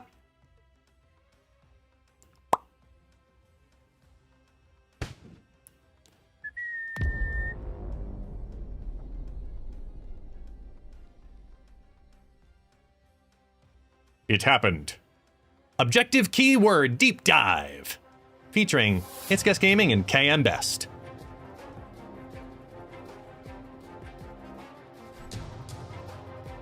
Literally, right as I'm about to play the video, you do the damn command? Seriously? Really, Swiftman? This is gonna tell you everything about objective. You are now holding up the entire community about learning anything. Boo this man! Boo this man! Shun the non-believer! Shun!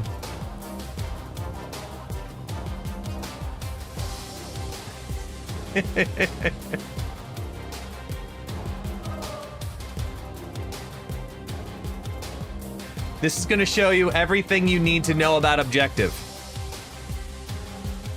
And then some.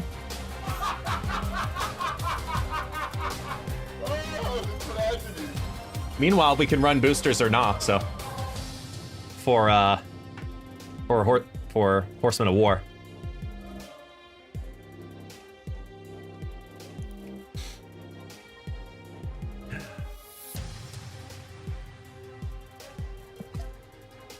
Close this out this side.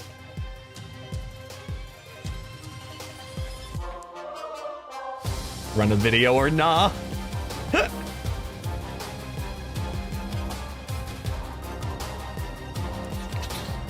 right. There we go.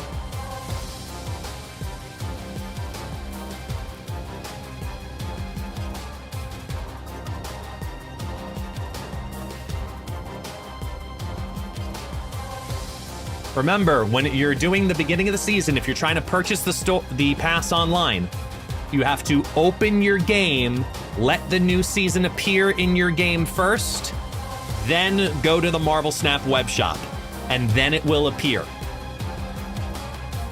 You gotta do it in that order, or it will not appear in your web shop. All right? Here we go.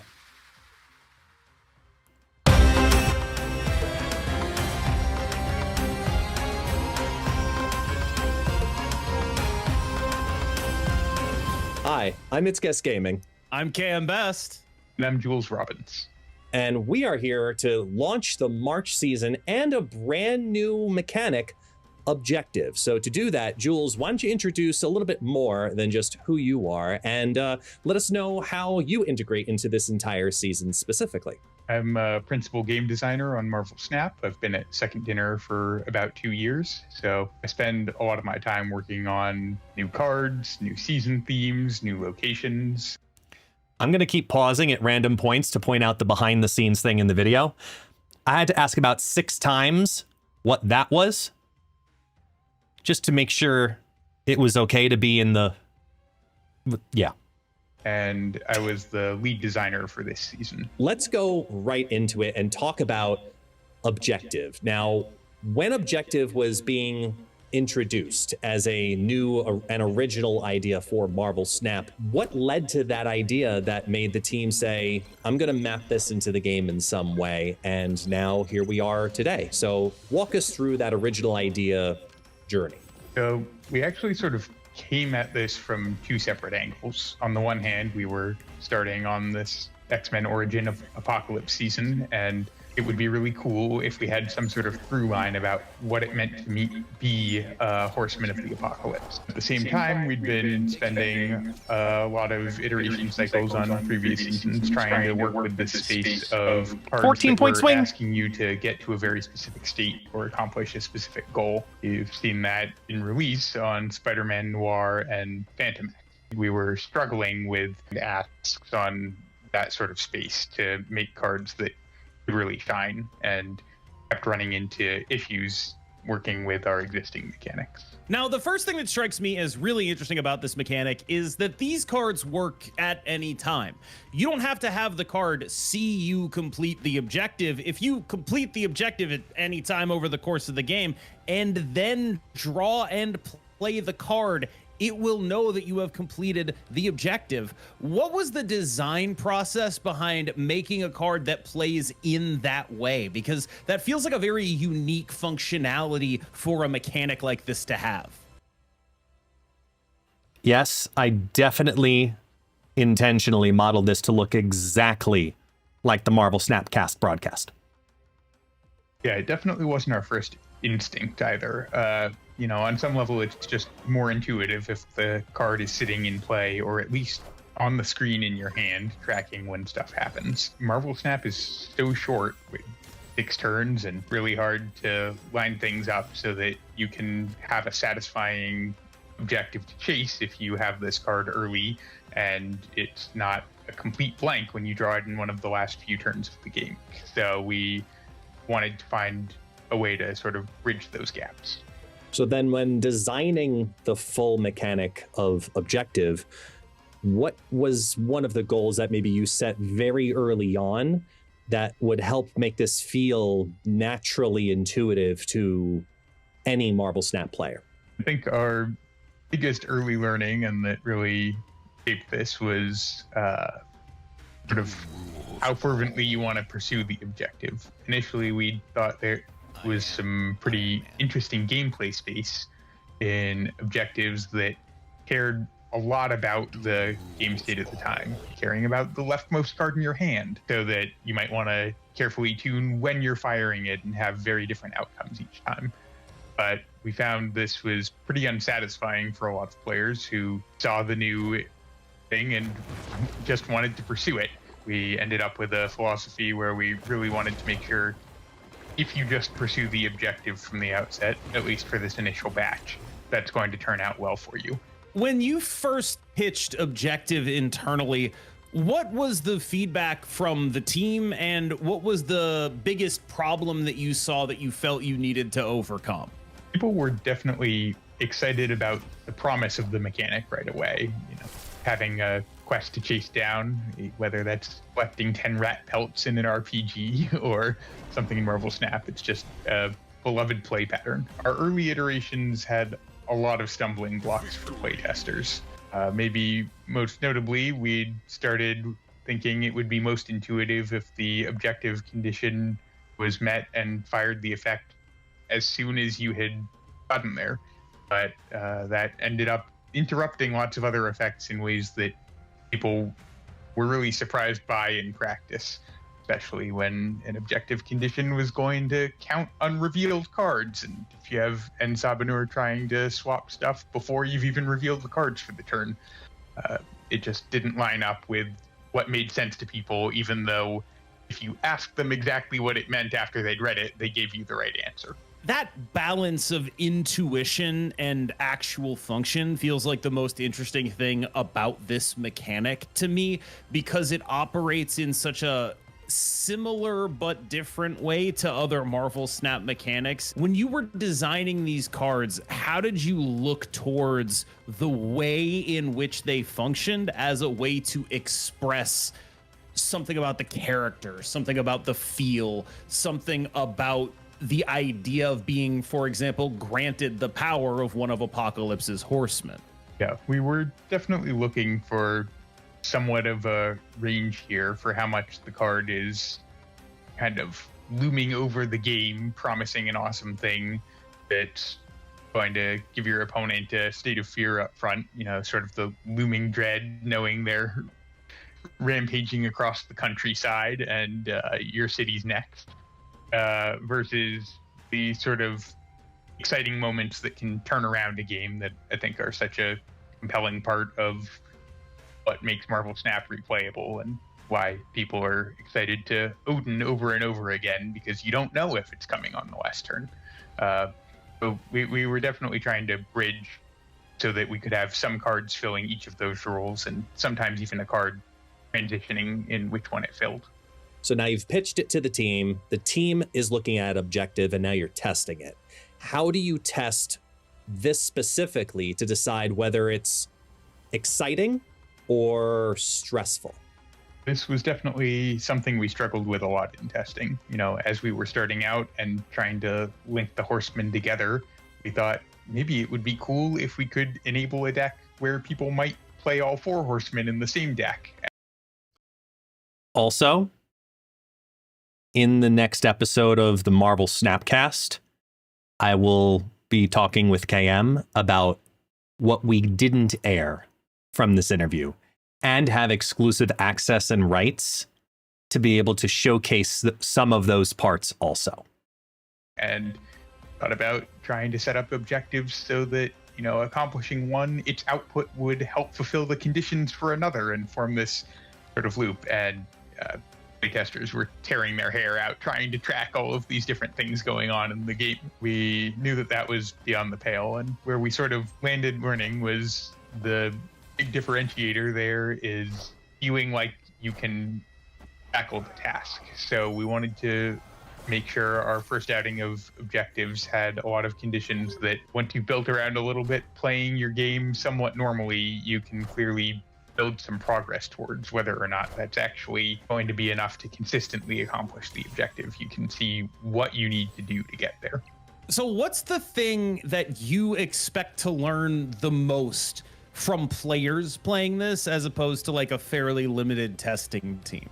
What is the biggest piece of player feedback that you'll be looking at on the first few weeks of objective being out? There are a lot of angles. There are a lot of moving pieces for this mechanic, but I think the things we're kind of waiting with bated breath on are trying to suss out more guidelines from what people actually enjoy in practice, what sorts of goals people have more or less fun trying to pursue versus maybe we made the condition too easy and the output only feels kind of okay when you get there. Maybe most of all, what's fun to play against from the other side if you can see your opponent building towards this big finish. You know, what objective outputs will feel cool when they happen against you, and what do people end up dreading watch build up. How do you feel that objectives in an ideal world will mesh into the snapping and retreating mechanics of Marvel Snap? And how do you feel that they are likely to mesh into those mechanics? Yeah, a lot of the real case depends on, you know, fine-grained dials of balance, how well do we get them, and a lot of it is based on the metagame. At baseline, a lot of these cards are going to end up in decks with two other things. I'm pausing intentionally to showcase this clip. Look. And Sabah Nur's text specifically says front row cards, not 6 of 6. In the Space Throne game, it actually changes on the little tooltip and then changes to 5 of 5. So it does work. Things to do on that same spot on the curve, and they're more efficient to just play out early and your opponent sees them coming. That has some gamesmanship to it on, you know, are you going to play this and your opponent knows you're gunning for it? Now they'll respect a bluff snap from you, even though you don't actually have a good position to accomplish the objective. Maybe if people are snapping a lot with them, you want to hold your objective card till later, try to conceal that you're getting here. Of course, there's the second level on if you're playing them out early, people start to play a lot of tech cards against them, try to Cosmic Ghost Rider, remove your text. And maybe if you can try to hold them till late, suddenly Negasonic Teenage Warhead and Goliath are instead the counters to them.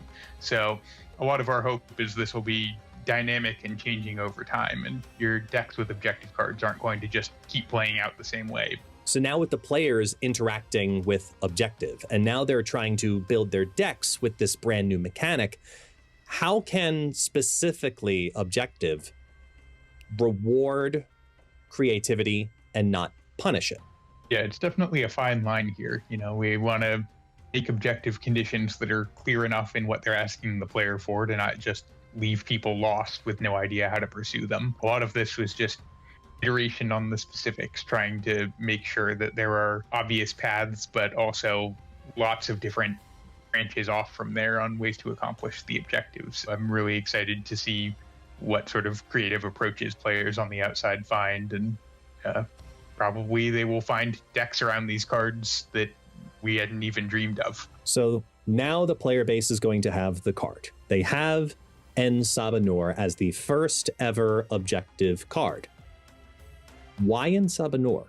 A lot of this is coming from sort of the flavor and lore surrounding the character. You know, we had this through line we were looking at for the 4 Horsemen of the Apocalypse, and Sabah Nur as Apocalypse creates them. They're his progeny and then his selected individuals as he goes through the generations. So really felt appropriate for him to be sort of the headliner or epitome of whatever we gave the horsemen. And we're in ancient Egypt, and Sabah Nur is first being granted the power of the Celestials to become Apocalypse is sort of the perfect beat to hit with this.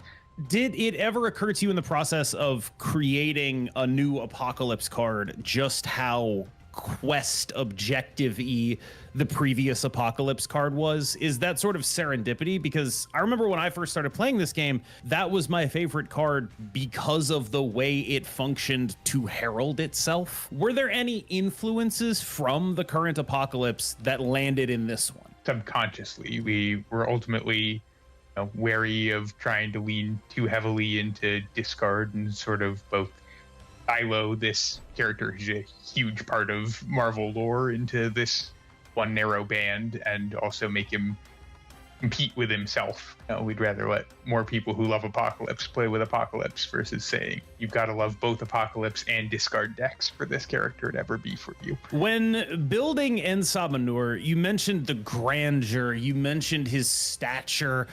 All of that comes across in him being just a very big guy for his energy cost when you can accomplish him. But how did you land on the condition you landed on, which is to fill up the front rows of lanes? And how much of his power do you think is in the flip effect of him or in just being a big guy for what you're paying? So we landed on this condition mostly in trying to give the first objective card most players are going to see on the season pass, sort of the prototypical path we would like for our first outing, where the objective is easy to make progress towards, but the player has some agency over it, and there are clear ways they can pursue doing it better than a deck might by default. I think this accomplishes that pretty well in most games, and as for the output, what you're getting for it, this is where we saw opportunity to give a little bit more of a deck building hook to this card, where we wanted lots of decks to be able to experiment with it, but the output you get is going to vary a lot based on just how inky is the thing you get to swap away, how stacked is your deck with stuff that's great to swap out. I mean, the fan favoritism absolutely is also present because then you've also got Juggernaut, right? Juggernaut is an incredibly popular character in Marvel lore simultaneously. Obviously, Juggernaut has a much different objective. So with that being more focused towards board diversity, I think is the best way to word it. What does that say about the type of gameplay that you want to encourage with the different objectives? Part of it is certainly that having all of these in the same season, we want a bunch of different types of gameplay. As far as broader top-level goals, I think a lot of the opportunity we see in this mechanic is to make players care about things in ways that they haven't before. Sort of recontextualize a lot of cards, give you reasons to use cards that might have fallen by the wayside or in combination with different cards that you never had reason to play them with before. It's interesting because then you've got a card like Juggernaut, which is going to reward having multiple different powers hit the board. And when you're deck building, sure, you have your one variation of it where a deck wants to be incentivized to have all similar powers, like a Cerebro deck. And then you've got Juggernaut, which is playing into the other direction. So when you're building the objective mechanic, how can you make sure that the planning is going to be more rewarded versus getting that creative element punished? Because I know we've seen something similar in the past with costs when it happened with Ms. Marvel, for example. But this one playing into power, how does that play into releasing it to the public? Yeah, this one I think is a perfect example, right? At your baseline, you might go, I'm going to build a Juggernaut deck. Let me just find all the best cards I can that have different power from each other and throw them in there. Maybe you can find enough different power cards that are all in the same archetype to build sort of a variation there. Or maybe all of this is completely the wrong approach and you're not even trying to have different powers in your deck. You're trying to have cards generate different powers, and you want to play Rhino, who gives you a 5 power along with a 0 power card. We have our theories, but I don't know that we even know which is the best route to take with Juggernaut. When you make a card like Juggernaut, Horseman of War, or Sabah Nur, who have cards in the game already, how much pressure do you feel alternately to make them meaningfully different, and how much pressure do you feel to make them kind of the same? Yeah, I think a lot comes down to context on a few different fronts. Some of it is like, well, how is the original mechanical execution to what the character is really about versus just one expression of it? We don't want to be different just for the sake of being different if it's just going to make a card that doesn't resonate with the character anymore. Another question is like how big an overlap there is between people who love the mechanical space the first card played into versus people who love the character. The more people there are who love a character but don't want to play with their card, the more likely we are to want to go a different route with them. So whether it be revisiting a character that already exists in the game or it become brand new cards, how much room does Objective specifically now give you in the world of designing future cards for Marvel Snap?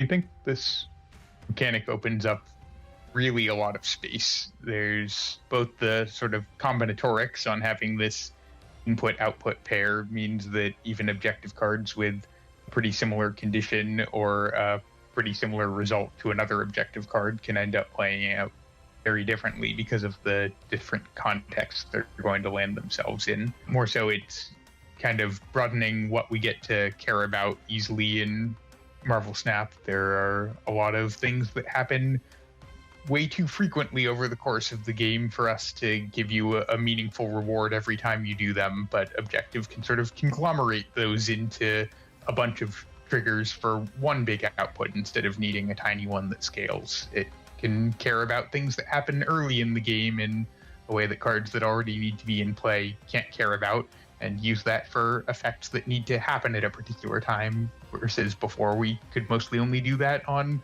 an ongoing card or some very hard to track on reveal where you were trying to figure out what had happened before in the game. So we're pretty excited to unlock a lot of space for fun cards that we haven't been able to make with the existing mechanics. Yeah, in that same space, I wonder from your perspective, now that you have access to a tool like Objective, how does it make you reassess cards that already do exist in the game that maybe might have something that could be turned into an objective style mechanic versus it be an activate or an on reveal, etc. right now? Has Second Dinner already started even thinking about that? Yeah, we have started thinking about this. We don't want to, jump the gun before we see how people receive the mechanic. And there are, definite costs even when we're making a card stronger overall. We'd be, breaking up interactions that people already use. So, for instance, I think Phantom X has been a card on our mind that maybe could be an objective. We'd love to hear player feedback about whether or not you'd like him to be. And it's like, that would make doing his thing easier on its own, but would also break players' ability to use him with Jocasta that a lot of people have done. And so we're always trying to weigh these trade-offs. But I think, the better objective is received and the better our hopes for the gameplay play out, the more likely we are to potentially revisit an existing card or two and reshape them into an objective. A lot of these objective cards feel sort of restrained. Do you feel like there's a maximalist version of this that opens up whole new archetypes, a la the aforementioned like Phantom X objective kind of thing, that contrasts to these objective cards that seem a little bit more designed for you to be able to put the flavor onto them, as opposed to something that is very strict in telling you, I am your entire game plan? Yeah, I think that space we're very likely to pursue in the future. We're mostly worried about having a lot of cards in that vein stacking up all in the game release, leaving a very narrow path to go down. But in addition to this sort of like choose your flavor thing, Objective does a very good job of saying no matter when you draw this card, I'm going to pay you off for having gone down a strict game path. So I expect us to do that in the future. Thank you so much to Jules Robbins for taking the time to explain to us a lot of the design principles behind Objective. I'm KM Best. As always, I'm joined by ItsGuestGaming. And Jules, take us out. You got anything you want to say at the end? Thanks so much for having me on. You know, it's from my mind really a treat to get to talk through all the design minutiae. We spend so much time thinking it through, and you know, often only get to see the output on the few most powerful places a card lands. Seriously though, thanks so much for having me on. I love talking about this stuff.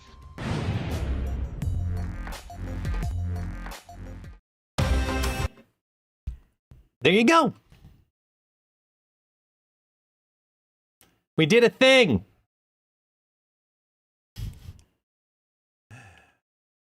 So, we did the thing, which means now we get to play the thing.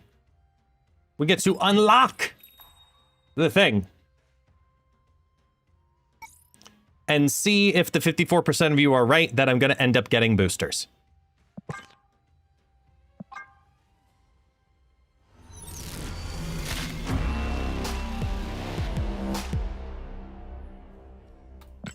Boosters!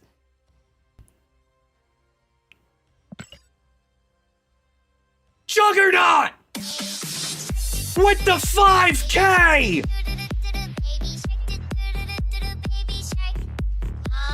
Let's go!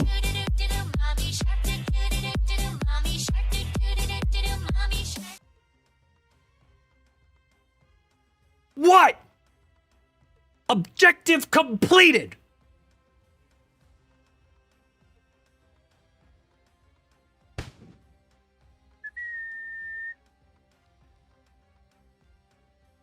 You know what that means, right? Blowing it.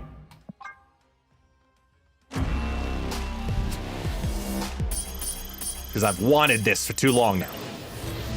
Mastery.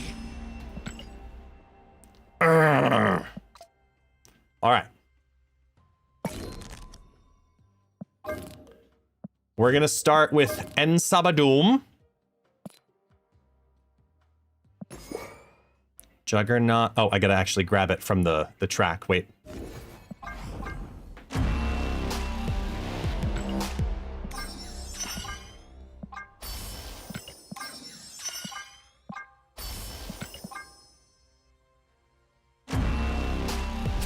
Ooh, cool Iron Lad. Plays Papyrus card games. Fair.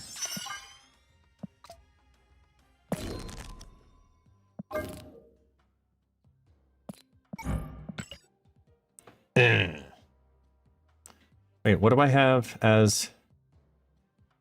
What's going on here? What am I getting alerts on? Oh, the second one from that. Because this. Got it.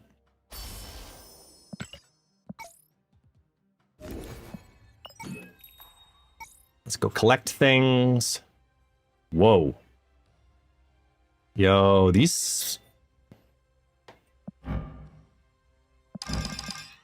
That's a cool-ass looking Red Skull. That's a cool-ass looking Red Skull.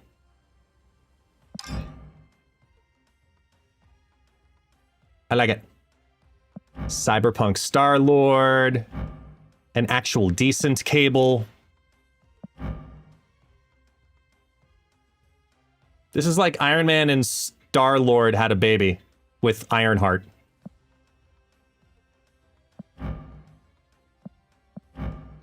That's badass. That's badass right there. MODOK's pretty badass too. All of these are good. Dardo, good job. All right. Now we go play. Sorry. And Sabah Nur. And Sabah Nur! Super easy!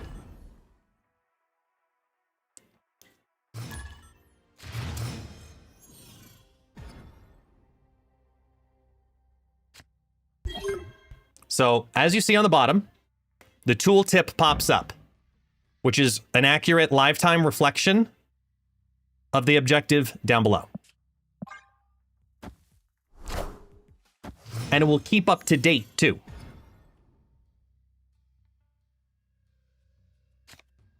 So like I play Sam Wilson, it updates to 1. When the shield comes down, it updates further.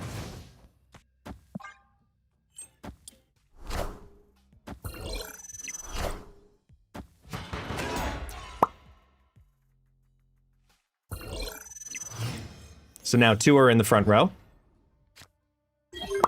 2.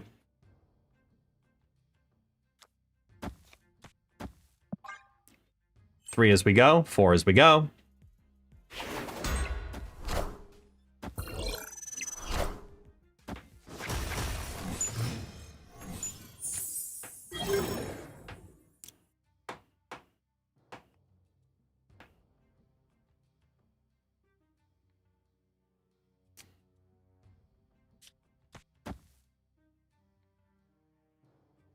So now you'll see this one finish out and just up and down as we go. I'm actually instead, do I want,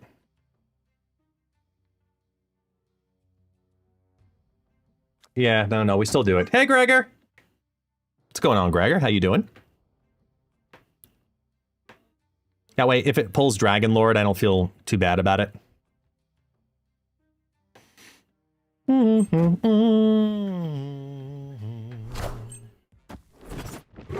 Beast the Mantis, because that's the right call. Abel pulls anything.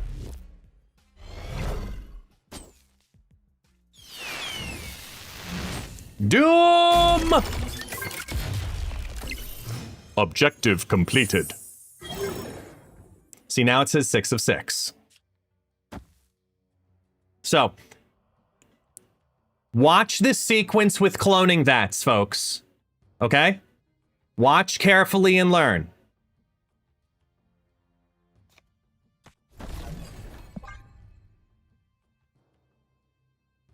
Timing of locations and end of turn effects are important here.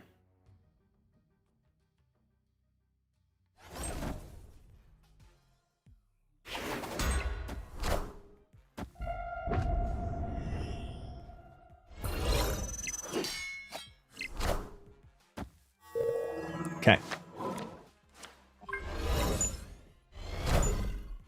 Flips the card. Locations happen first. The copy happens second. Then the flip. Then the assessment. Now look. It is now pulled Juggernaut and sees it's already in progress.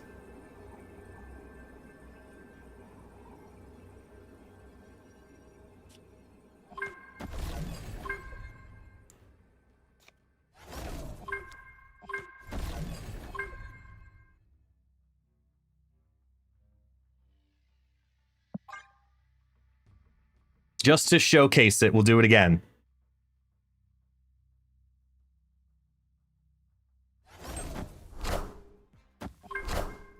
That means the objective has been completed during that turn.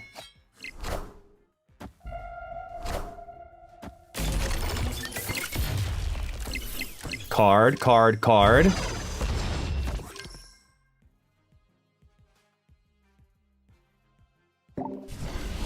Location full, but Victory. Cool, huh?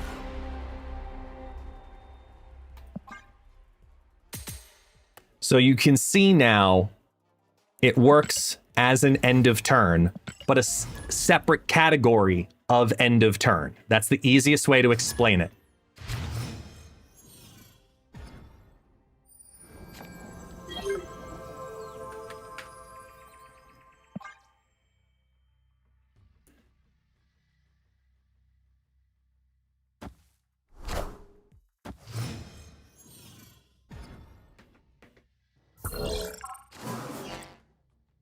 Why did Juggernaut go first? I was expecting left to right, because Juggernaut appeared on the board before and Sabah Nur.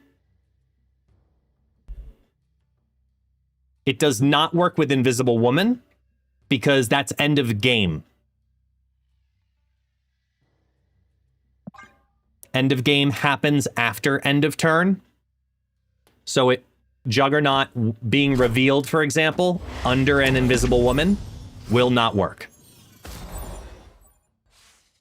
Invisible Woman for steps, it will not work either. If you click here, hang on. Objective completes after the turn, okay? That nomenclature is being used to differentiate it from end of turn mechanics.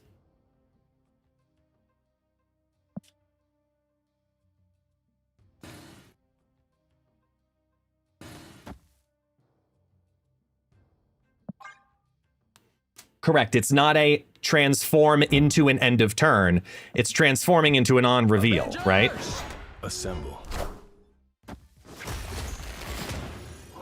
But for your mechanical timing, think of it happening at the same moment as an end of turn. Ba-dum, ba-dum. See, they go down, 2-2. Play it in.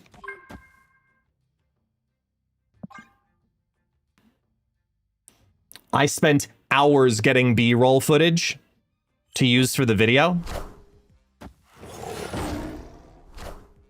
I've been really, like, I got pretty comfortable with it. Oh. Dragon Lord. Pulls Iron Lad. Hits Blink. Which hits the Luna. Transforms into Blink. Doesn't do anything. Jubilee goes again. From Valhalla. Draws into Sam. Drops a shield. No, Kratos, you cannot. Because the objective is not an on-reveal mechanic. This objective is it happens once and it's completed mechanic. So if you play this down and you beast it back into your hand, it does not proc a second time. It is then considered resolved and completed.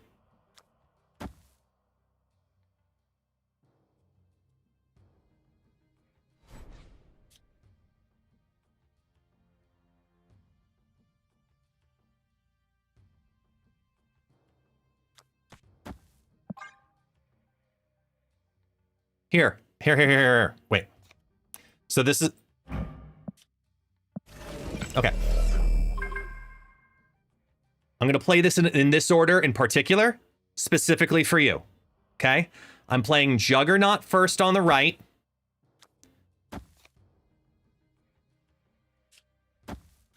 And Sabah Nur second on the left. Well, mid. Left of it. Okay? Juggernaut was played first. Right? Doom rules all.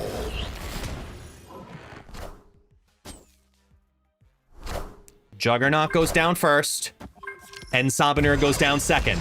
Juggernaut procs first, and Sabah Nur procs second. You follow? They are considered their own little subcategory after the turn. Got it? Now, watch Doom 2099 here. Single card being played. This is an end of turn mechanic. Juggernaut is already down and used. If it were to time, imagine this didn't. Juggernaut would have happened first. Doombot would happen second. Do you understand that explanation as such for the timing organization? Would Odin make Apocalypse do it again? Yes. Because this, once this transforms into the second card, this is treated as an on-reveal on the board.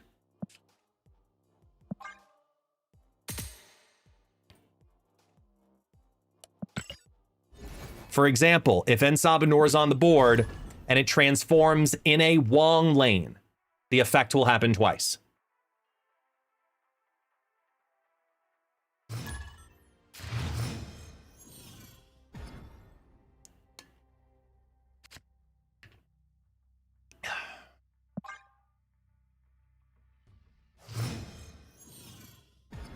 Excuse me.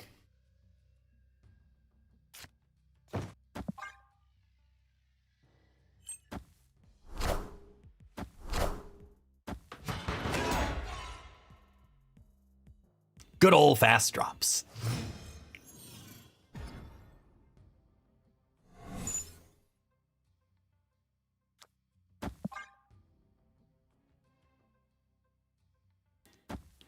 Force of nature. I'm sorry about that on the Twitch side. The gauntlet will definitely be interesting. That's a good word for it. 100%.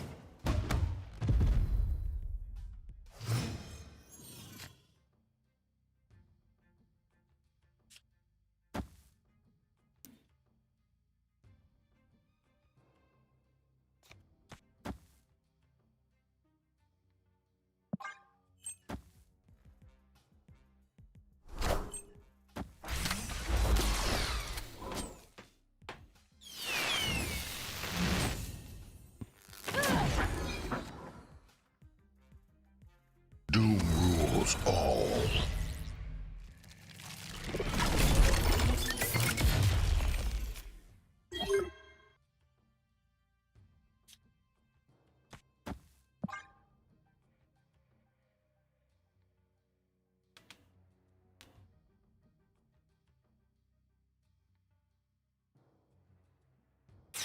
Great job with the content explosion and the gauntlet. Super fun. Thank you so much, Force of Nature. Thank you, thank you, thank you.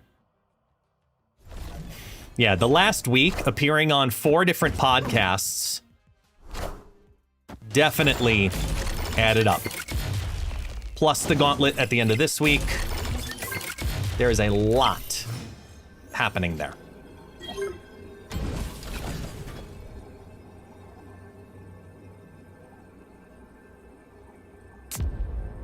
This goes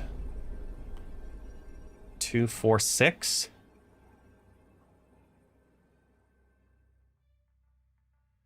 Right? If this goes up 6, that goes to 24. This goes up 1 more, that goes to 24. It's a tiebreaker.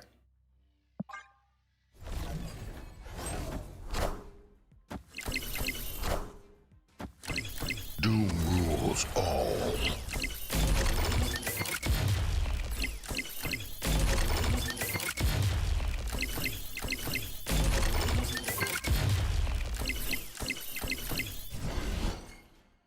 That works too. Victory.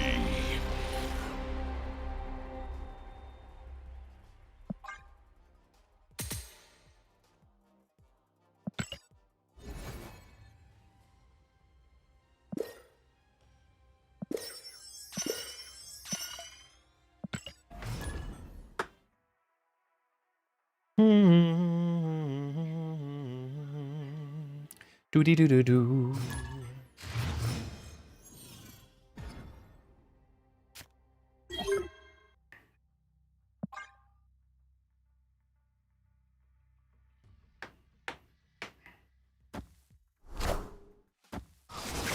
Oh, that's rude.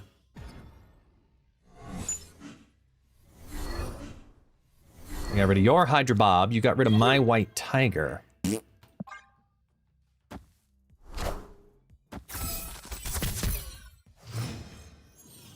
I can say confidently, though, Force of Nature, they are definitely leaning hard into us now.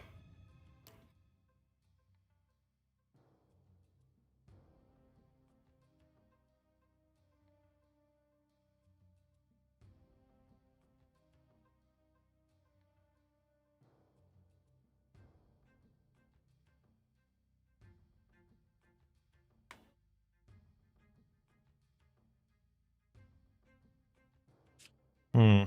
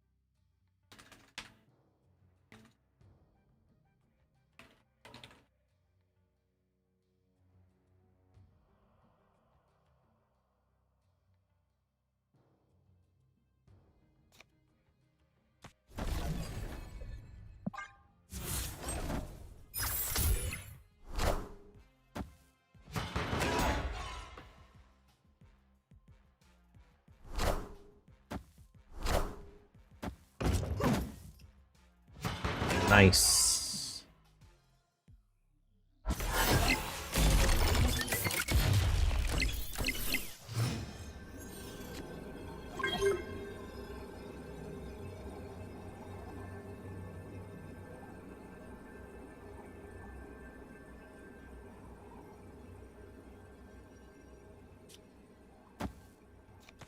This is kind of fun. Let's flip the Ant-Man.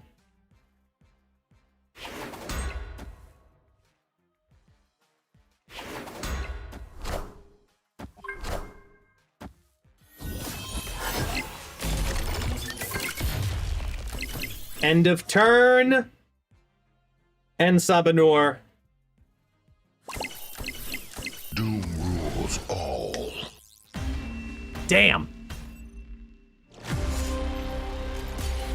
If we moved the shield left, it would have done it. That's all right, though.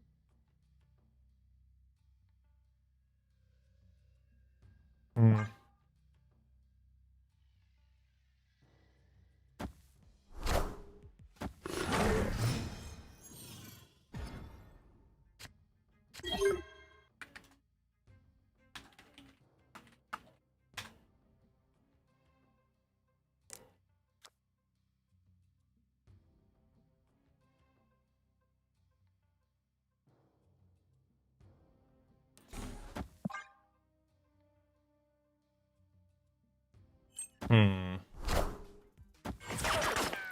Cerebro 3.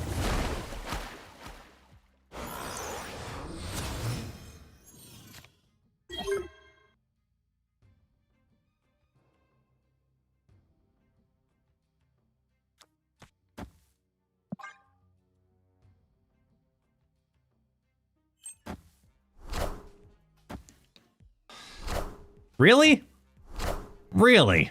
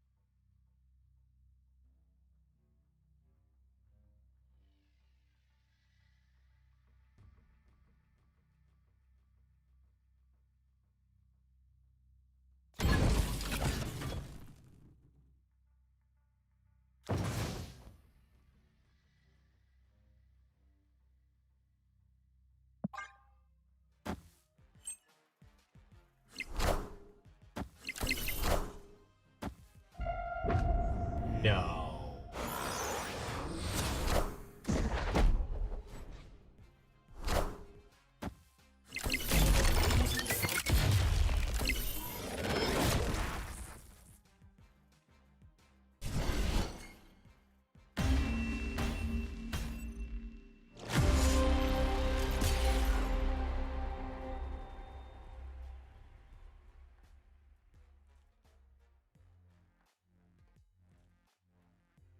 Huh? I mean, that's one way to YOLO.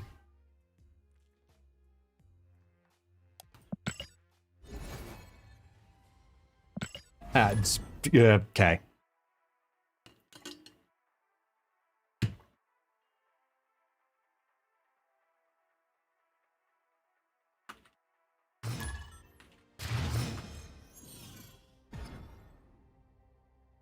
Squirrel. Walk away.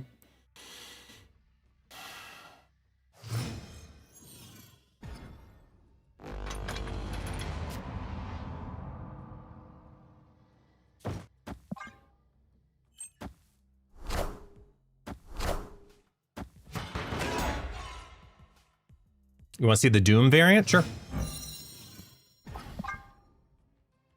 The Doom Fantasy Ultimate with the green glyph border, black prism with black flare.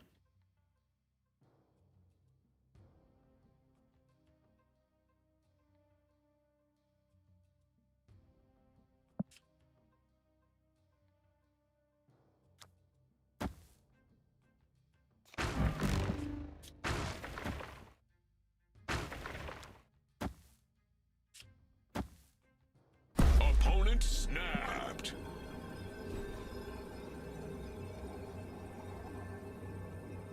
Nope, wait, shit.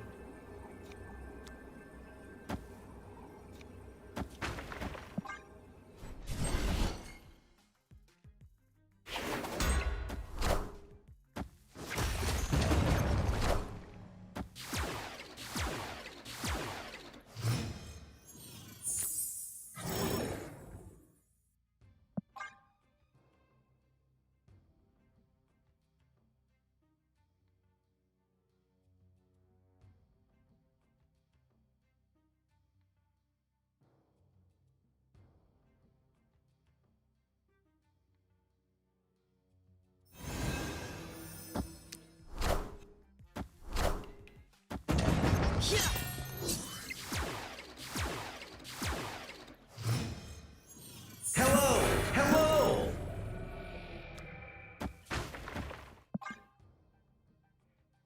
Drops are not bugged. People are collecting. Type in !progress to make sure that your account is connected, but it is working and working as intended. Can you understand me? Is this a sponsored stream? No. Is it supposed to be?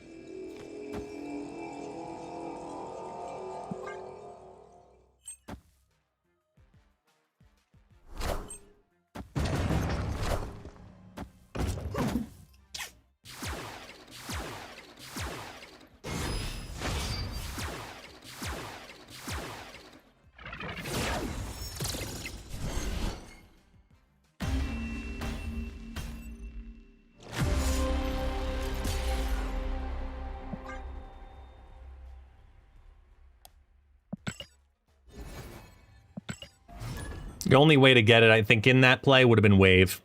Wave would have beaten that lane, but that's it. I was trying to figure out every possible way, so it's just like, either I'm pulling the wave or I'm not. And 20 versus 25%. Oh well. Could have done it better. Could have done it worse, but...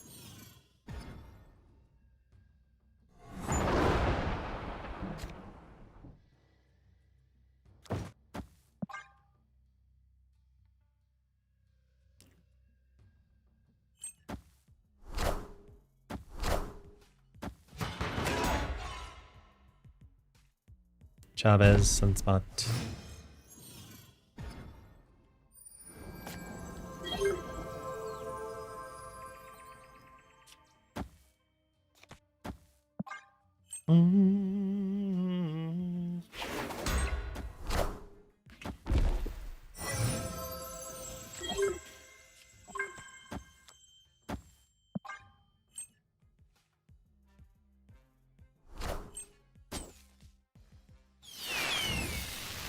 Oh boy.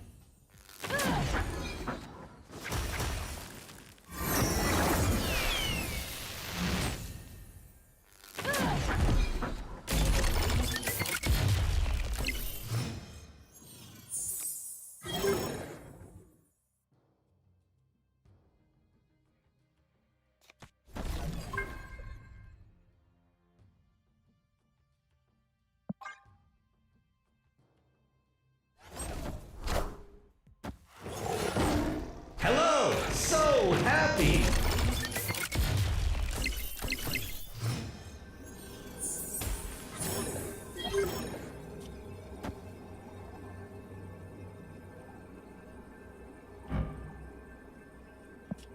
Oh, can I show you something that's broken? Not in a good way. But this is important to learn, so you don't screw this up. I have one card in the deck right now. It's Juggernaut. I'm going to switch out the White Tiger for Juggernaut. No! Victory. I wanted to show it, bot. Basically, the objective doesn't go off. That's the punchline.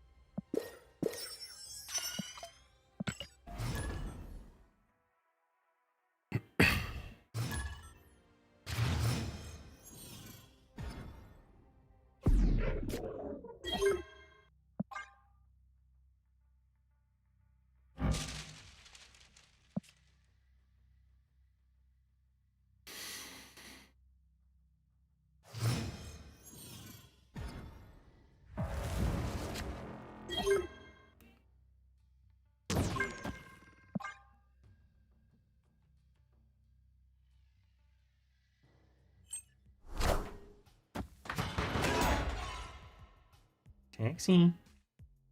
I'm gonna say hi. Kids are home.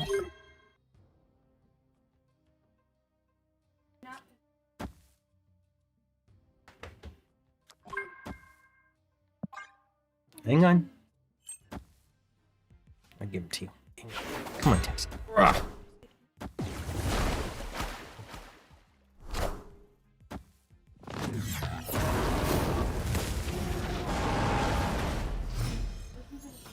I know. Just know it.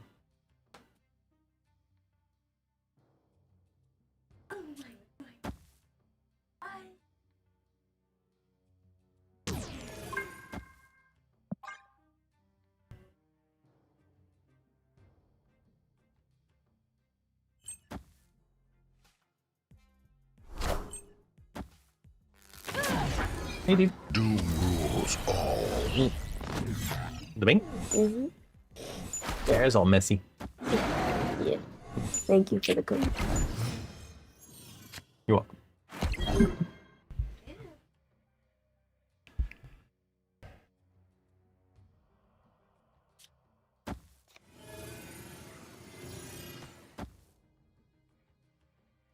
Snap.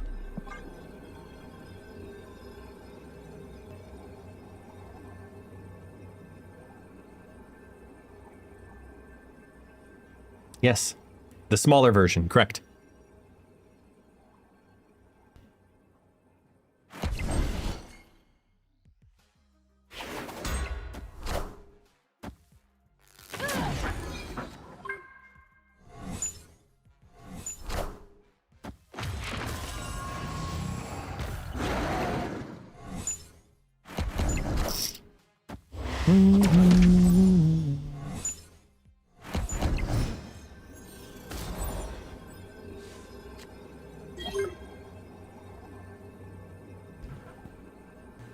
Bring it back down tonight.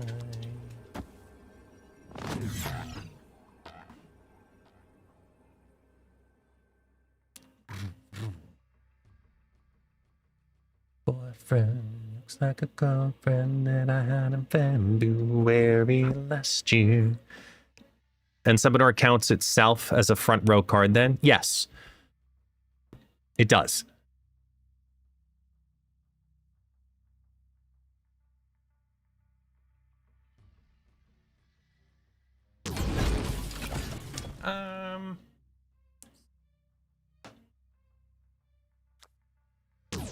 That's 8.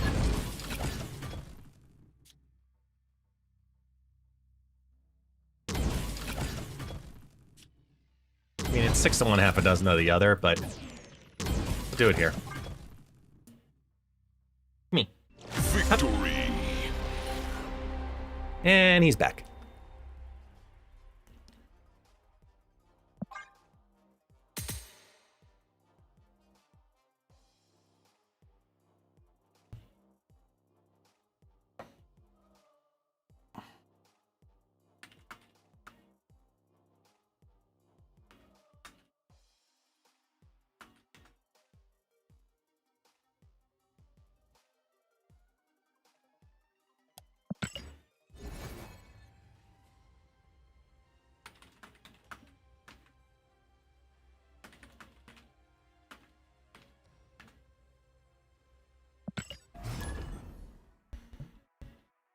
I got potential. Round, round, round, round.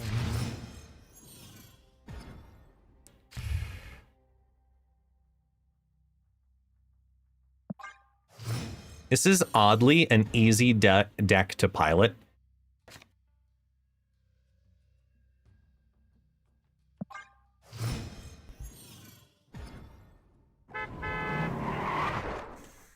That enjoys RNG. I think that's the big winner on it.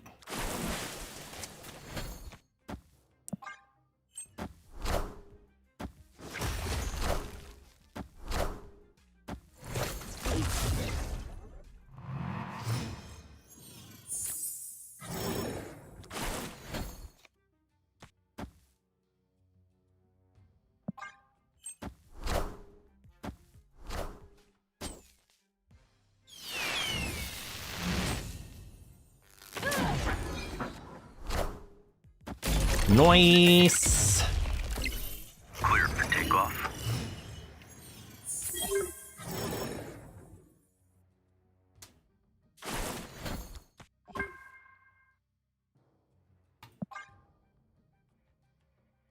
And Sabah Nur, do your thing.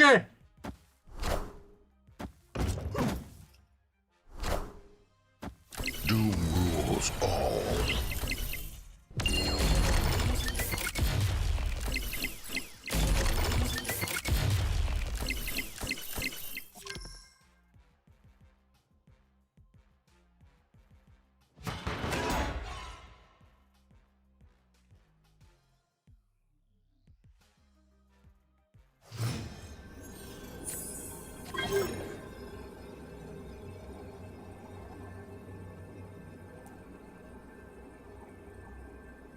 One more of these drops. Which means this needs to go up to 20.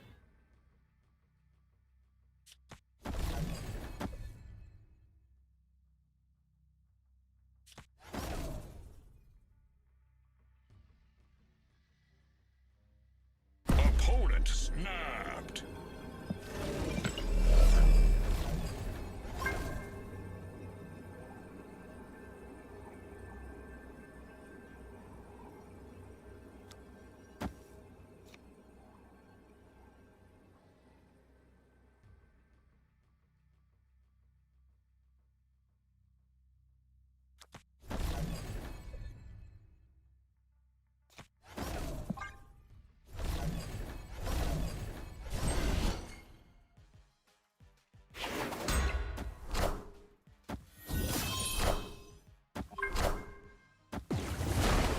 We're gonna be short because of Aurora. That's all right.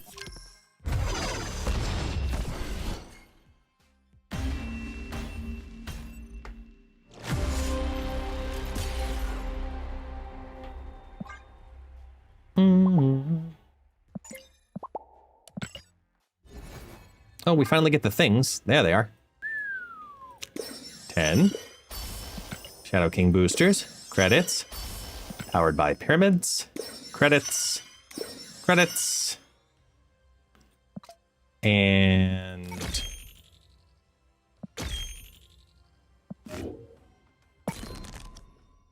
new. And Sabah Nur. Go.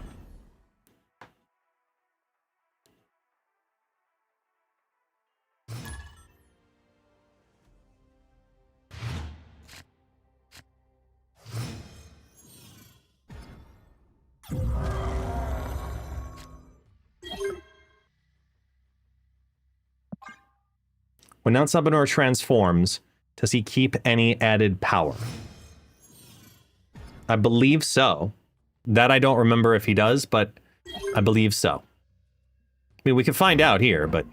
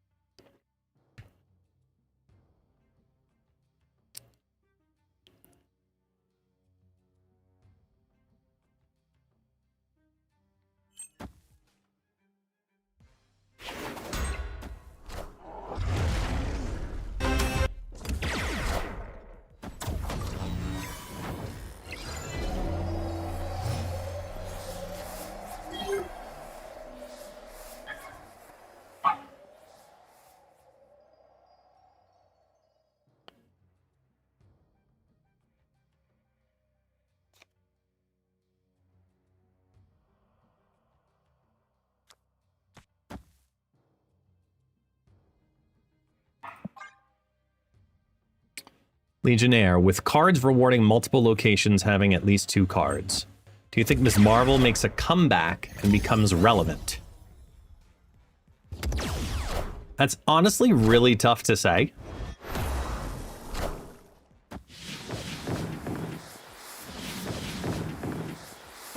But I doubt it.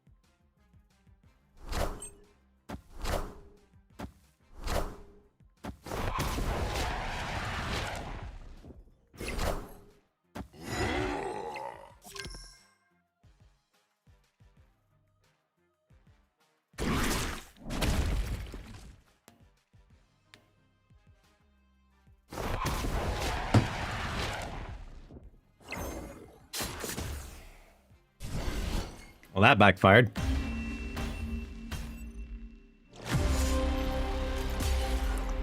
Which you can now see, this is my only downside to this card, is when it misses.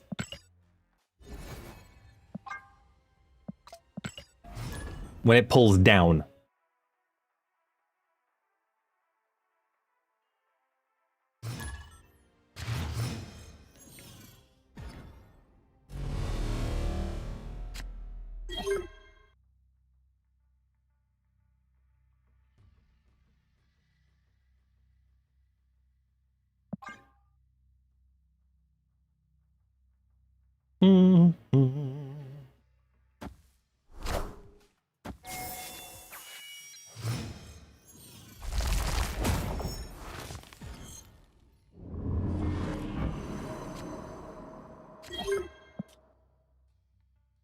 Ew.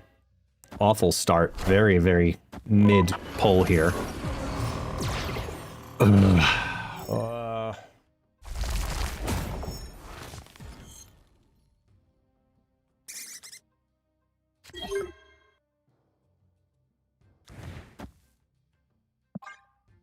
Come on, hit the space stone.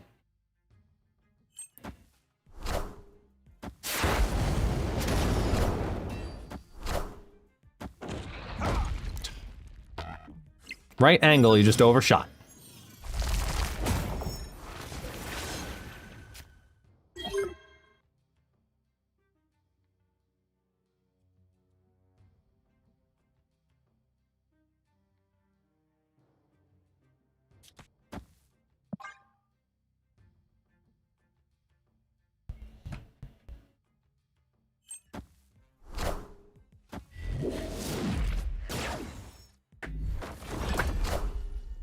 Set on you. Set on you.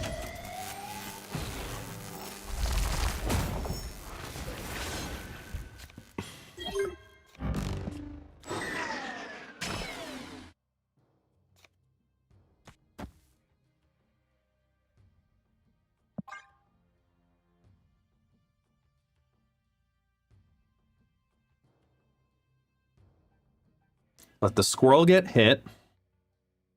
So that way that it's the end Sabah Nur flip.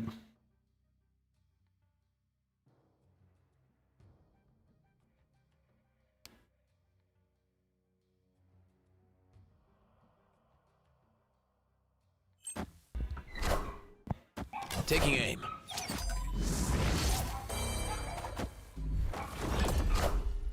We are the future. Isca, Invisible Woman, Jocasta, Living Tribunal.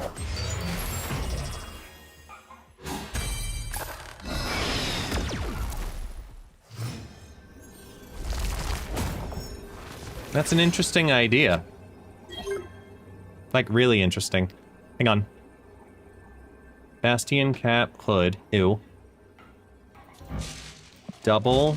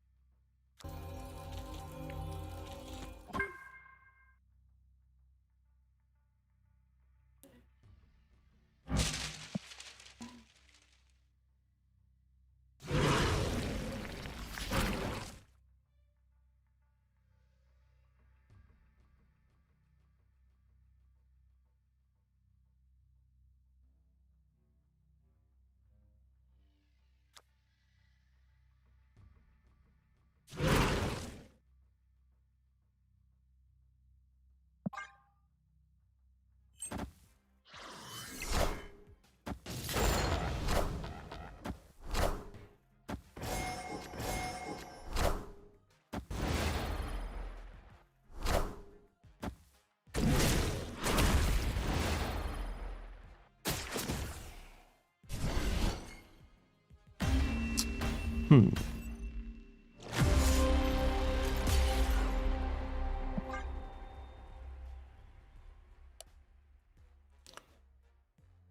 think as long as she's losing, she keeps doubling each time. Yes. The Living Tribunal deck thing for Isca I think you end up in a tough position making it work because it's so hard to justify not just doing Iron Man shenanigans.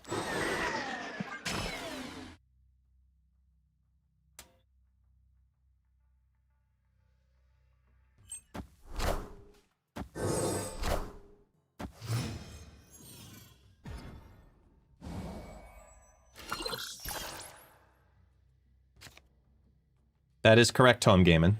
We've been talking about that.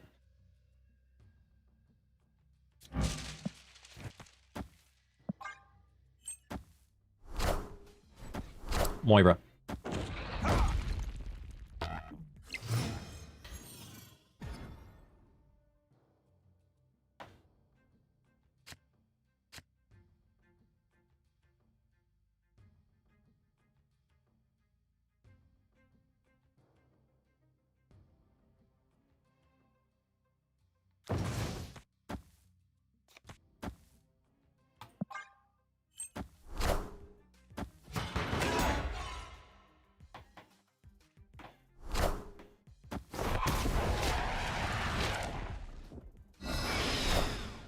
I want the throne.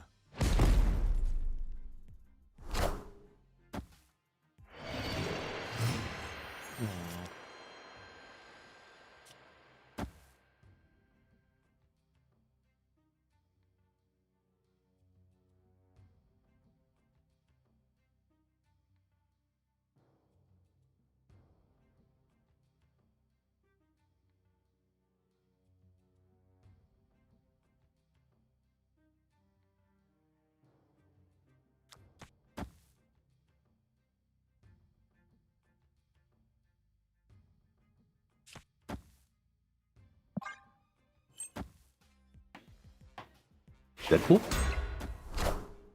No. You are mine. Enough said, bub.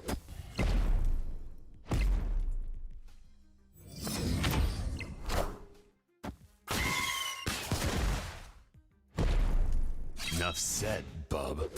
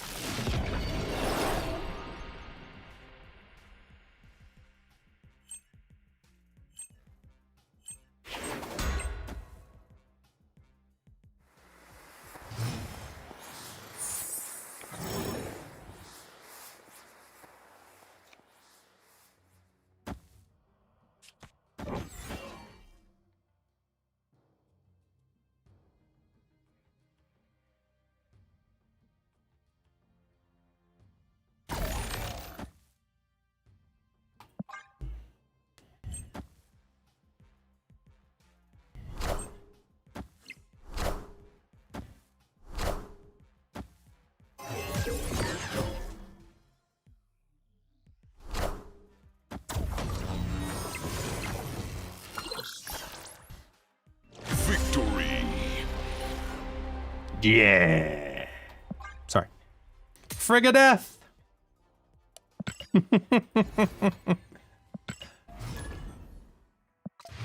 All right, fine. I'll go get bounties.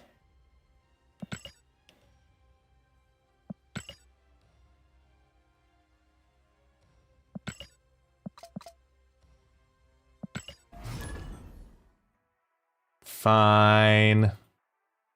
In the meanwhile, you can bet on Pixel or not. Because I have that mystery variant to open. Do I open a Pixel variant in it?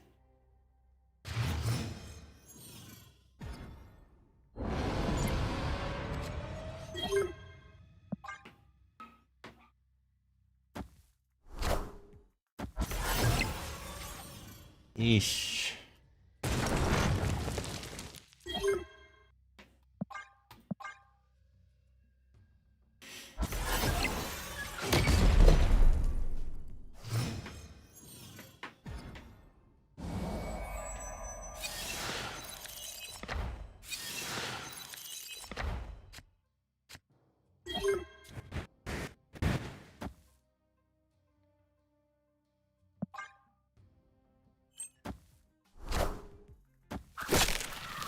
Too predictable.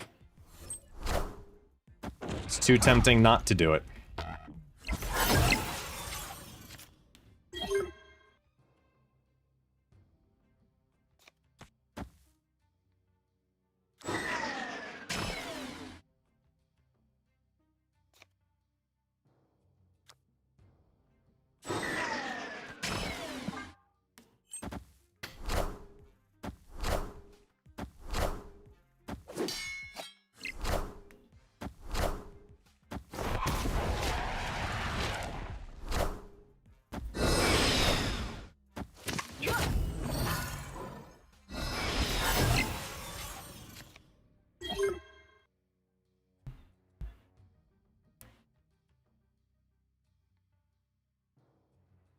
Opponent snapped.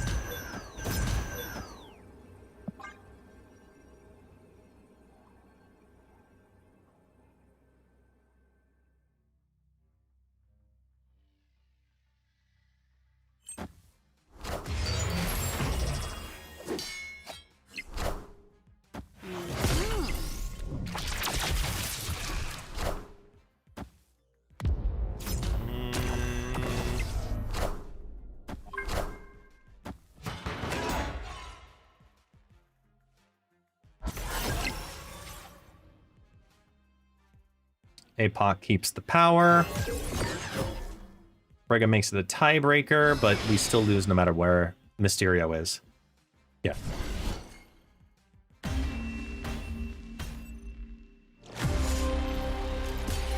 Boom, boom.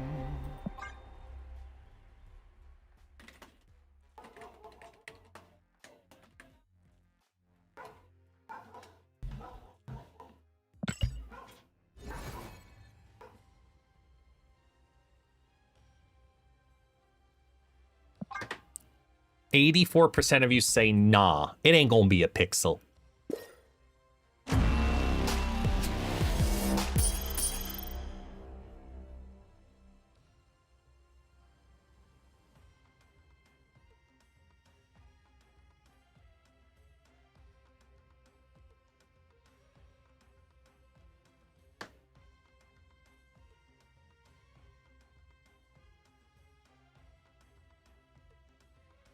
I mean, it's not, yeah, it's not a pixel, but...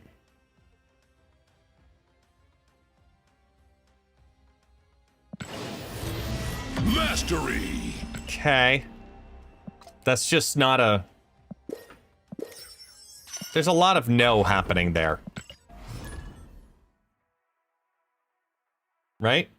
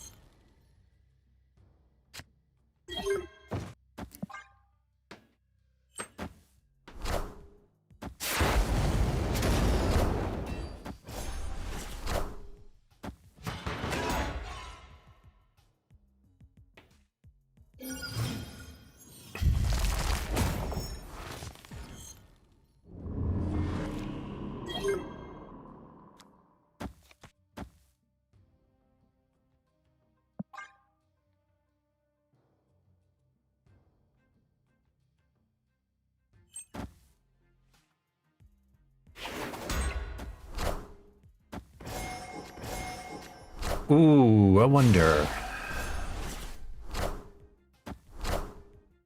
Spider-Ham, don't fuck this up for me. I have an idea. Okay, let me have my fun.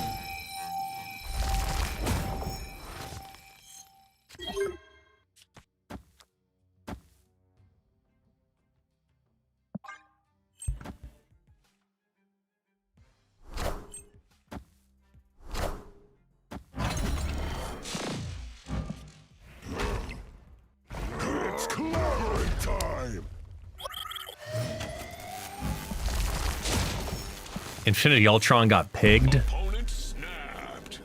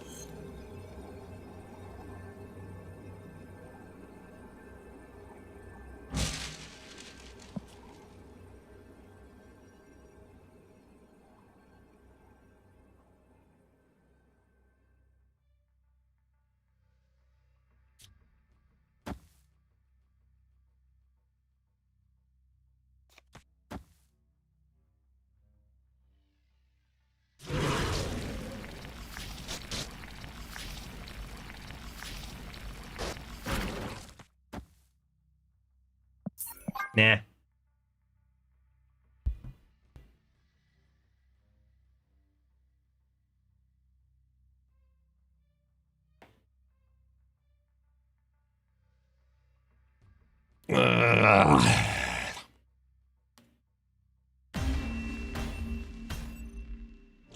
Nada.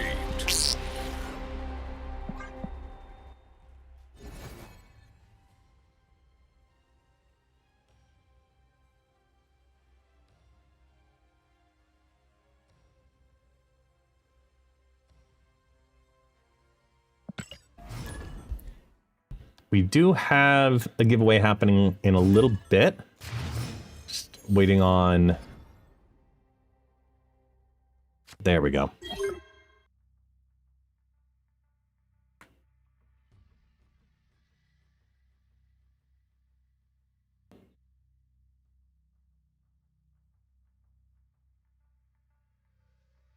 There they are.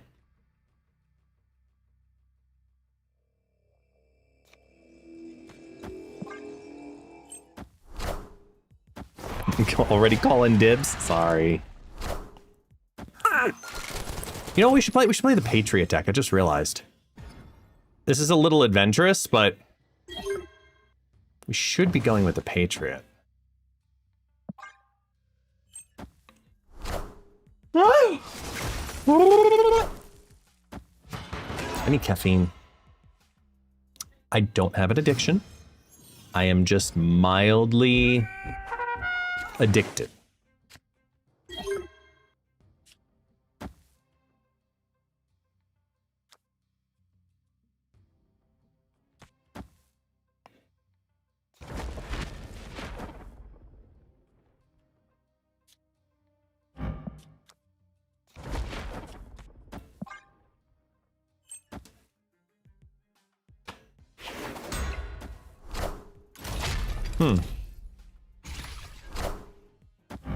Can't believe high card. Okay.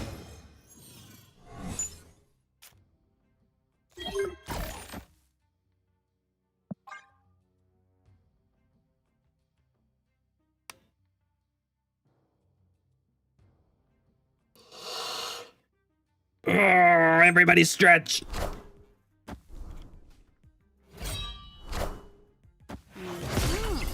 Ah.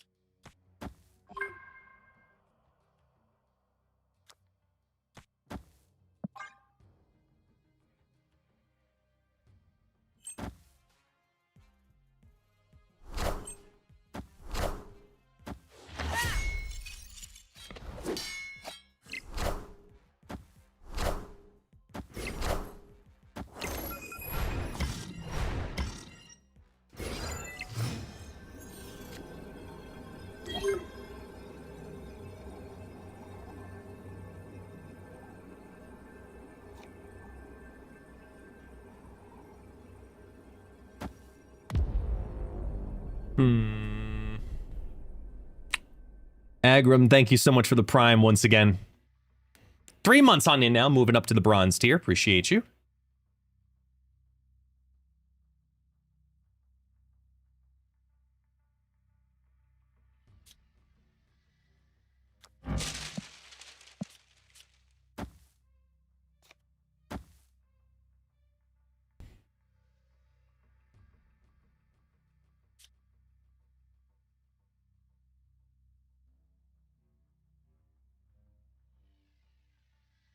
Ew.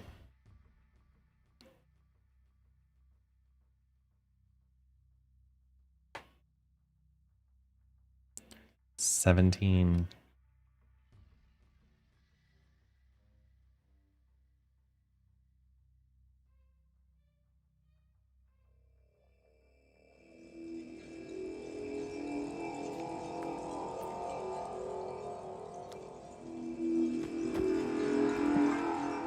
Did I miss another sub earlier? Let me see. Oh, and Weird Gonzo. Thank you so much for that. I apologize. I did not hear Weird Gonzo. I'm only subbing because A, this is a banger tune, and B, because now there's only 154 subs left to reach the goal. Yes! Baby steps. How do Prime subs work? Are they US only? I don't believe so. Actually, I actually don't know. Are there international Twitch Prime subs? Amazon Prime, Twitch Prime, you know what I mean? I actually did not know that one.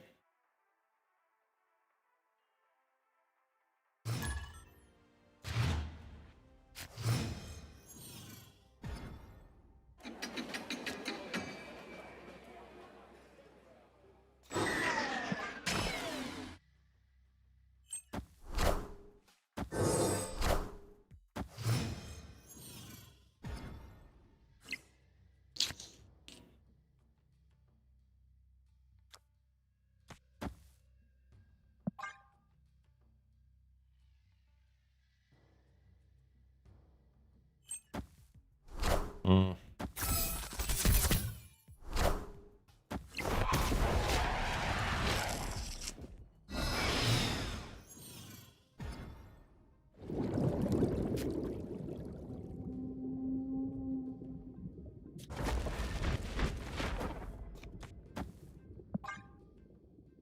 And we Frigga. Infinity Ultron.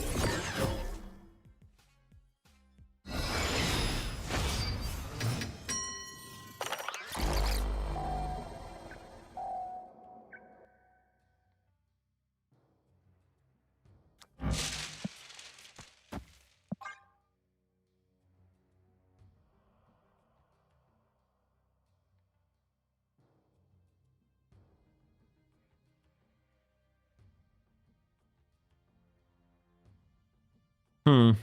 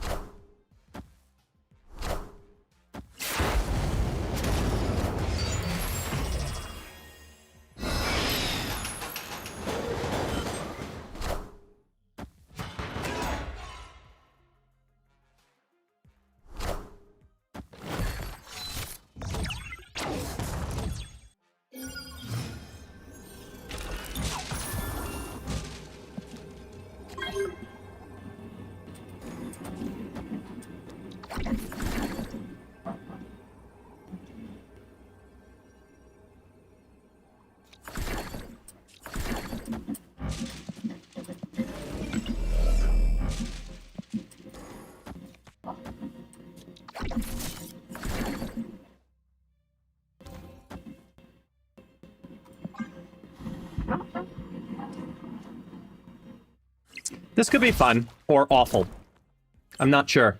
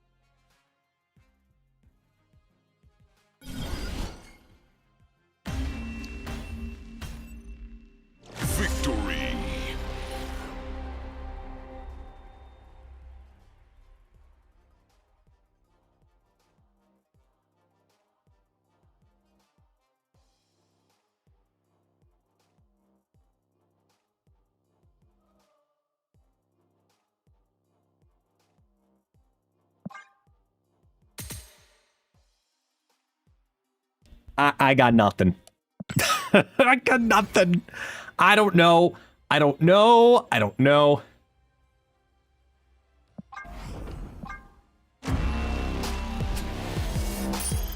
Oh, the Magneto brings us to mastery. We have the Magneto mastery now. He's done. Add him to the list. He is number... No. There's more than that. Shang-Chi's the last one there? Doom's almost there, so... He is number 15. Magneto. 15 on the mastery list. We cooking. We're cooking. We're trying some things and stuff and things and stuff.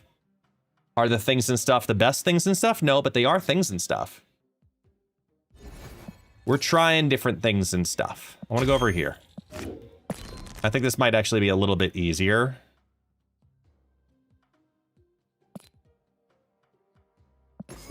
For what we want to do. So let's do this.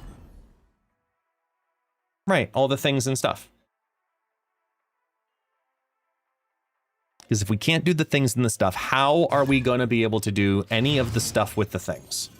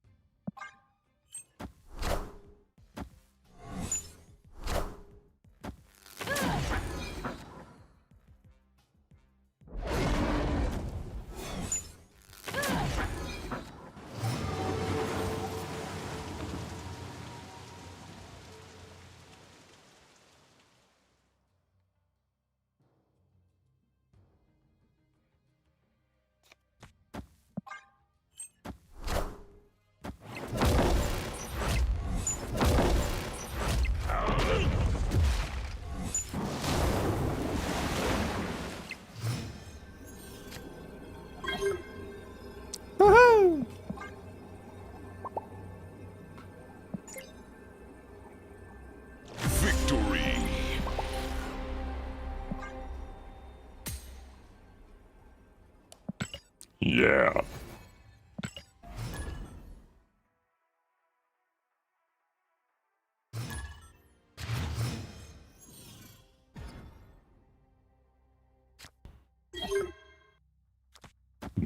Do.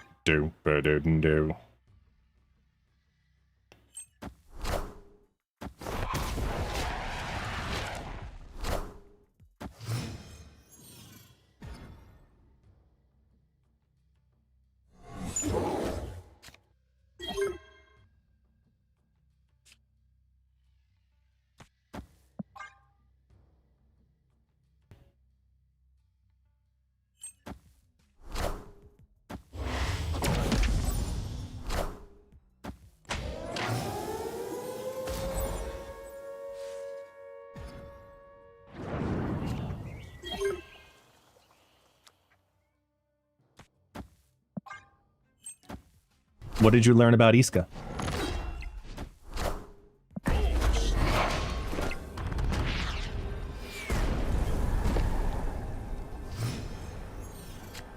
Opponent snapped.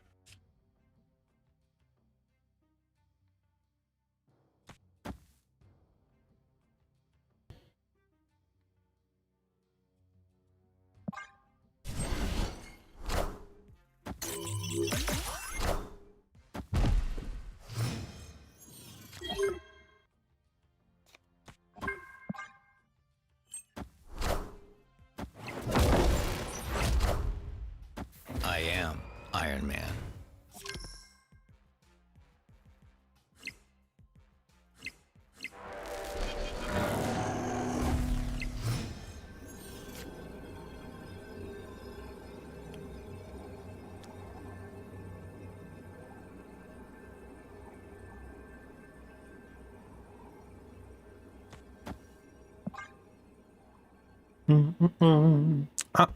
Wellness check. Thank you. Thank you so much for It's More. Oh, lower back. Strings on me. Oh.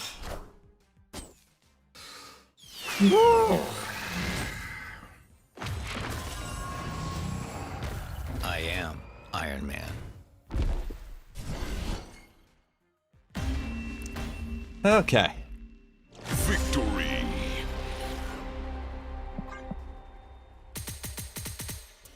Let's steal 8 there.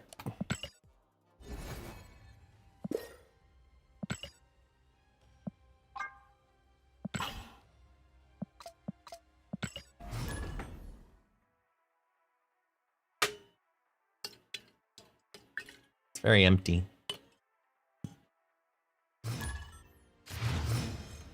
Question about effectively optimizingly using the website to get the season pass. Go for it. What is the question?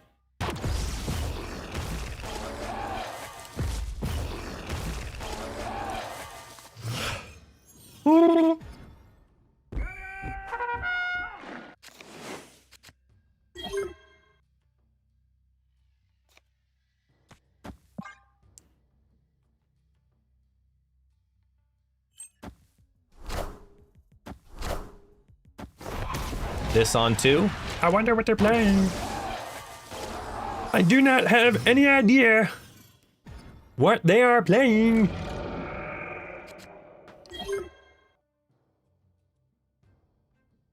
Folks, I am dumbfounded.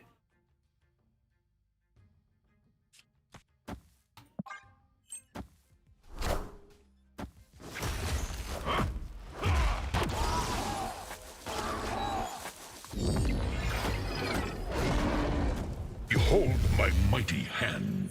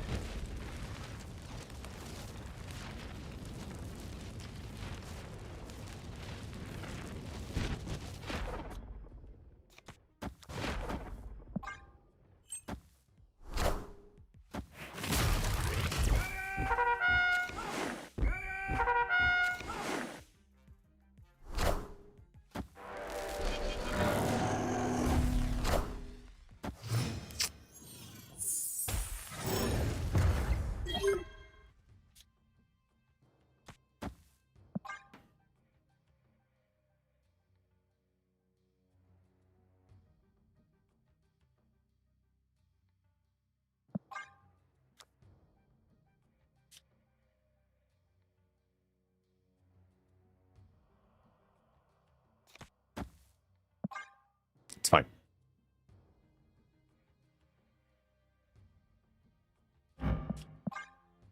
No, it's not. That needs to be now.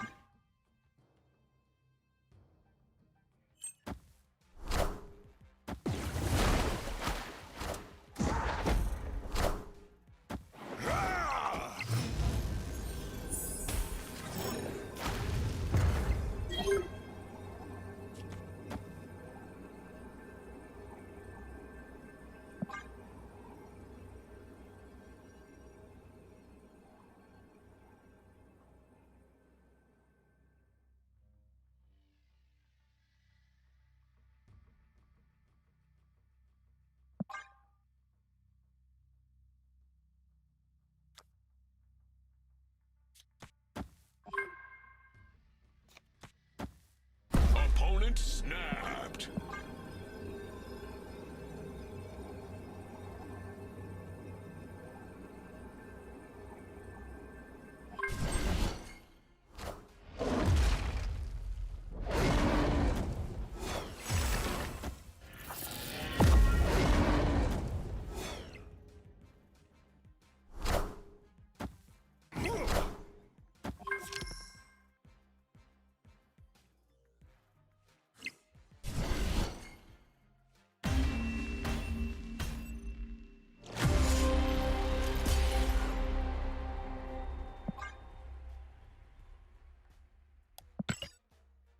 Wow.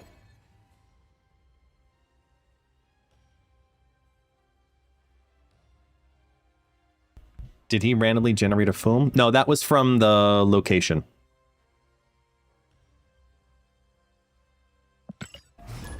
The location gave a 0 power version of the card automatically on turn 3.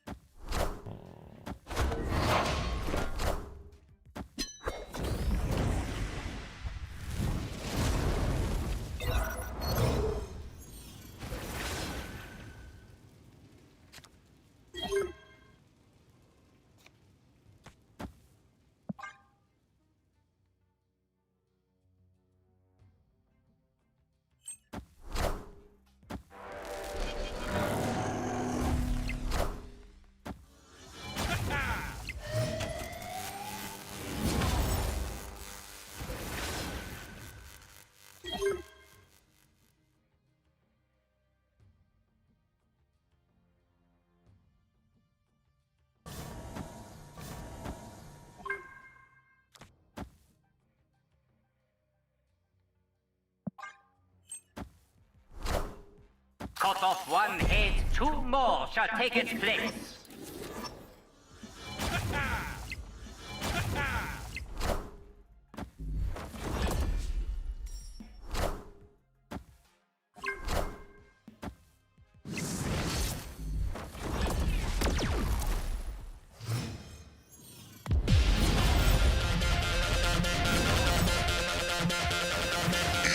It's coffee time. Who wants coffee? I just made a I'm sorry, what? It's coffee time. Someone bought merch!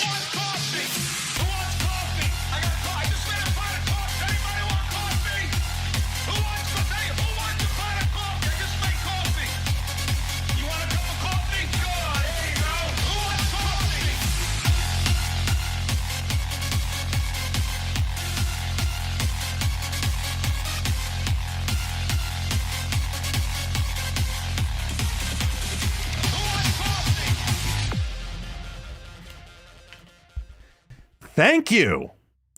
Thank you, thank you, thank you, thank you so much for that.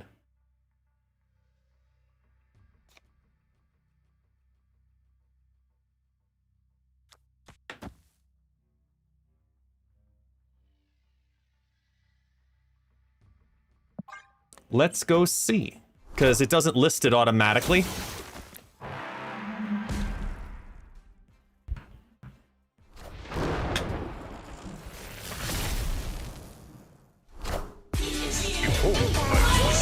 And now the Peekaboo?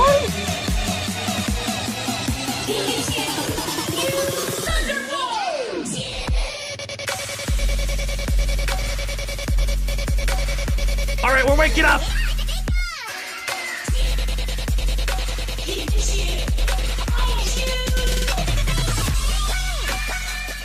There we go. Yeah.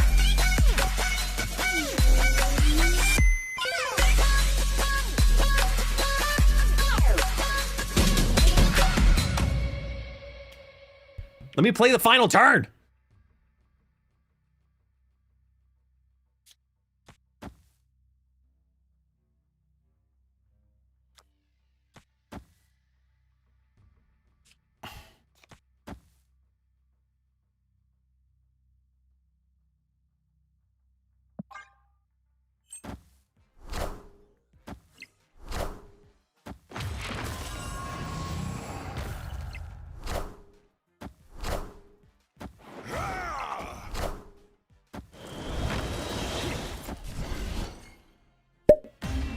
And I've been Chibified.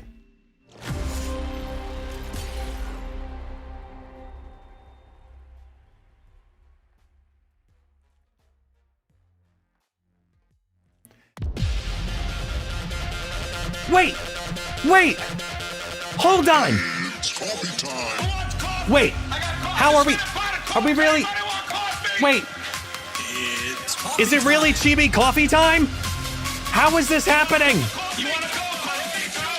Okay, dance. Yeah. Go, go, go, go. What is going on?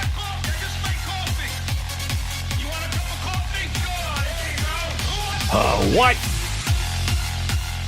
I don't know what's going on. Coffee time. I don't know what's going on.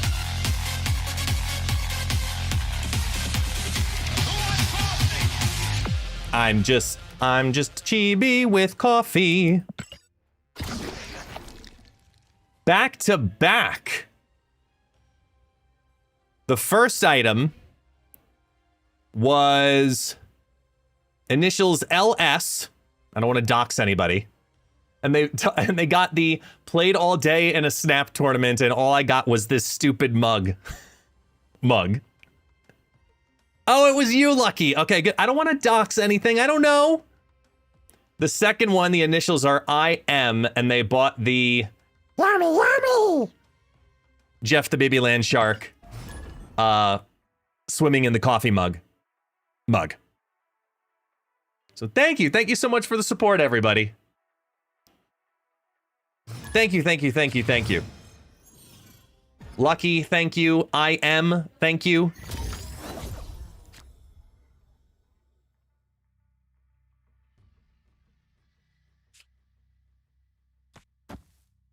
Why is Isca not in this deck? Because I didn't build the deck with Isca? I just didn't. I don't know. Why am I missing my shortcuts to...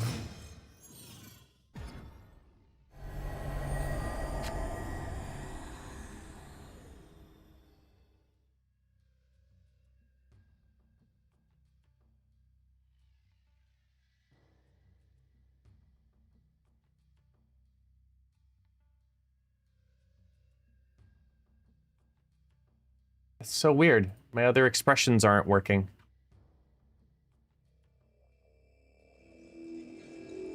Control 1, 2, 3, and 4.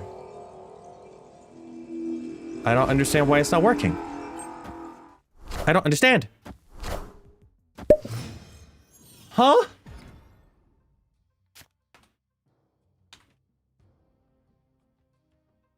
That's weird.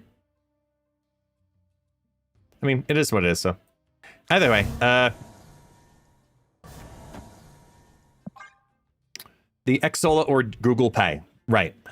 I would always say Google Pay. That's just me personally on my own experiences, though.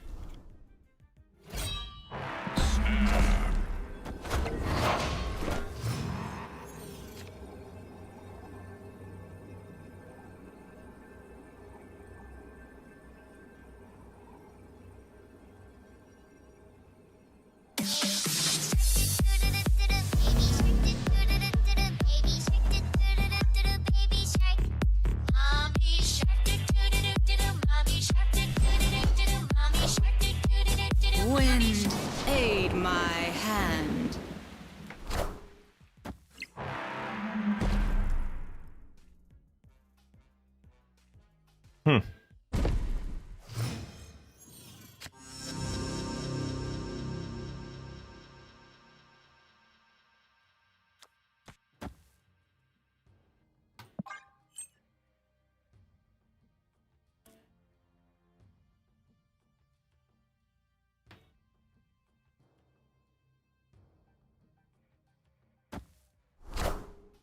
I'm coming for you. Are ye worthy?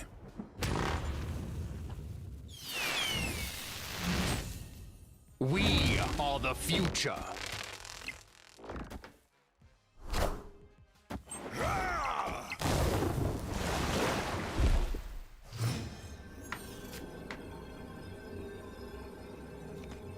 All right.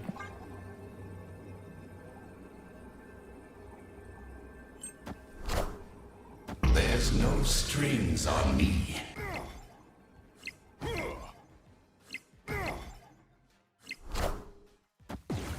Yay, bot. Yeah.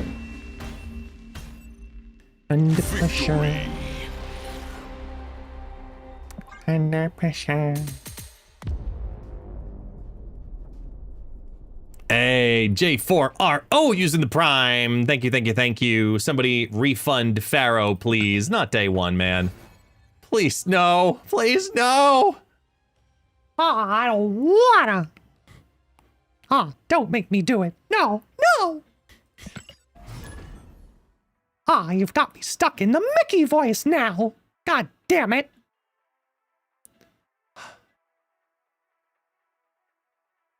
I'm not okay with this. Pharaoh with the Mickey time. I'm mildly upset. Do you know why, kids? Ah, that's because it's been way too long. And I haven't done this voice in a long time. So, it's difficult. Ah.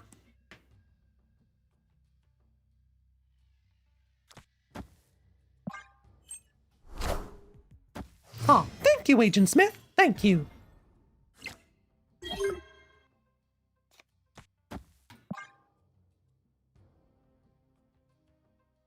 Hmm.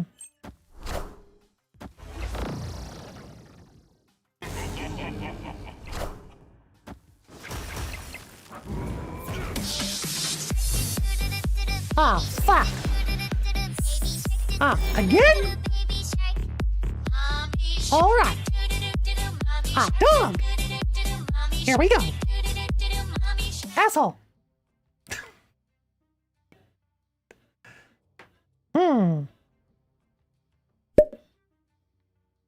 God damn it, you re-Chibified me too.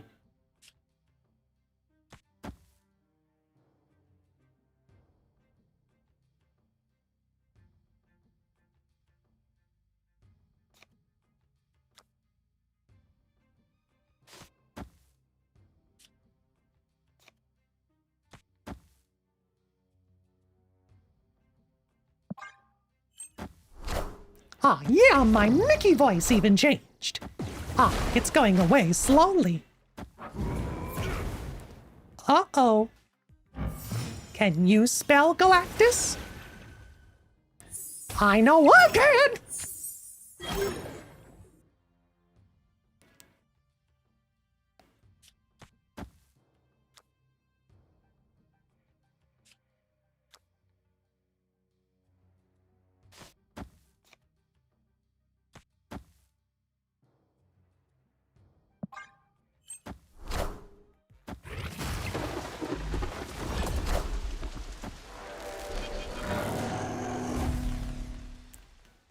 Aha! Victory.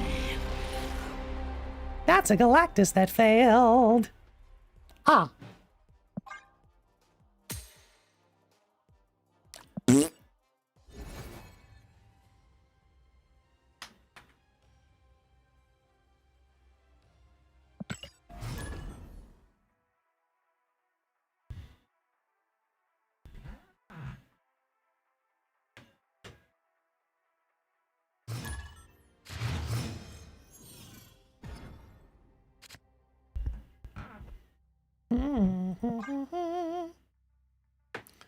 Ah.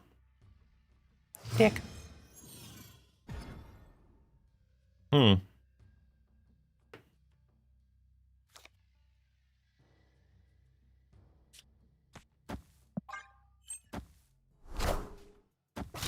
Ugh. Just ugh.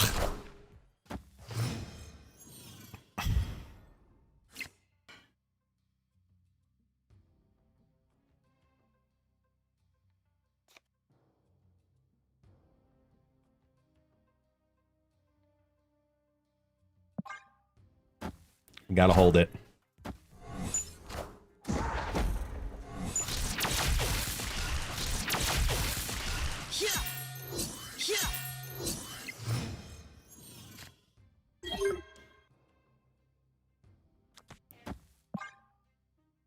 Are they going to get rid of Sinister London now?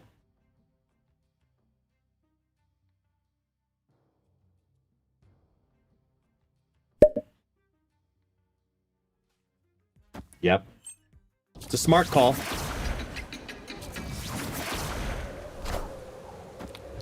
Oh! Oh! Oh!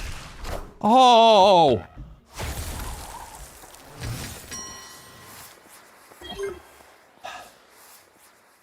Okay.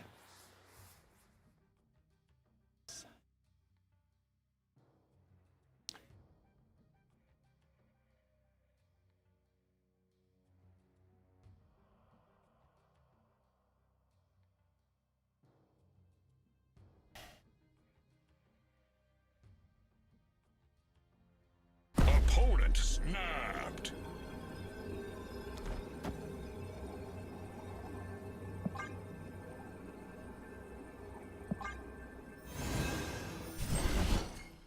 Just power.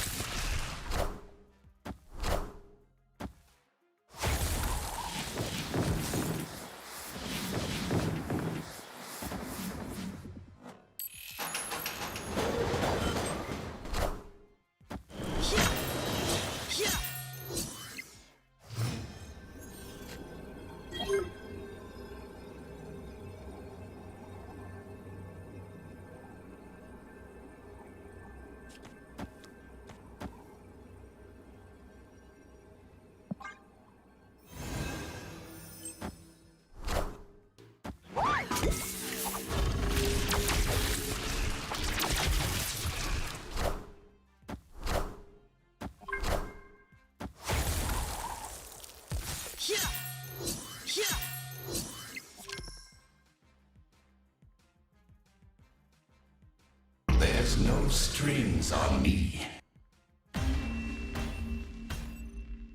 Come on.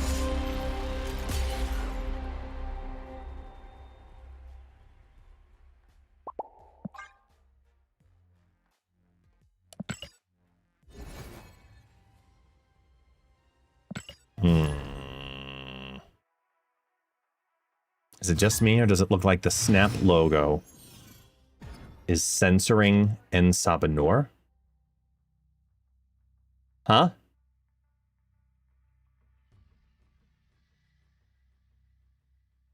What?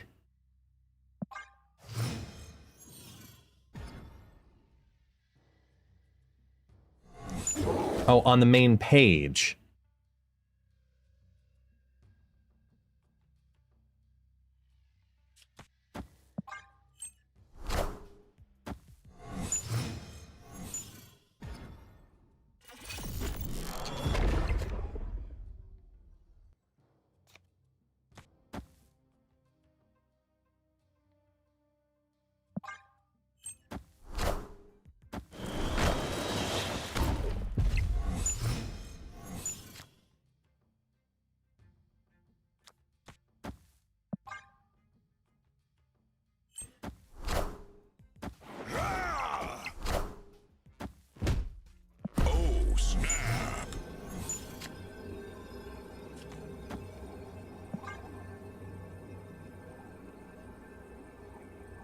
Yes, Marvel Snap has a bot named Batman. Your point?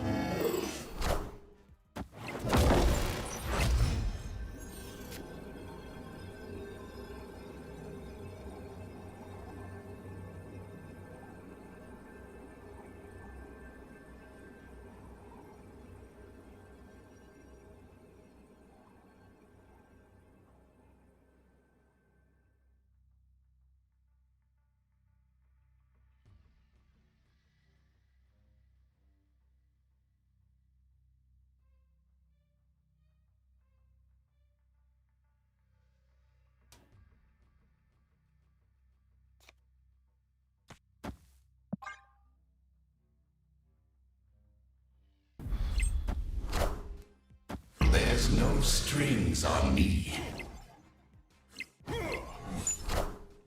Behold my mighty hand. Victory!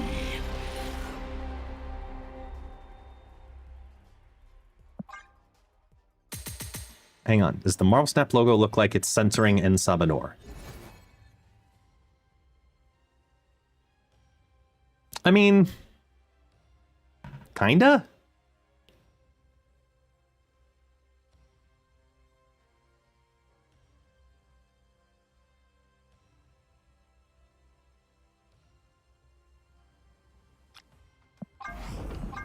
Because that's the variant. Him and his flowy... forget what this garment is called. And Sabah nude.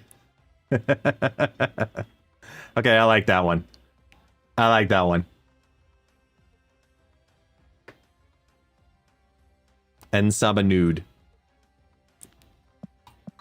Officially. He's showing too much leg? There's no such thing as too much lag. Hang on a second. I gotta refill my water because I'm like dying here. Wait. Taxi? Taxi? Taxi? Hi. I know you're comfortable, but I do need you to move. Can you just... maybe just kind of... maybe just a little... Just... there we go. Okay. Can we... I know. I'm sorry to wake you from your nap. Taxi? I love you. Thank you. I'm glad you love me too. We'll be right back. Everybody go to the bathroom, grab some water, and here, play the drop game.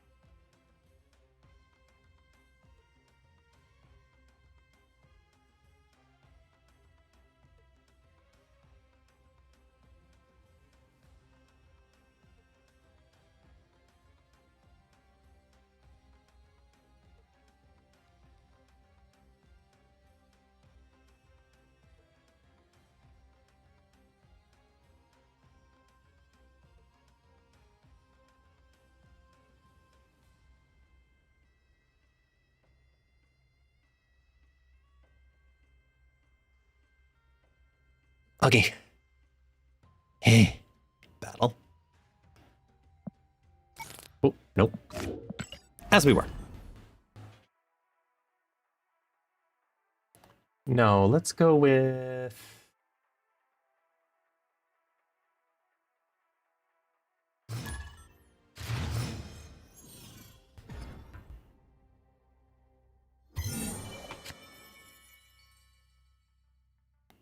Oh, it's Rex again.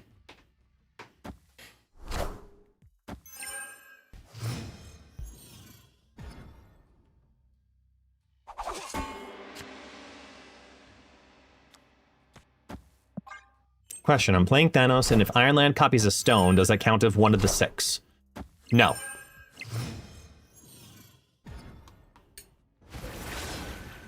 It copies the effect, not the entity.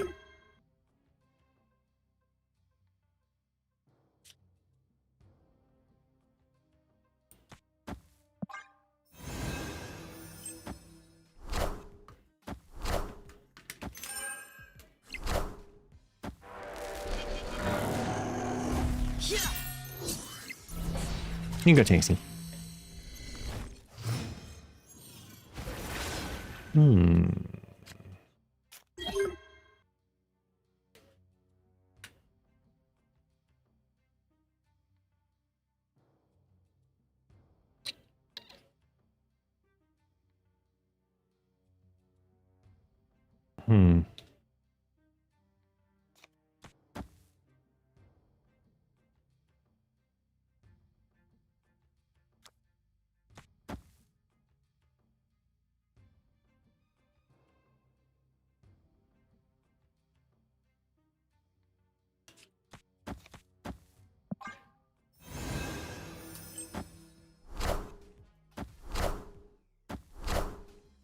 Good boy.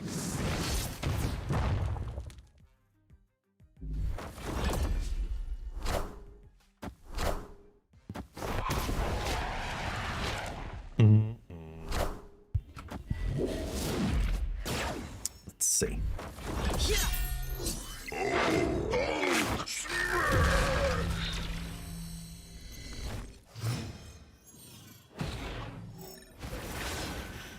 Oh boy, lots of fun stuff here now.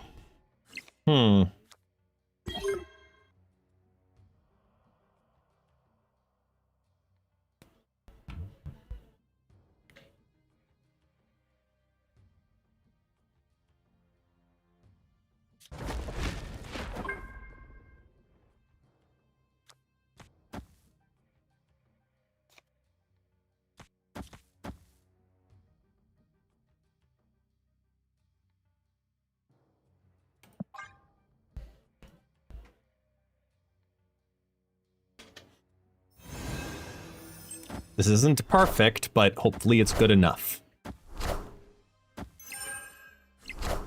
There's Isca.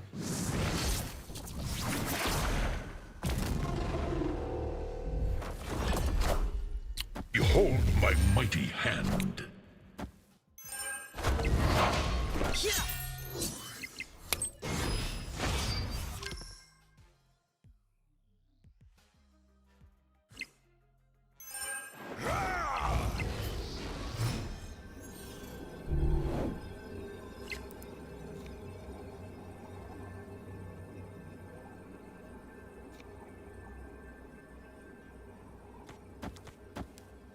That's fun. It's a lot of power to Isca.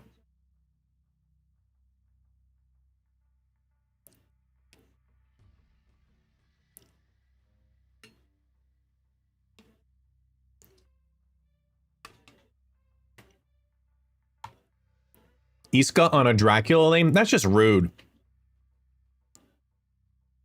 That's just straight up rude. Victory.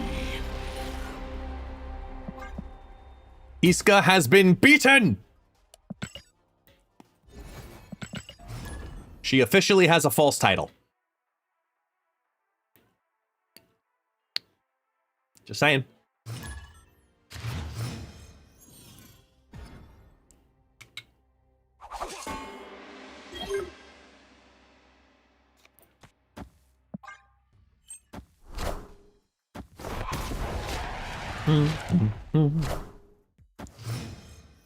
Ooh, agony.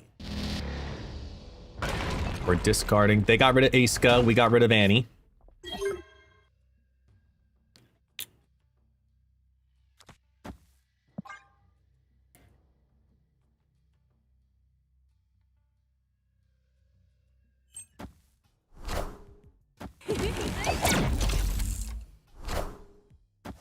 Oh, good. It's one of these.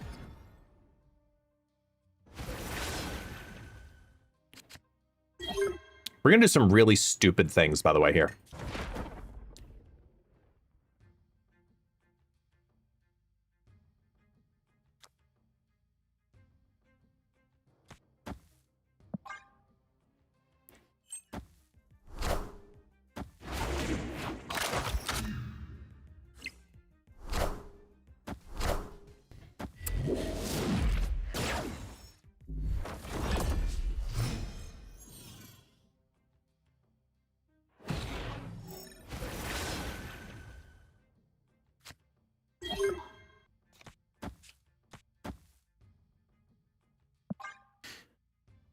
Screw it.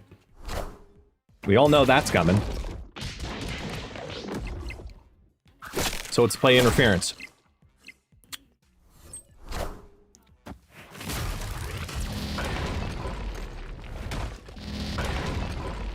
Got rid of Phantom X and Arnim Zola.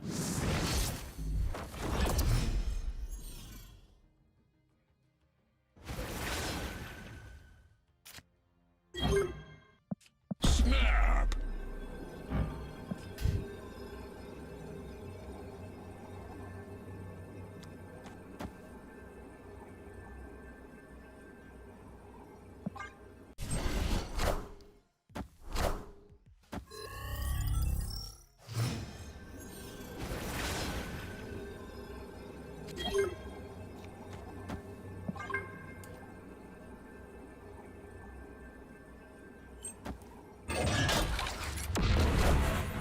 Minions to me. Behold my mighty hand. Oh well.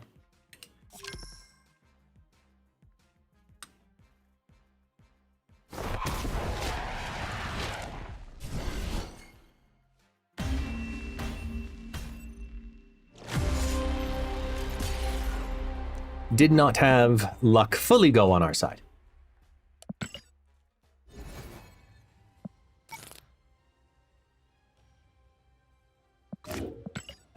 Meanwhile, let me just see something here.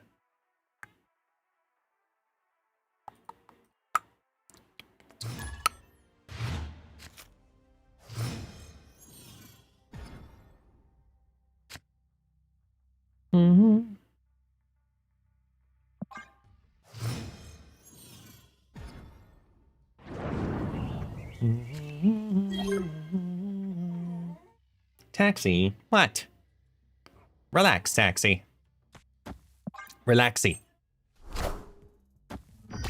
Already gotten enough treats today.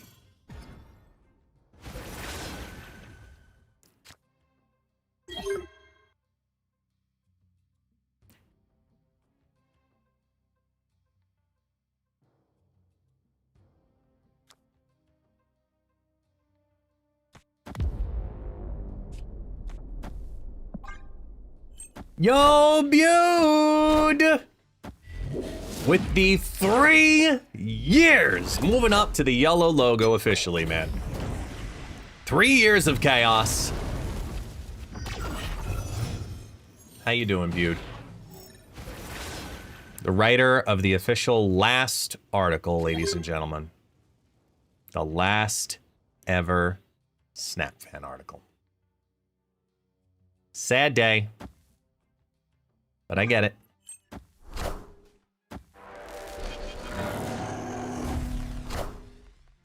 It's published now, right?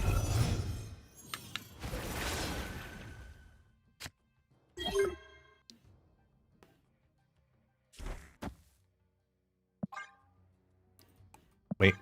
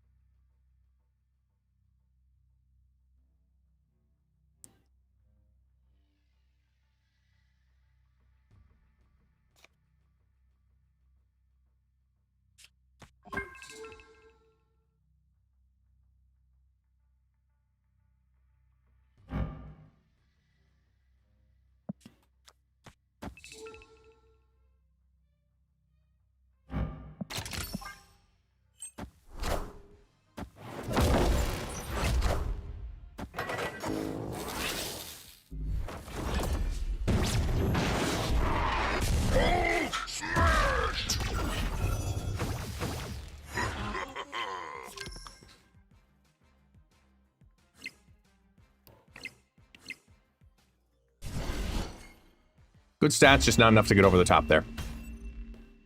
With the flip. I mean, the animation's just really cool. 100%. We just lose to it.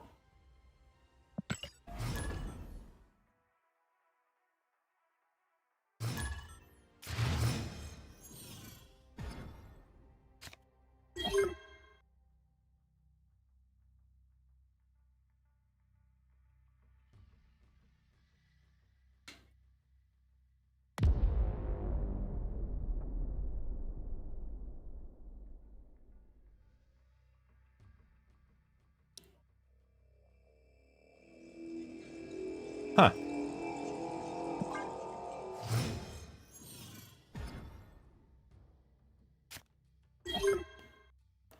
Let me go over here to open this. Because...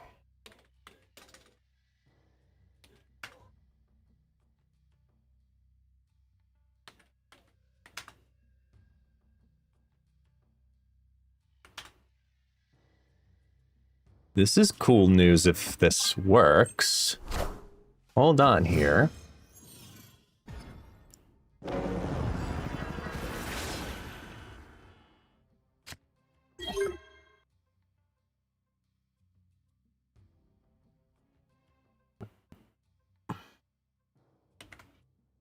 It's okay. So first off, Neo Dog with the 5 months. Thank you so much for the Prime again. Stand by. Hold on. Wait a minute. Bear with me.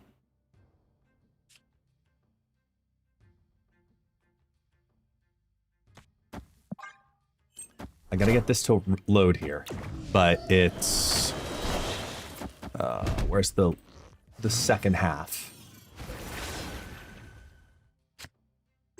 There it is.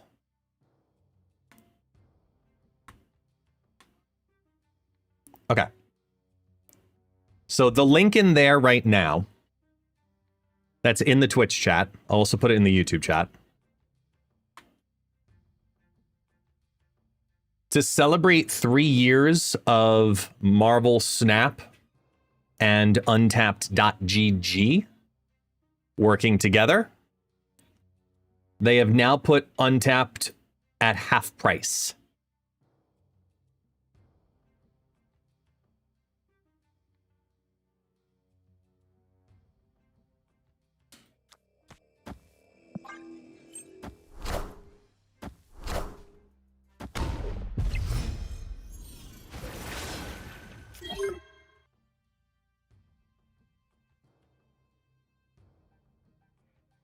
Yeah, use my link. Can't tell you that enough.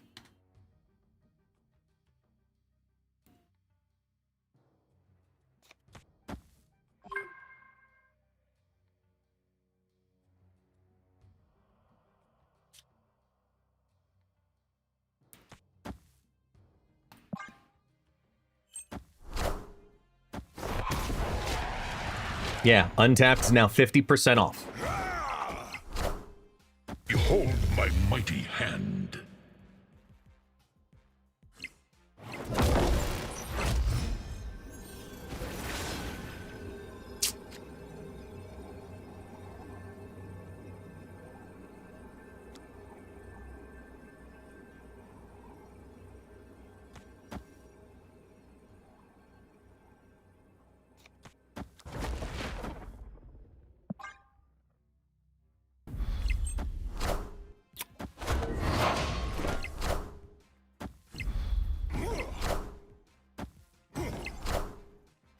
I am Iron Man.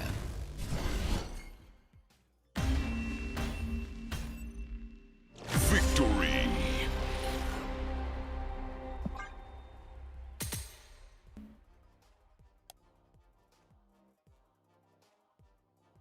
Does the Untapped sub work in other games?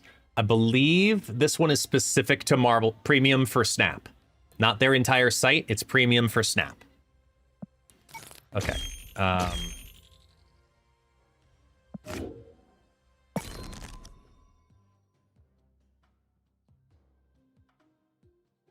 Let's throw this in there.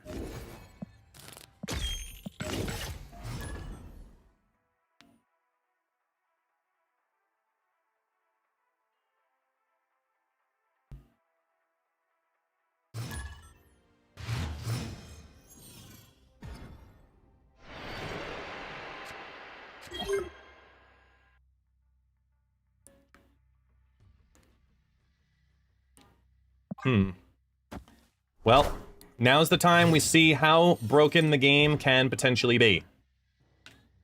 Y'all ready for that?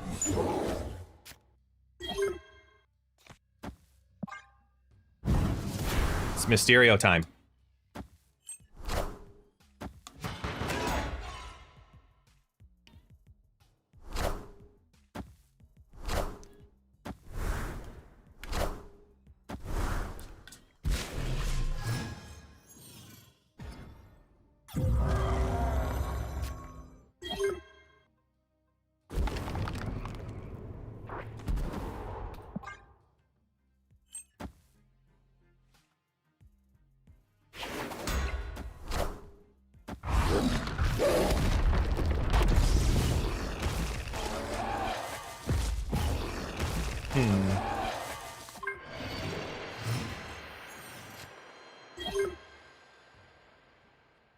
Locations first.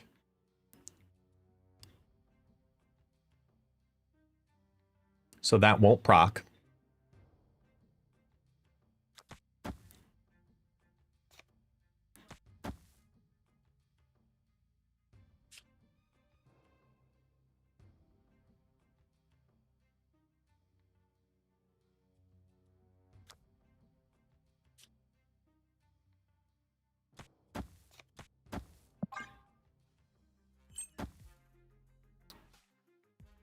Lucky, I don't know if it'll get to you in time for that, but it might. By the end of the week this week. Just based on past print and ship patterns.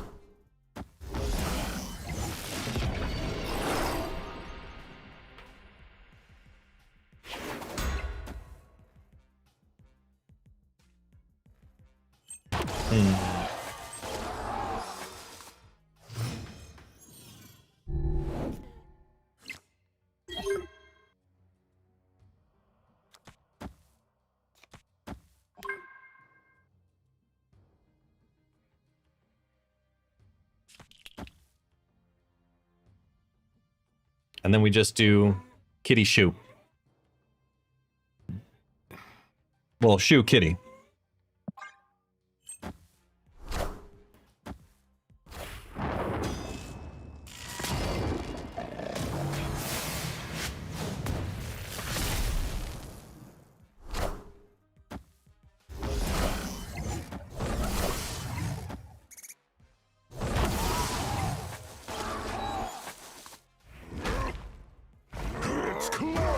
Oh, dick.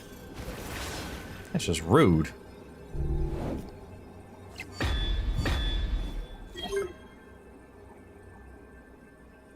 Now I have options.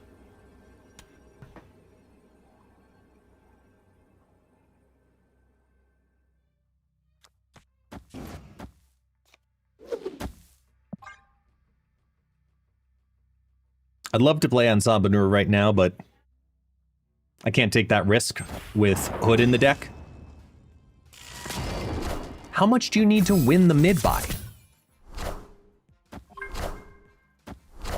Which one are they going to flip? It's random.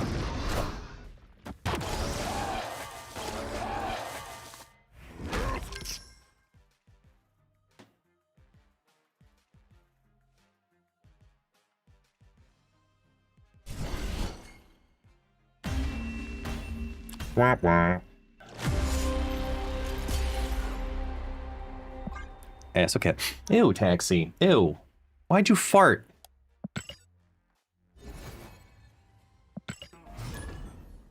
Really? Here.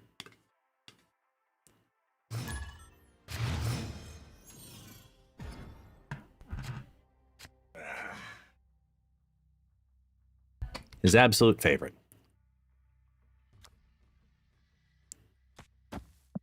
There.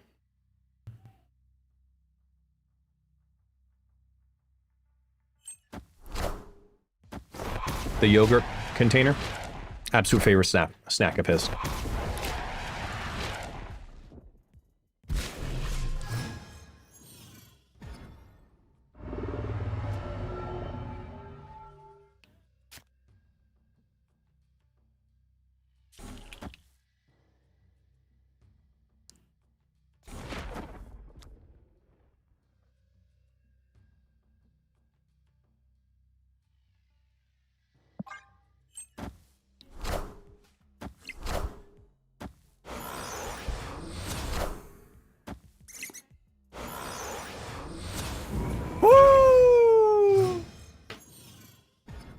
And Sabah who?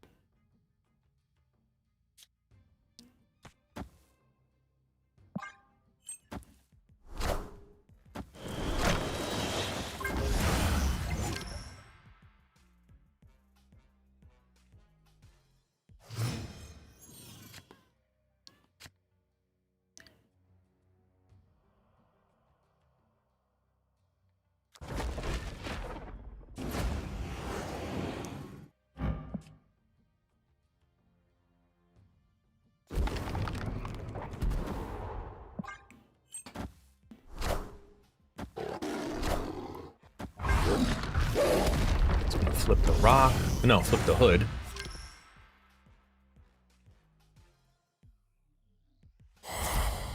And it vipers over the rock. Interesting.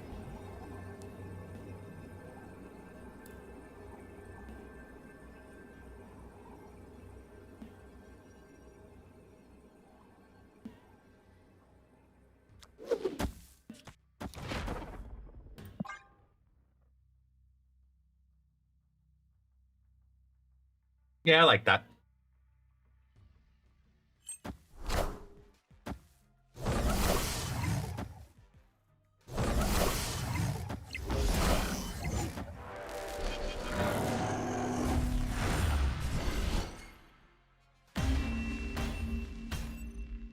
Victory. Okay.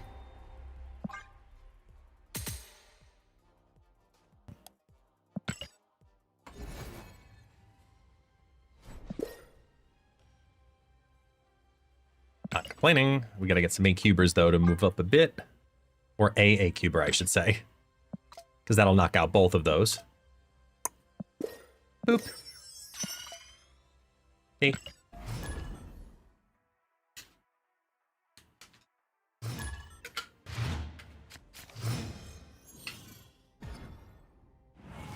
Wow.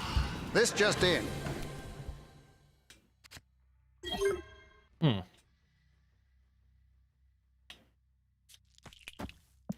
They have the Daredevil. They have been scarred.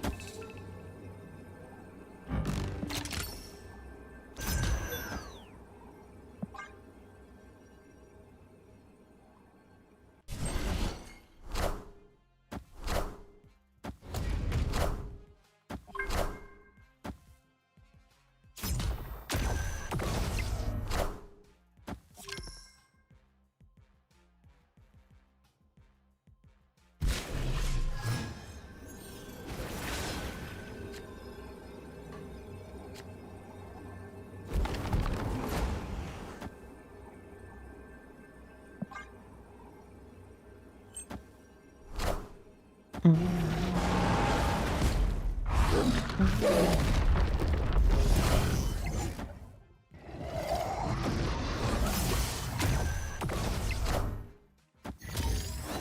love the Matt bot.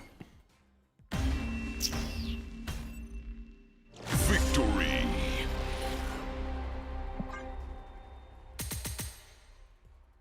Steel 4, thank you.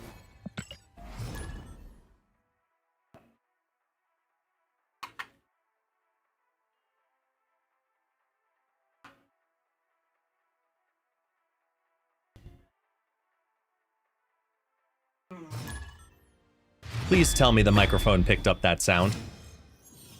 Did the microphone catch that sound? Of my obnoxious little dog? Yeah, you. Wow. How rude.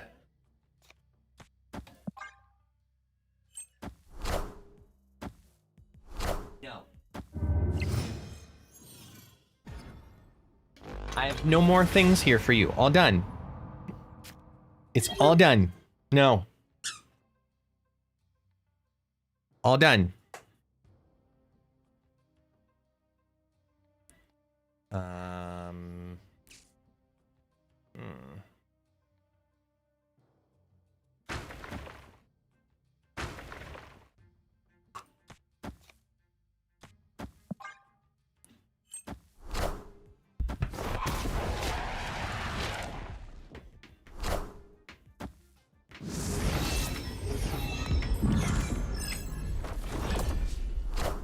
Hey, Murphy! Jesus, Murphy, 85. Thank you so much for the Prime. Welcome officially to the guest list. Thank you, thank you, thank you.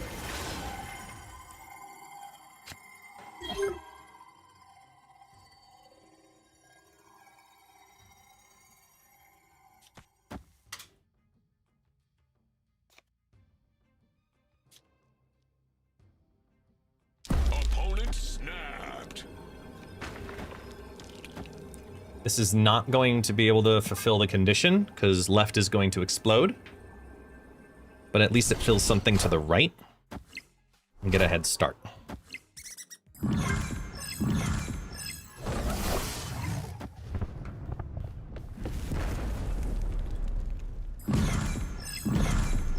Mm-hmm.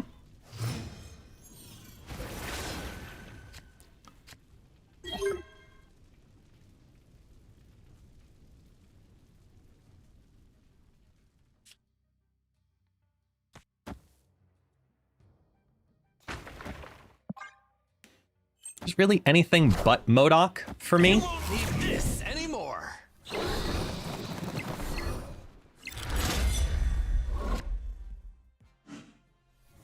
They have the Conchu, so that's going to be 20 in the left.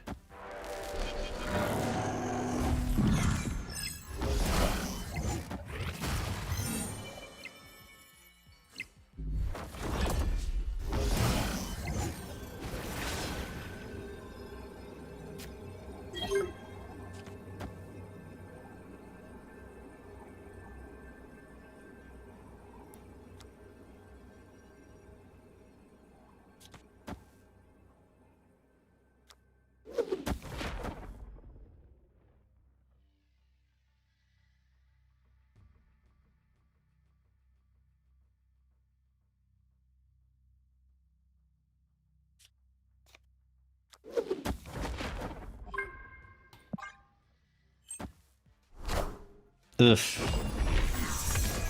Ugh. Oh, okay. Think we still lose the left? Apocalypse. Really?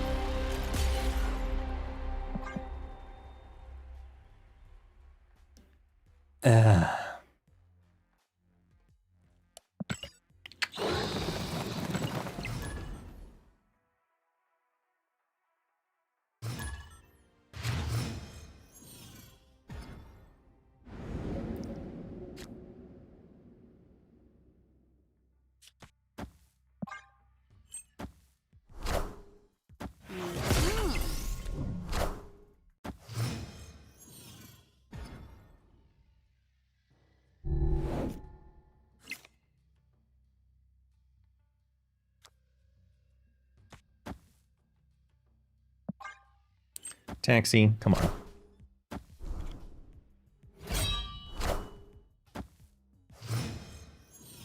The robots are attacking the gate!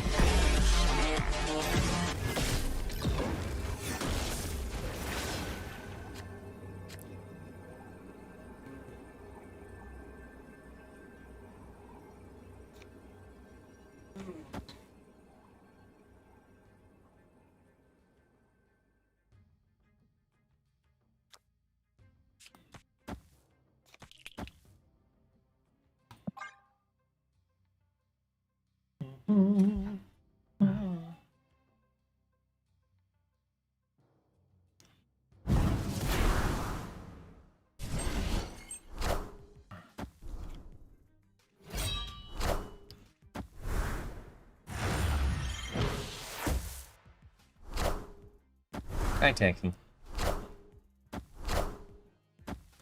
Hi. How can I help you? Opponent snapped.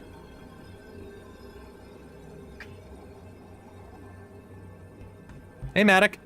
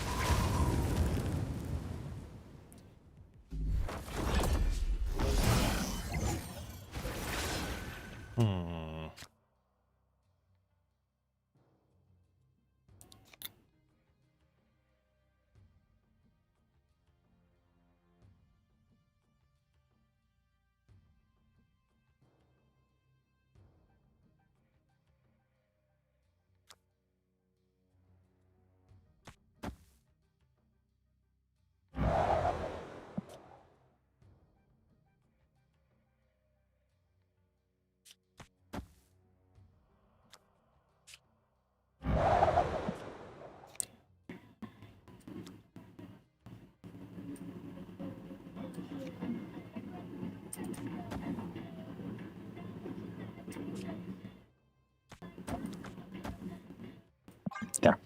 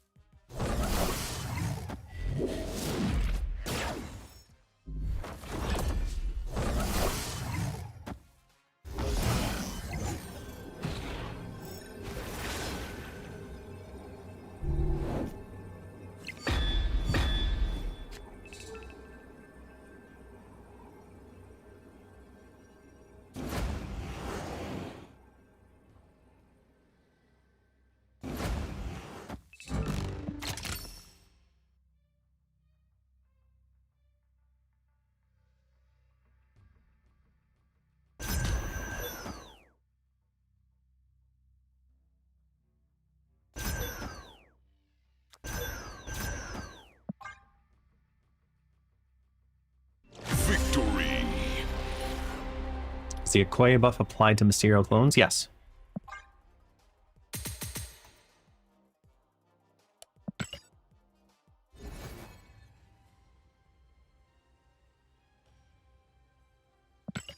Yes, happy new season indeed. Mysterio is not an on reveal. That might be a part of the reason for it. If you take a look down there, if you're on the landscape side, it's not an on reveal. And Lucky, yes, I will say that Sparky is a good move card.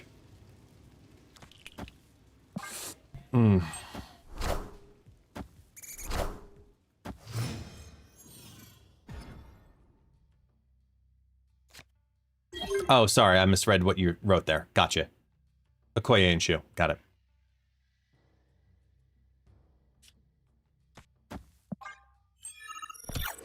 Yeah, but they refer very differently because also remember when you play out Mysterio, the playing of illusions registers left to right, hence why the reveal 1, 2, 3. So you could say similarly in their effect that it's going to affect just the first card. So if you were to do Shu Lao onto Mysterios, it would be very different. Because it's only playing the last card here.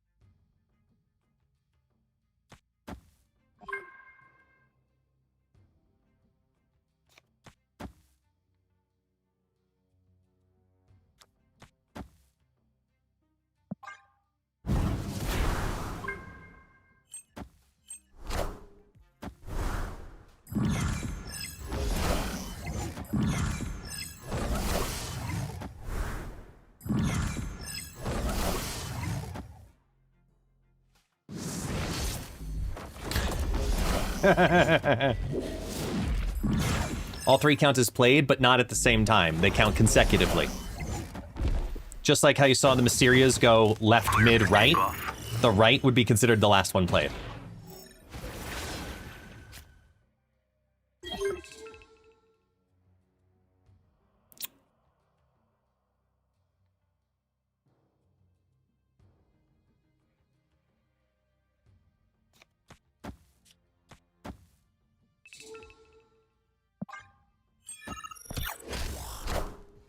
Played the real on the right.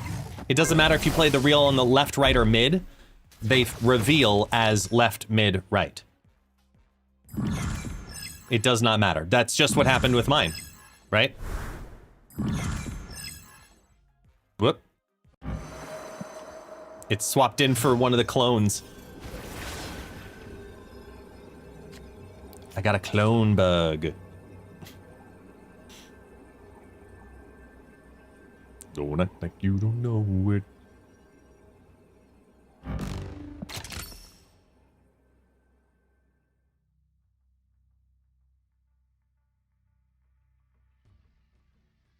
Victory.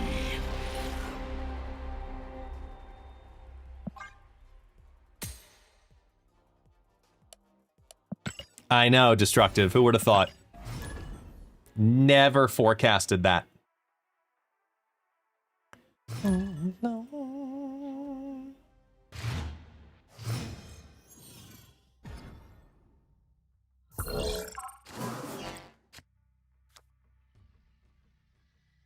But guy.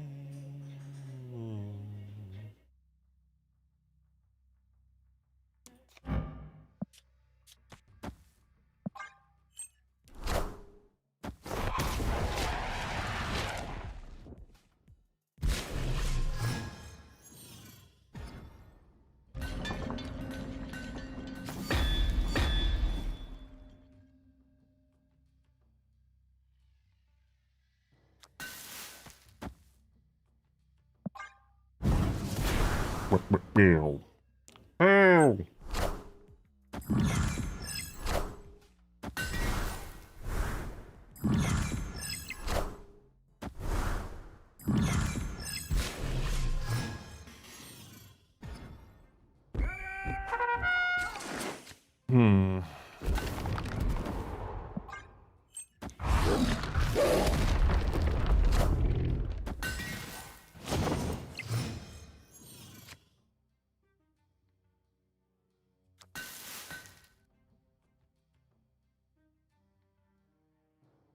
Yeah.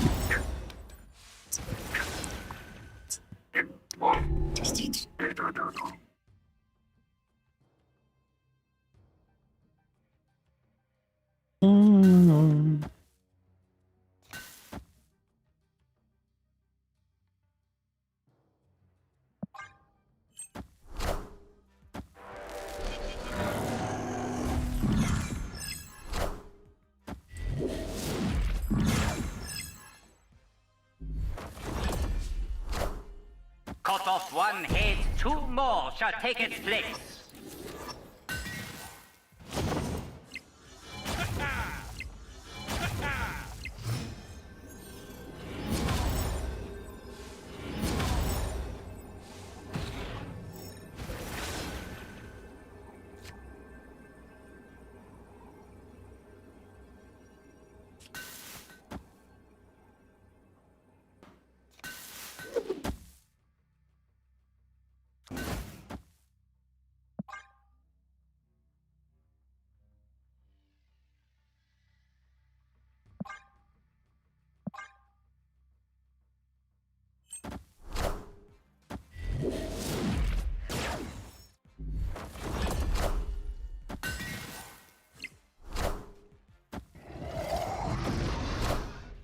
Power must be controlled.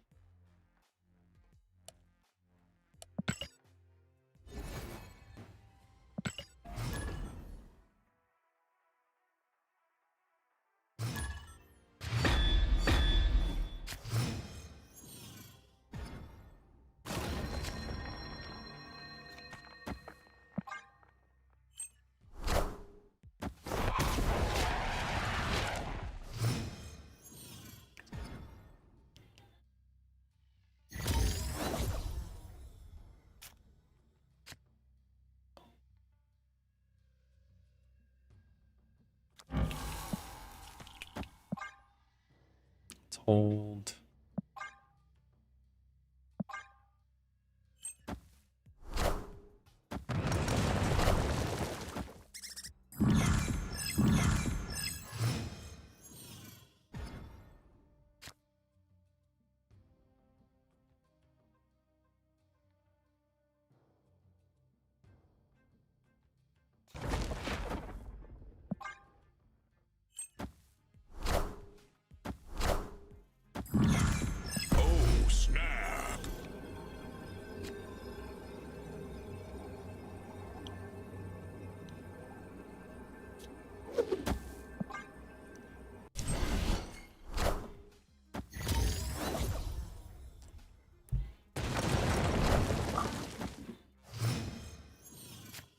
Opponent snapped.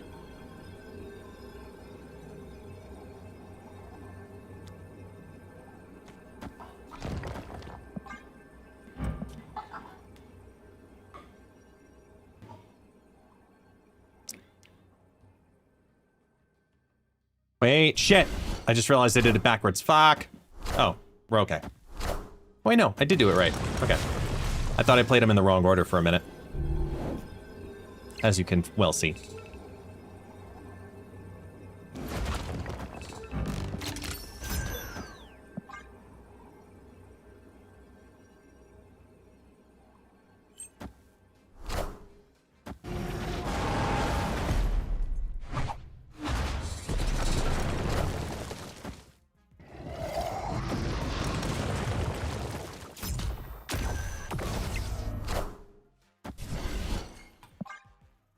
Yay. Victory.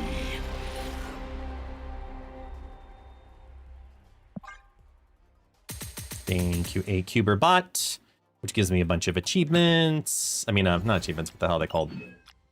Bounties. We got this one, and we got this one, and then we get this thing, and then we get this one, and then we get this one. Yeah. Credits. Oh, who said earlier to check the Conquest variant? I haven't looked. Who's the Conquest variant? Trad more.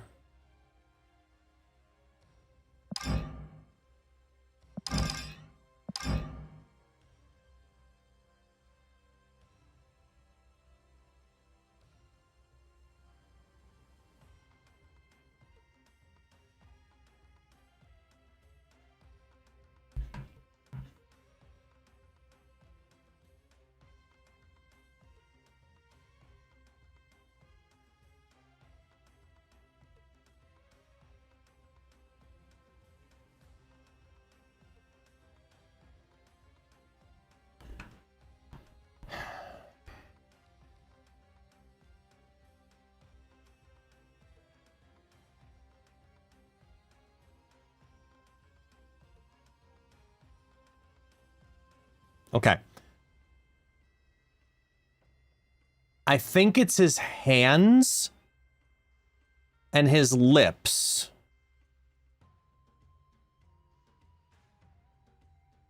That bothered me the most.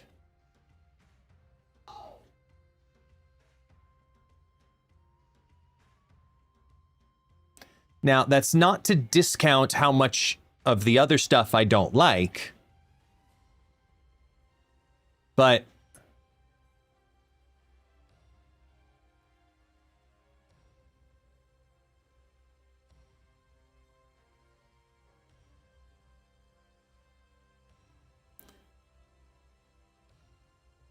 I mean, the lips are, I don't even think the word is sassy. The head posture is what makes him sassy.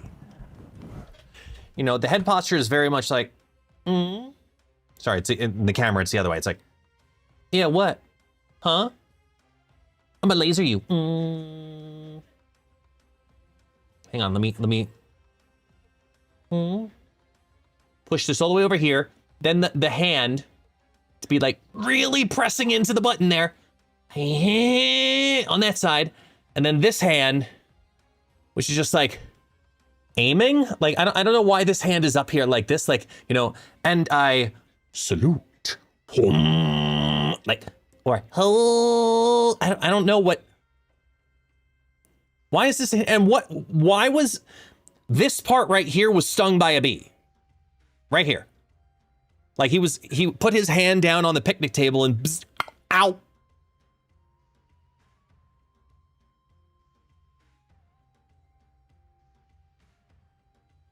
There. You gotta like wind up to it. What?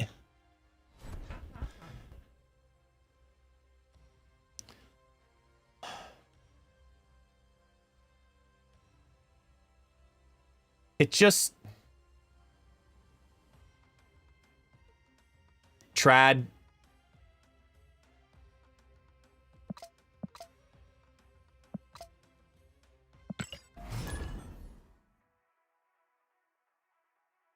He's got Scott's diva side. Yeah, 100%. He's like, Rogue, bitch, you better be cooking me my something. I want my jambalaya, motherfucker. Get your ass back over here. I will lasers out my ears. Get your ass over back here, huh?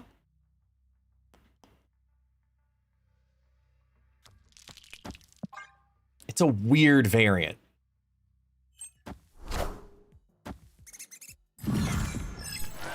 Like, really weird.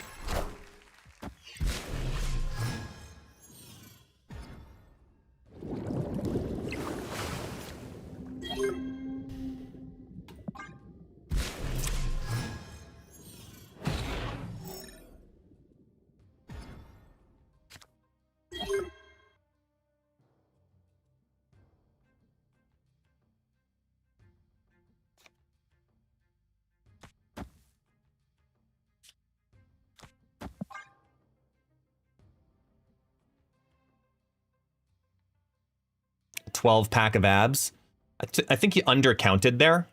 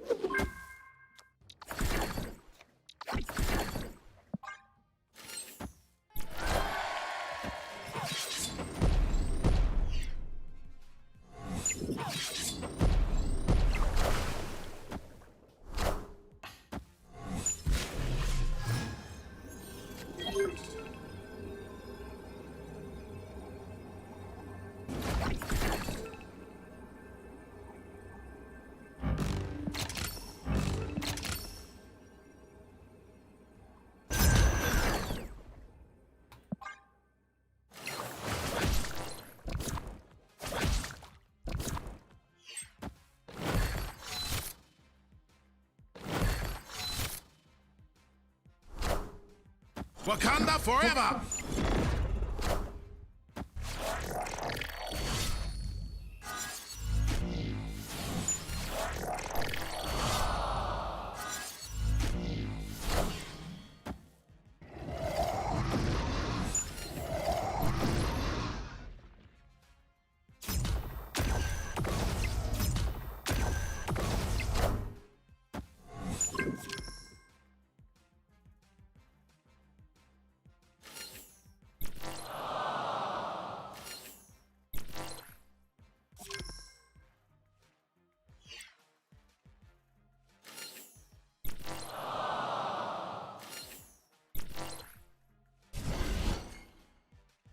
All right.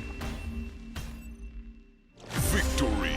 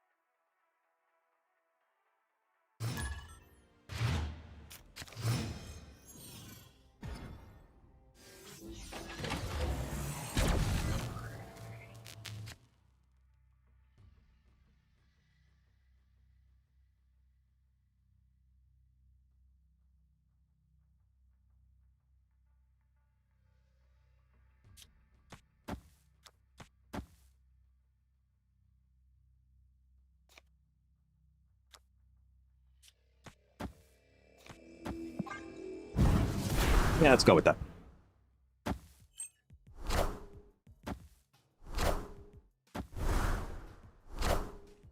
Lucky, it's either salami or mortadella.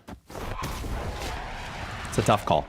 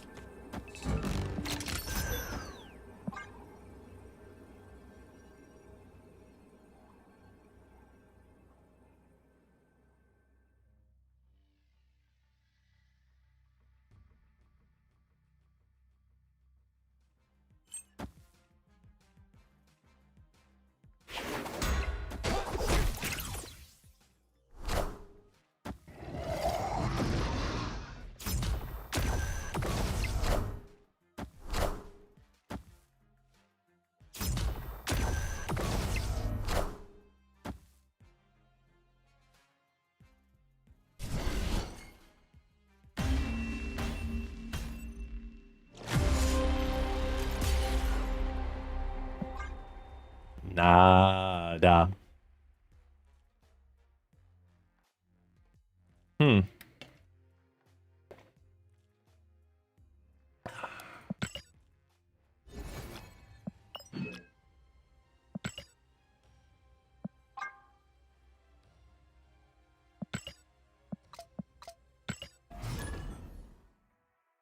There's going to be some optimizations in this.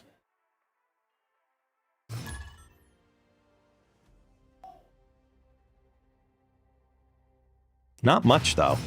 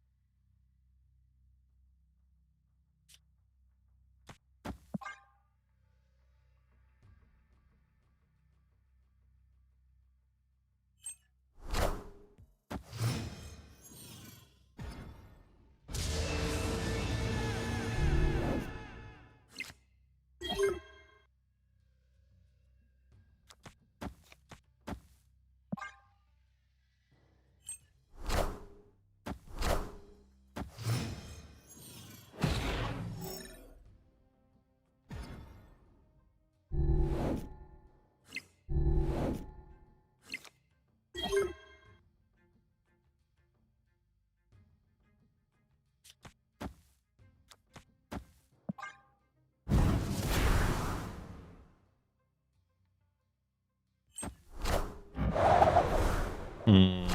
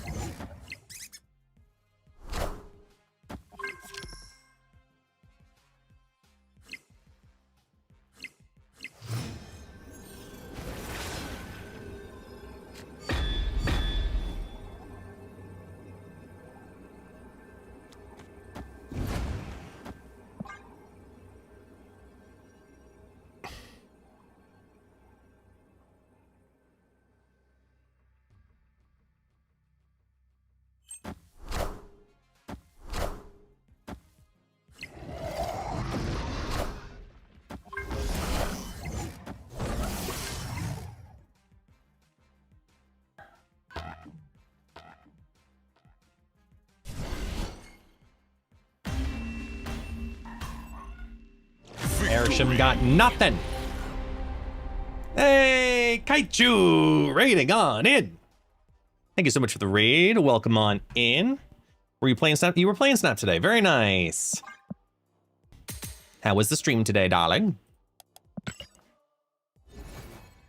It's got to be late for you. It's got to be almost midnight, right? Ow, taxi's hurting. Hold on. Ah, there we go. Okay.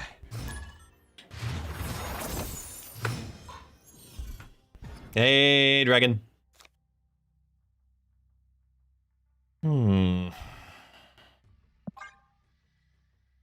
Hi, Texinho. The Quicksilver.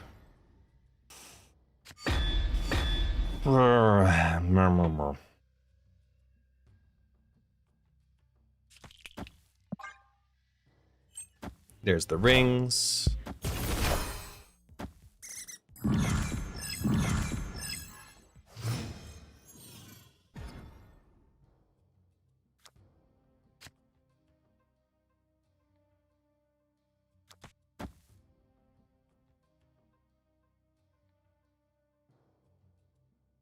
Oh, 10:30 by you? Okay, not too bad. Just a little later.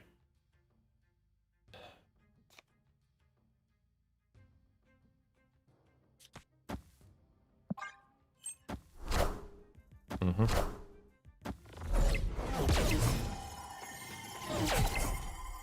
Okay, it's Wiccan time.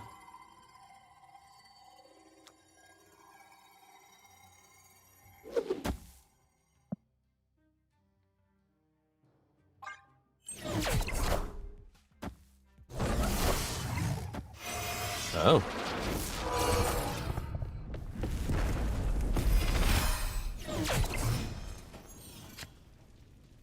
Opponent snapped.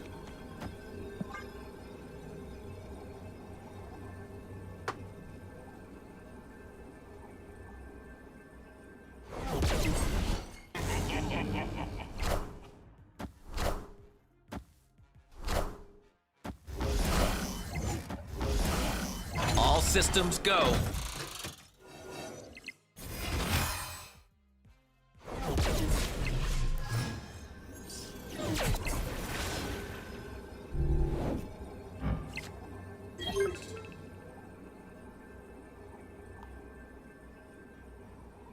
That's the one to flip.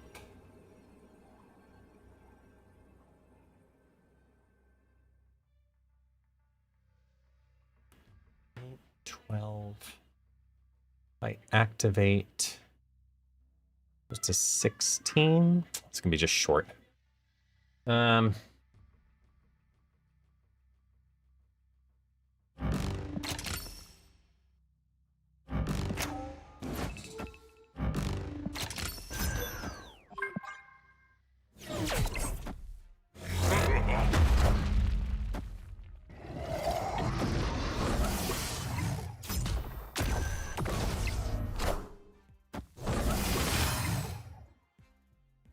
Ugh.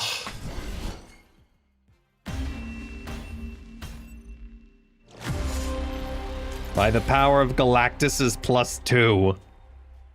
Ugh.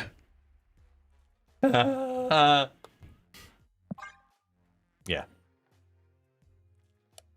I mean, it was Shoe Kitty. It was the right play, but... Ugh.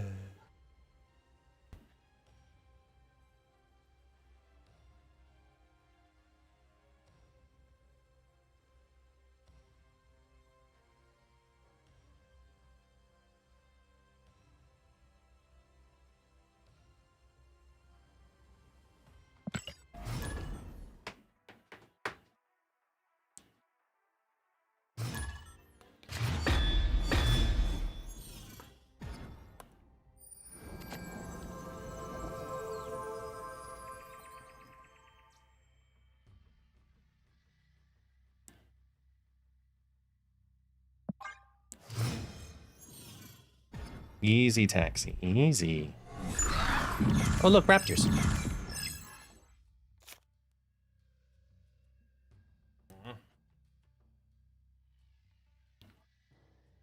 Big yawns.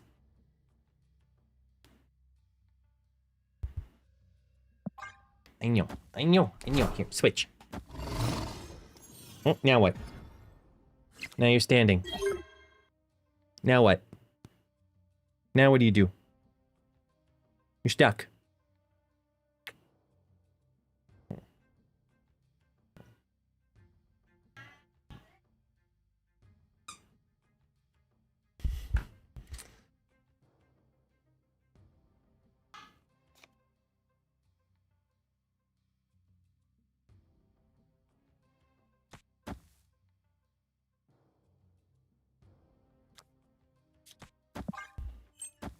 Avengers! Assemble.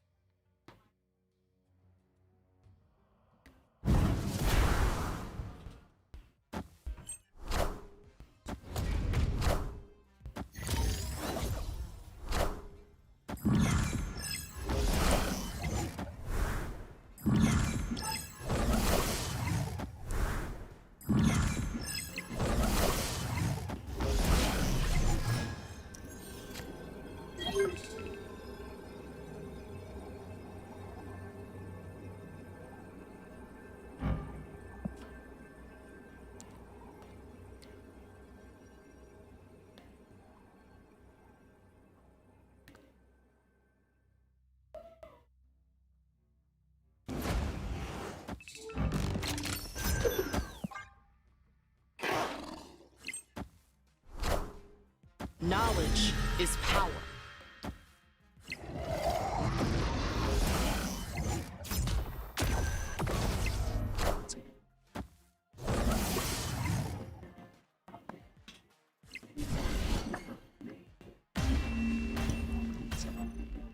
Victory!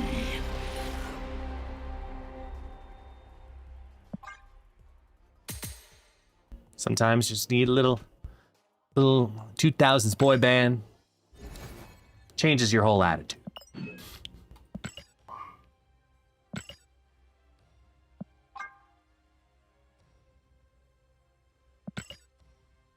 Epic! Yeah. Epic! Yeah.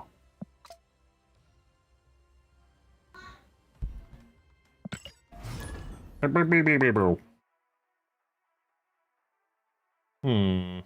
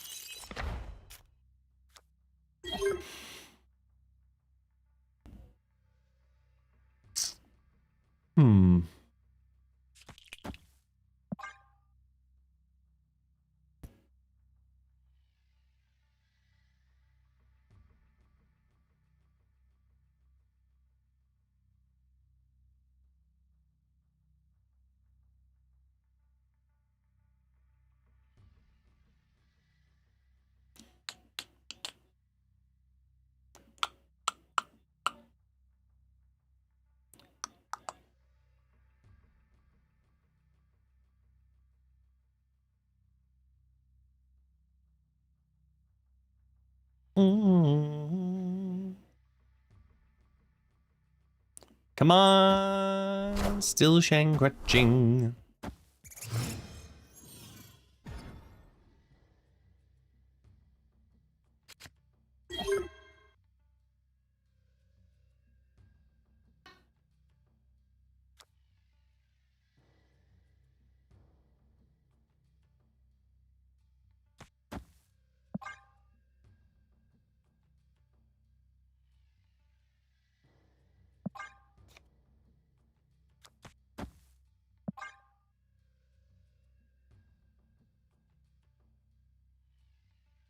Question I have is, does the objective go off before the opponent reveals their cards or after? It's at the end of the turn, so it's after the opponent reveals their cards, unless it's a card that is going to be revealed at the end of the game. Or end of the turn, in the sense of like Dream Dimension.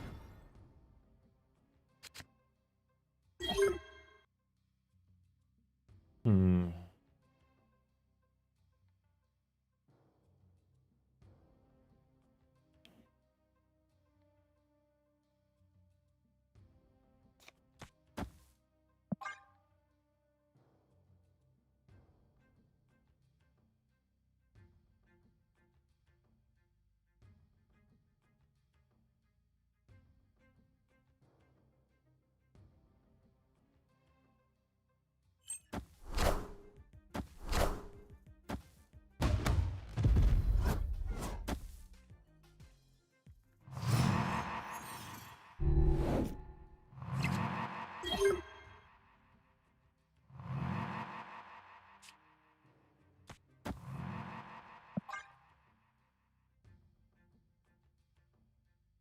We're gonna roll the die.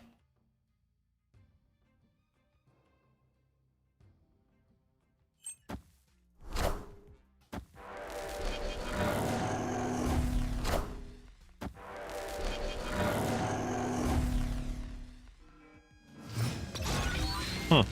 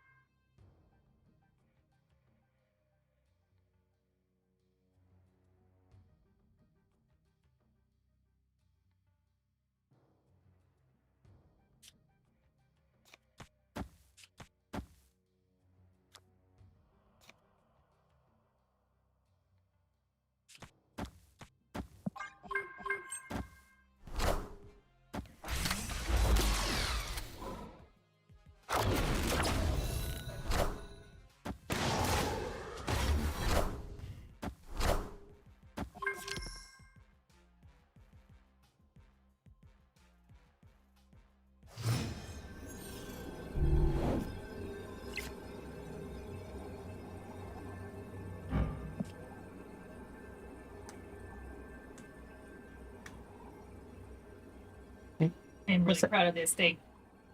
Oh, It's the the multi-grain black rice and red rice, but I use the beef broth. So I like scooped it out of the beef pot, let it simmer for a bit, threw in broccoli that I chopped, then I added some black pepper and a little salt, then I tossed this in, and then added some onions.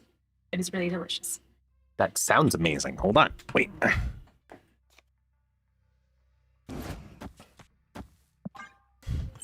They say it sounds good. I am Iron Man.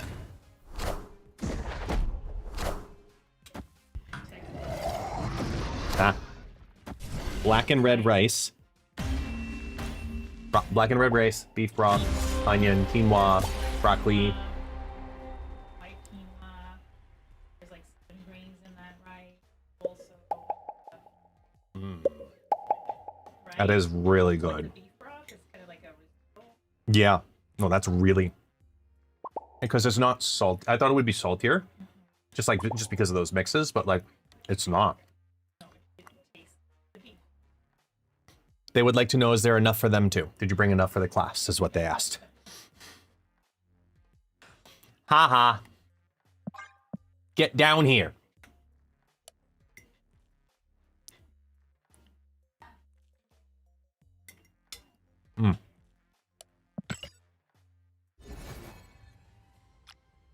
Yeah, Dewatch, you're the closest one. And you're a flight away.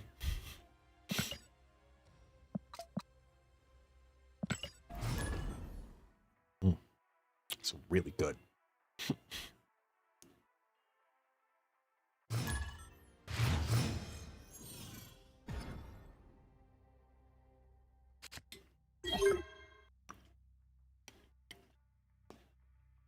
No, you don't, Zeta.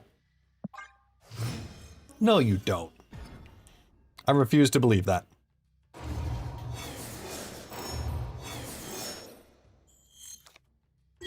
Gionji.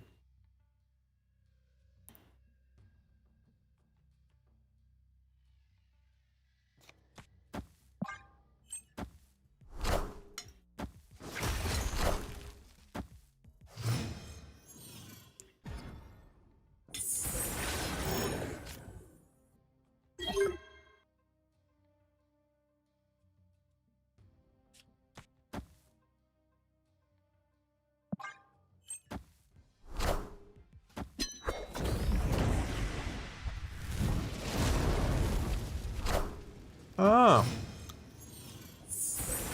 No bem perto aí.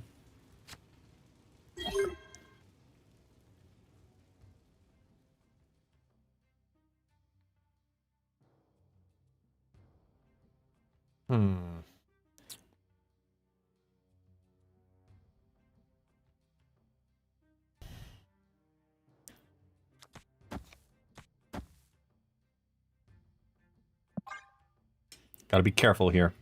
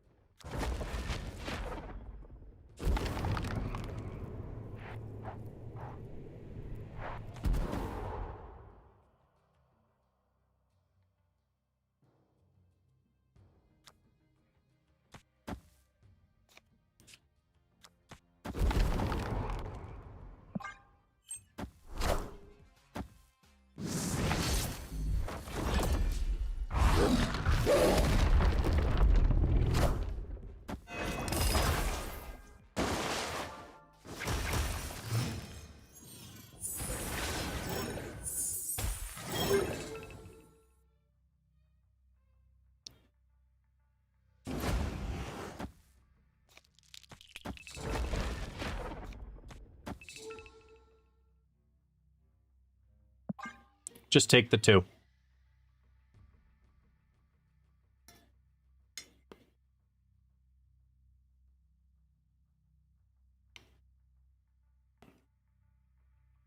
Take the 2.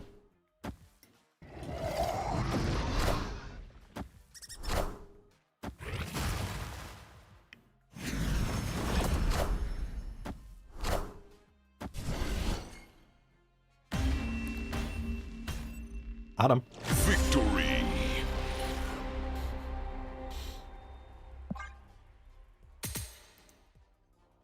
Needed to win the mid, and we did. We actually ended up casserolling even better, but it wasn't backseating.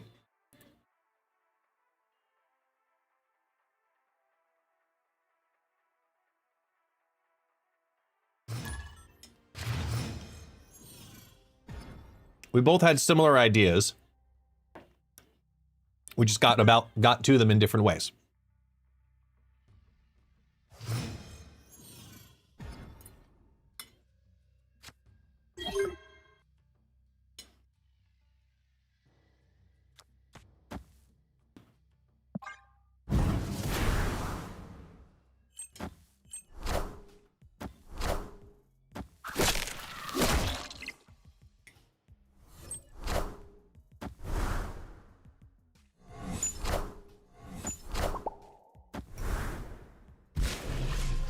Oh my gosh, Kitty Pride, played by Cyan Pride.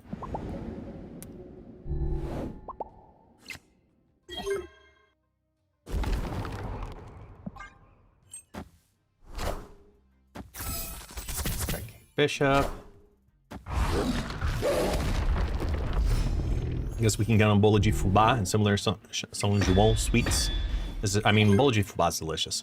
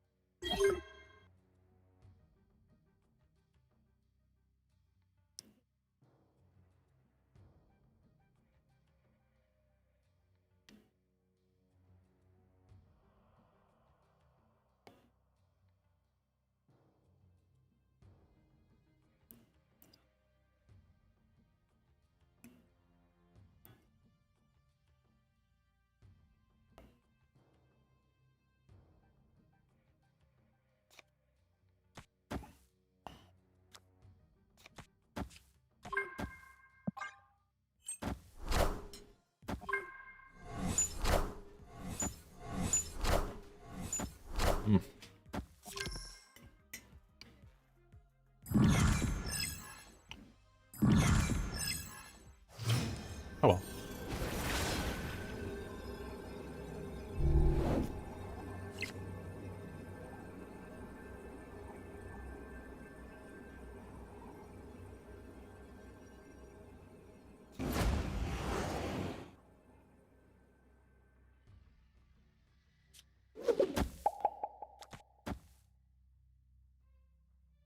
Victory. Just keep clogging them up. They couldn't play 2 cards. They had their hands full. Kitty Pride didn't bounce back. They couldn't do the whole Shu Lao. And with that, we win.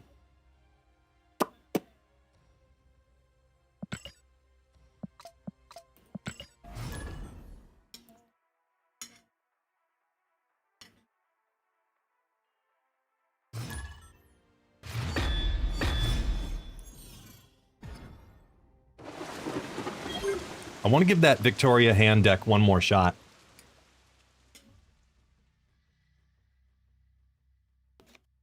I want to give it one more try. Good old college try.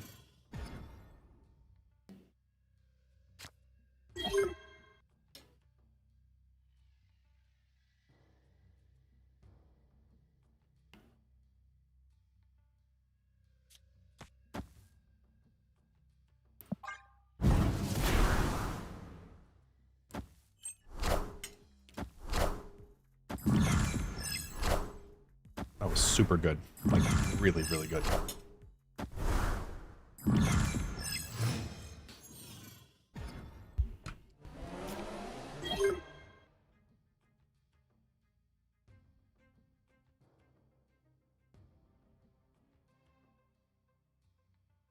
It's Tribunal.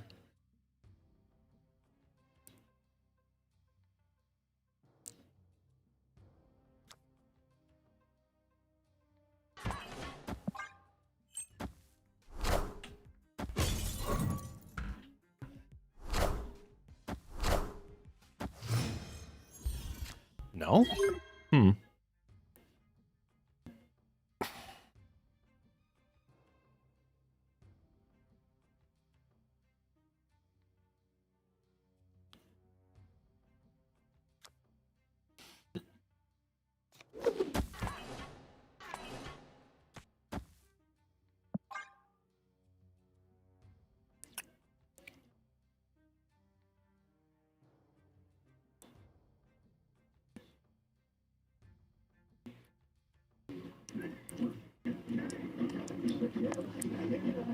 Snap.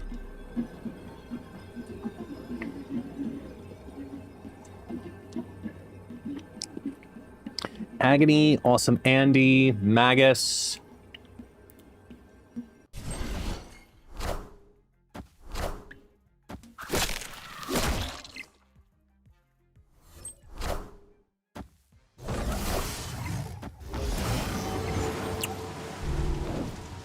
I'm not sure.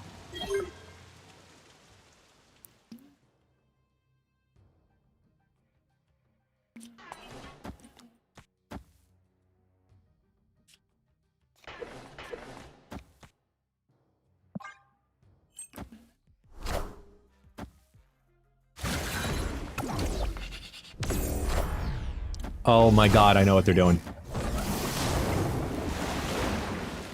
They're gonna activate.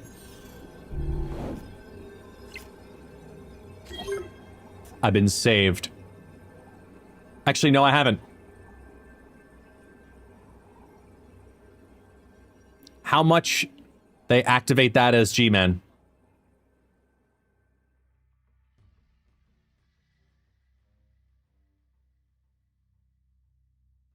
Oh yeah, that's right. No, he can't use on reveal. You're right. It can't be G-Man.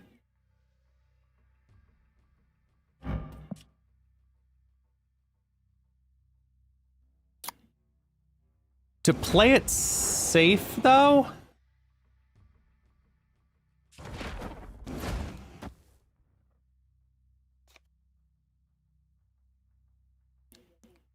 I think...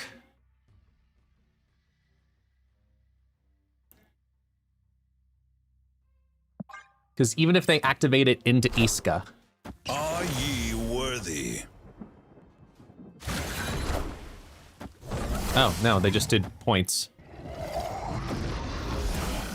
We just win it on points.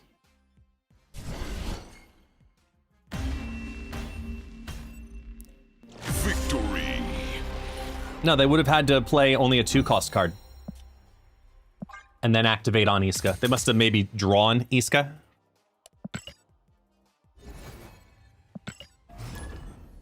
Oh, wait, hang on. I wanted to try the V-hand. Needed to try V-hand. Well, let me do Sabah one more, just to feel like I did. I want my numbers to look decent. Like, experimented. Honestly, yes. Yeah, it was, like, really, really good. I love that rice. It's all protein.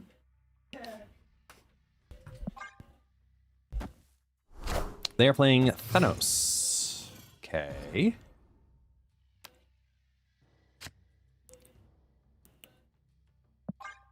Go. You're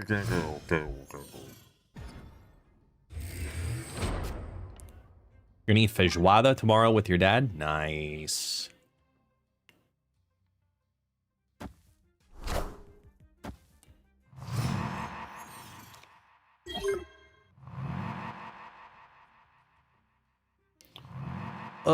This is tempting to do any other direction, but I'm gonna do it.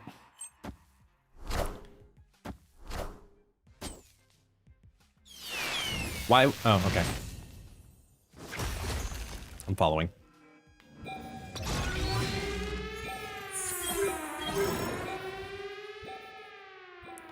Nice.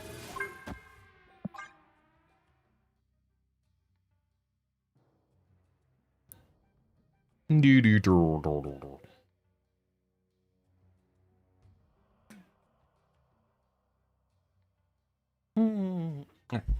me switch. Never go for a second plate anymore. Yeah.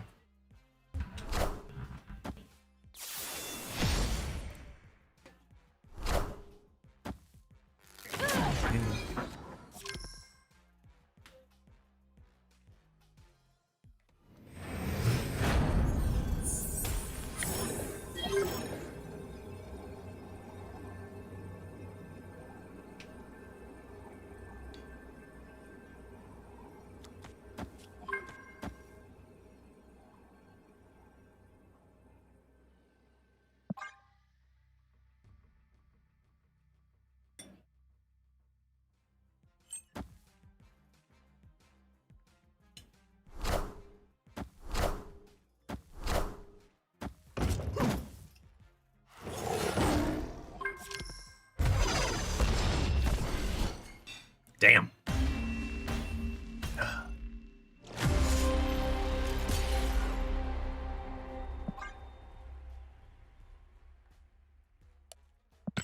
It's all right, though. Victoria Nur.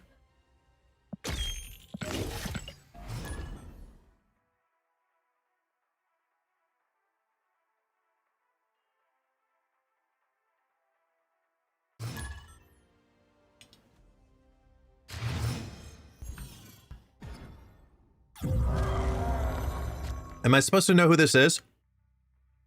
Who is Kim Kitsuragi?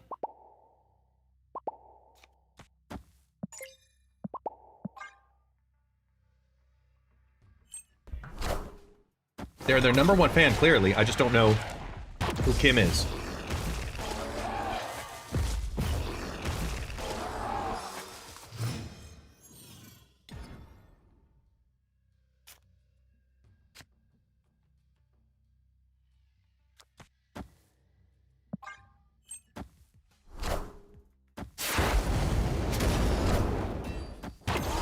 Disco Elysium character? Okay, let's go down that rabbit hole further then. What the fuck is Disco Elysium?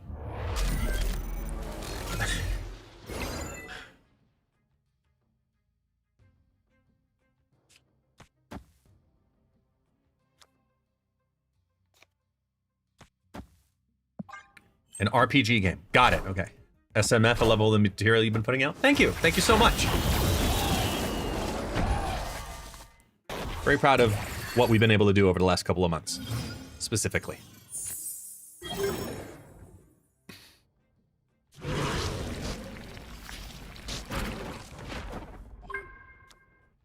Wait. Yeah,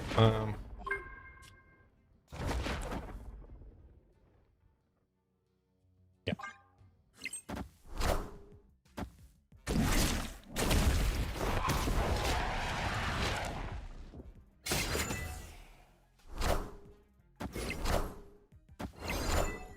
Okay, I've never played it.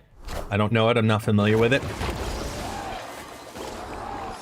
Not ashamed of that.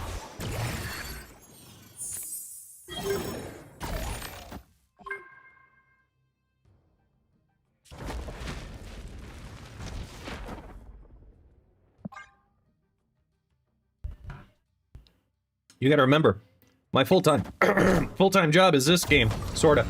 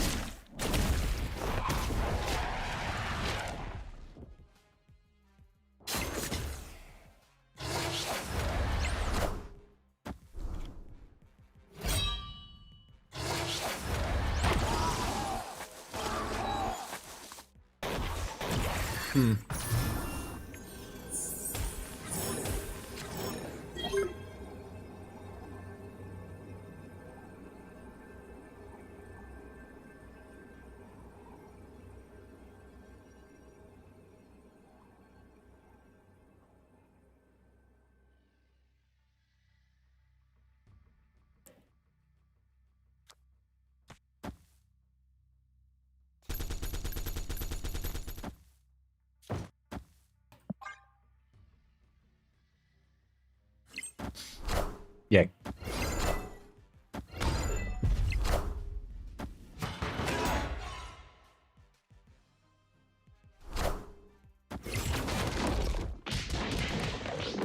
And Spider.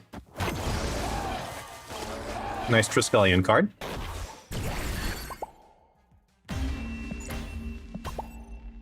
Victory. A lot of people still playing Star-Lord. I believe it. I mean, if I was doing an exclusively focused play, in the sense of like, I don't want to play any of the new cards, I just want to hit Infinite only, I'd be playing Sholau. Sholau move.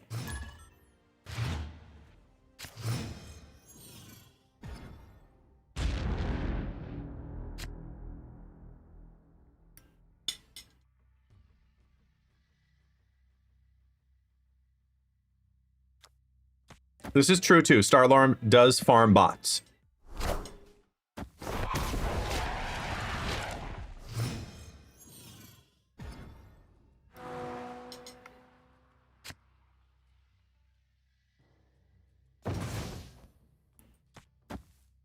Opponent snapped.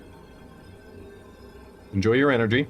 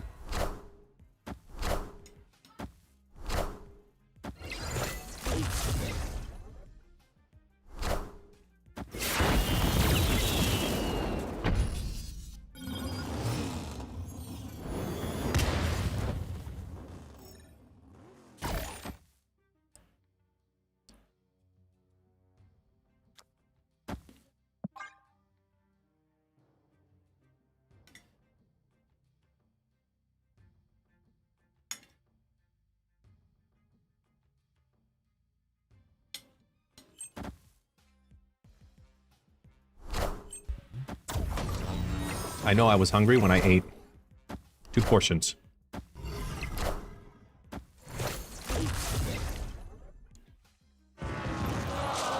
Jesus.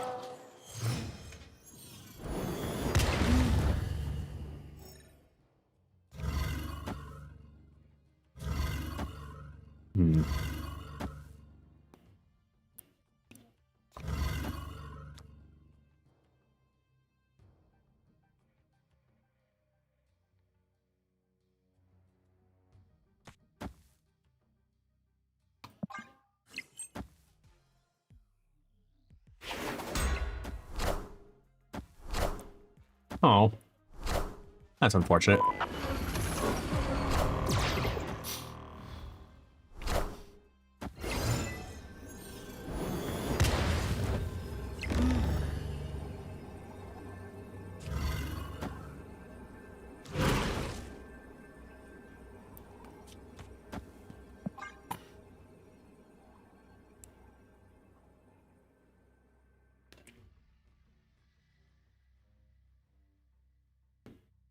It's Sharkception.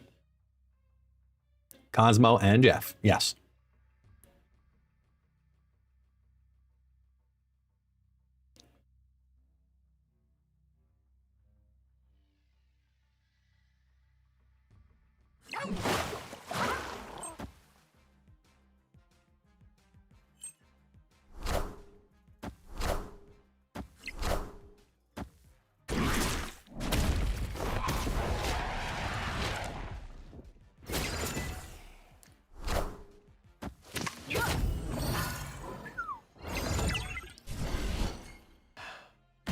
Barely.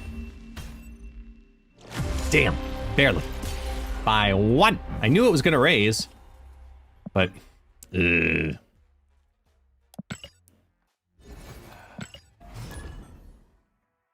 Too close. It was too close. Too close.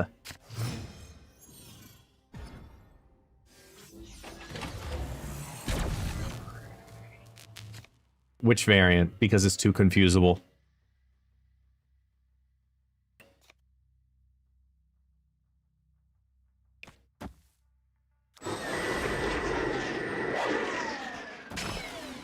Cosmo with the Jeff? I mean, if only there was a way that they could label it. Like, you know, with the big word, I don't know, Cosmo on the bottom or something. It'd probably make it easier.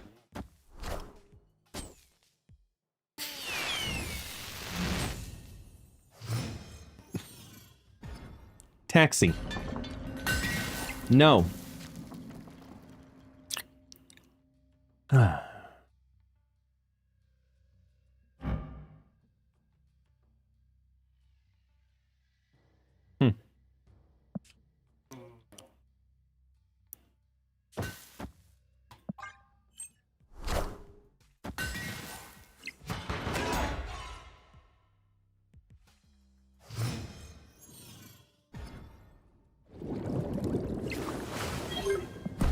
snap.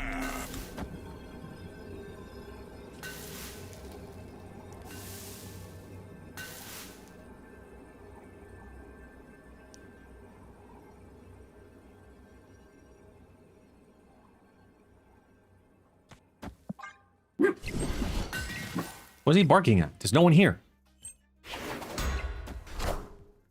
He's hearing shit again, guys. You cannot G-man.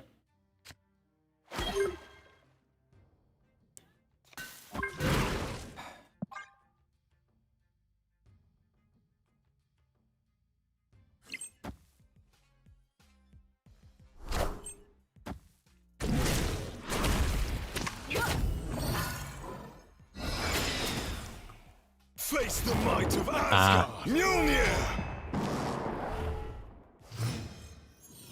Snap. No.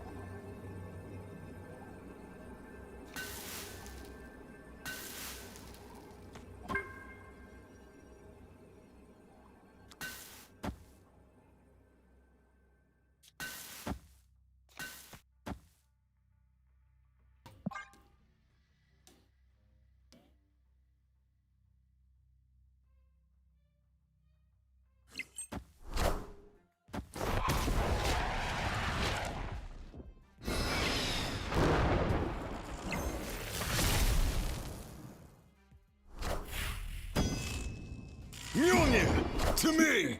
We are the future.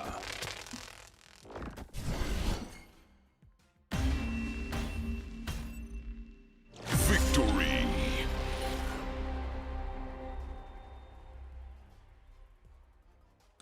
Okay, Felipe.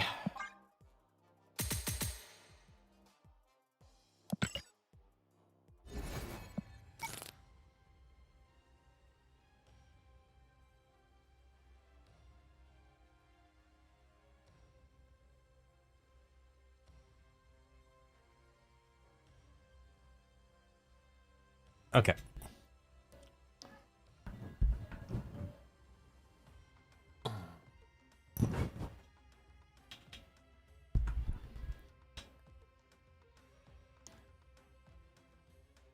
Let's see here.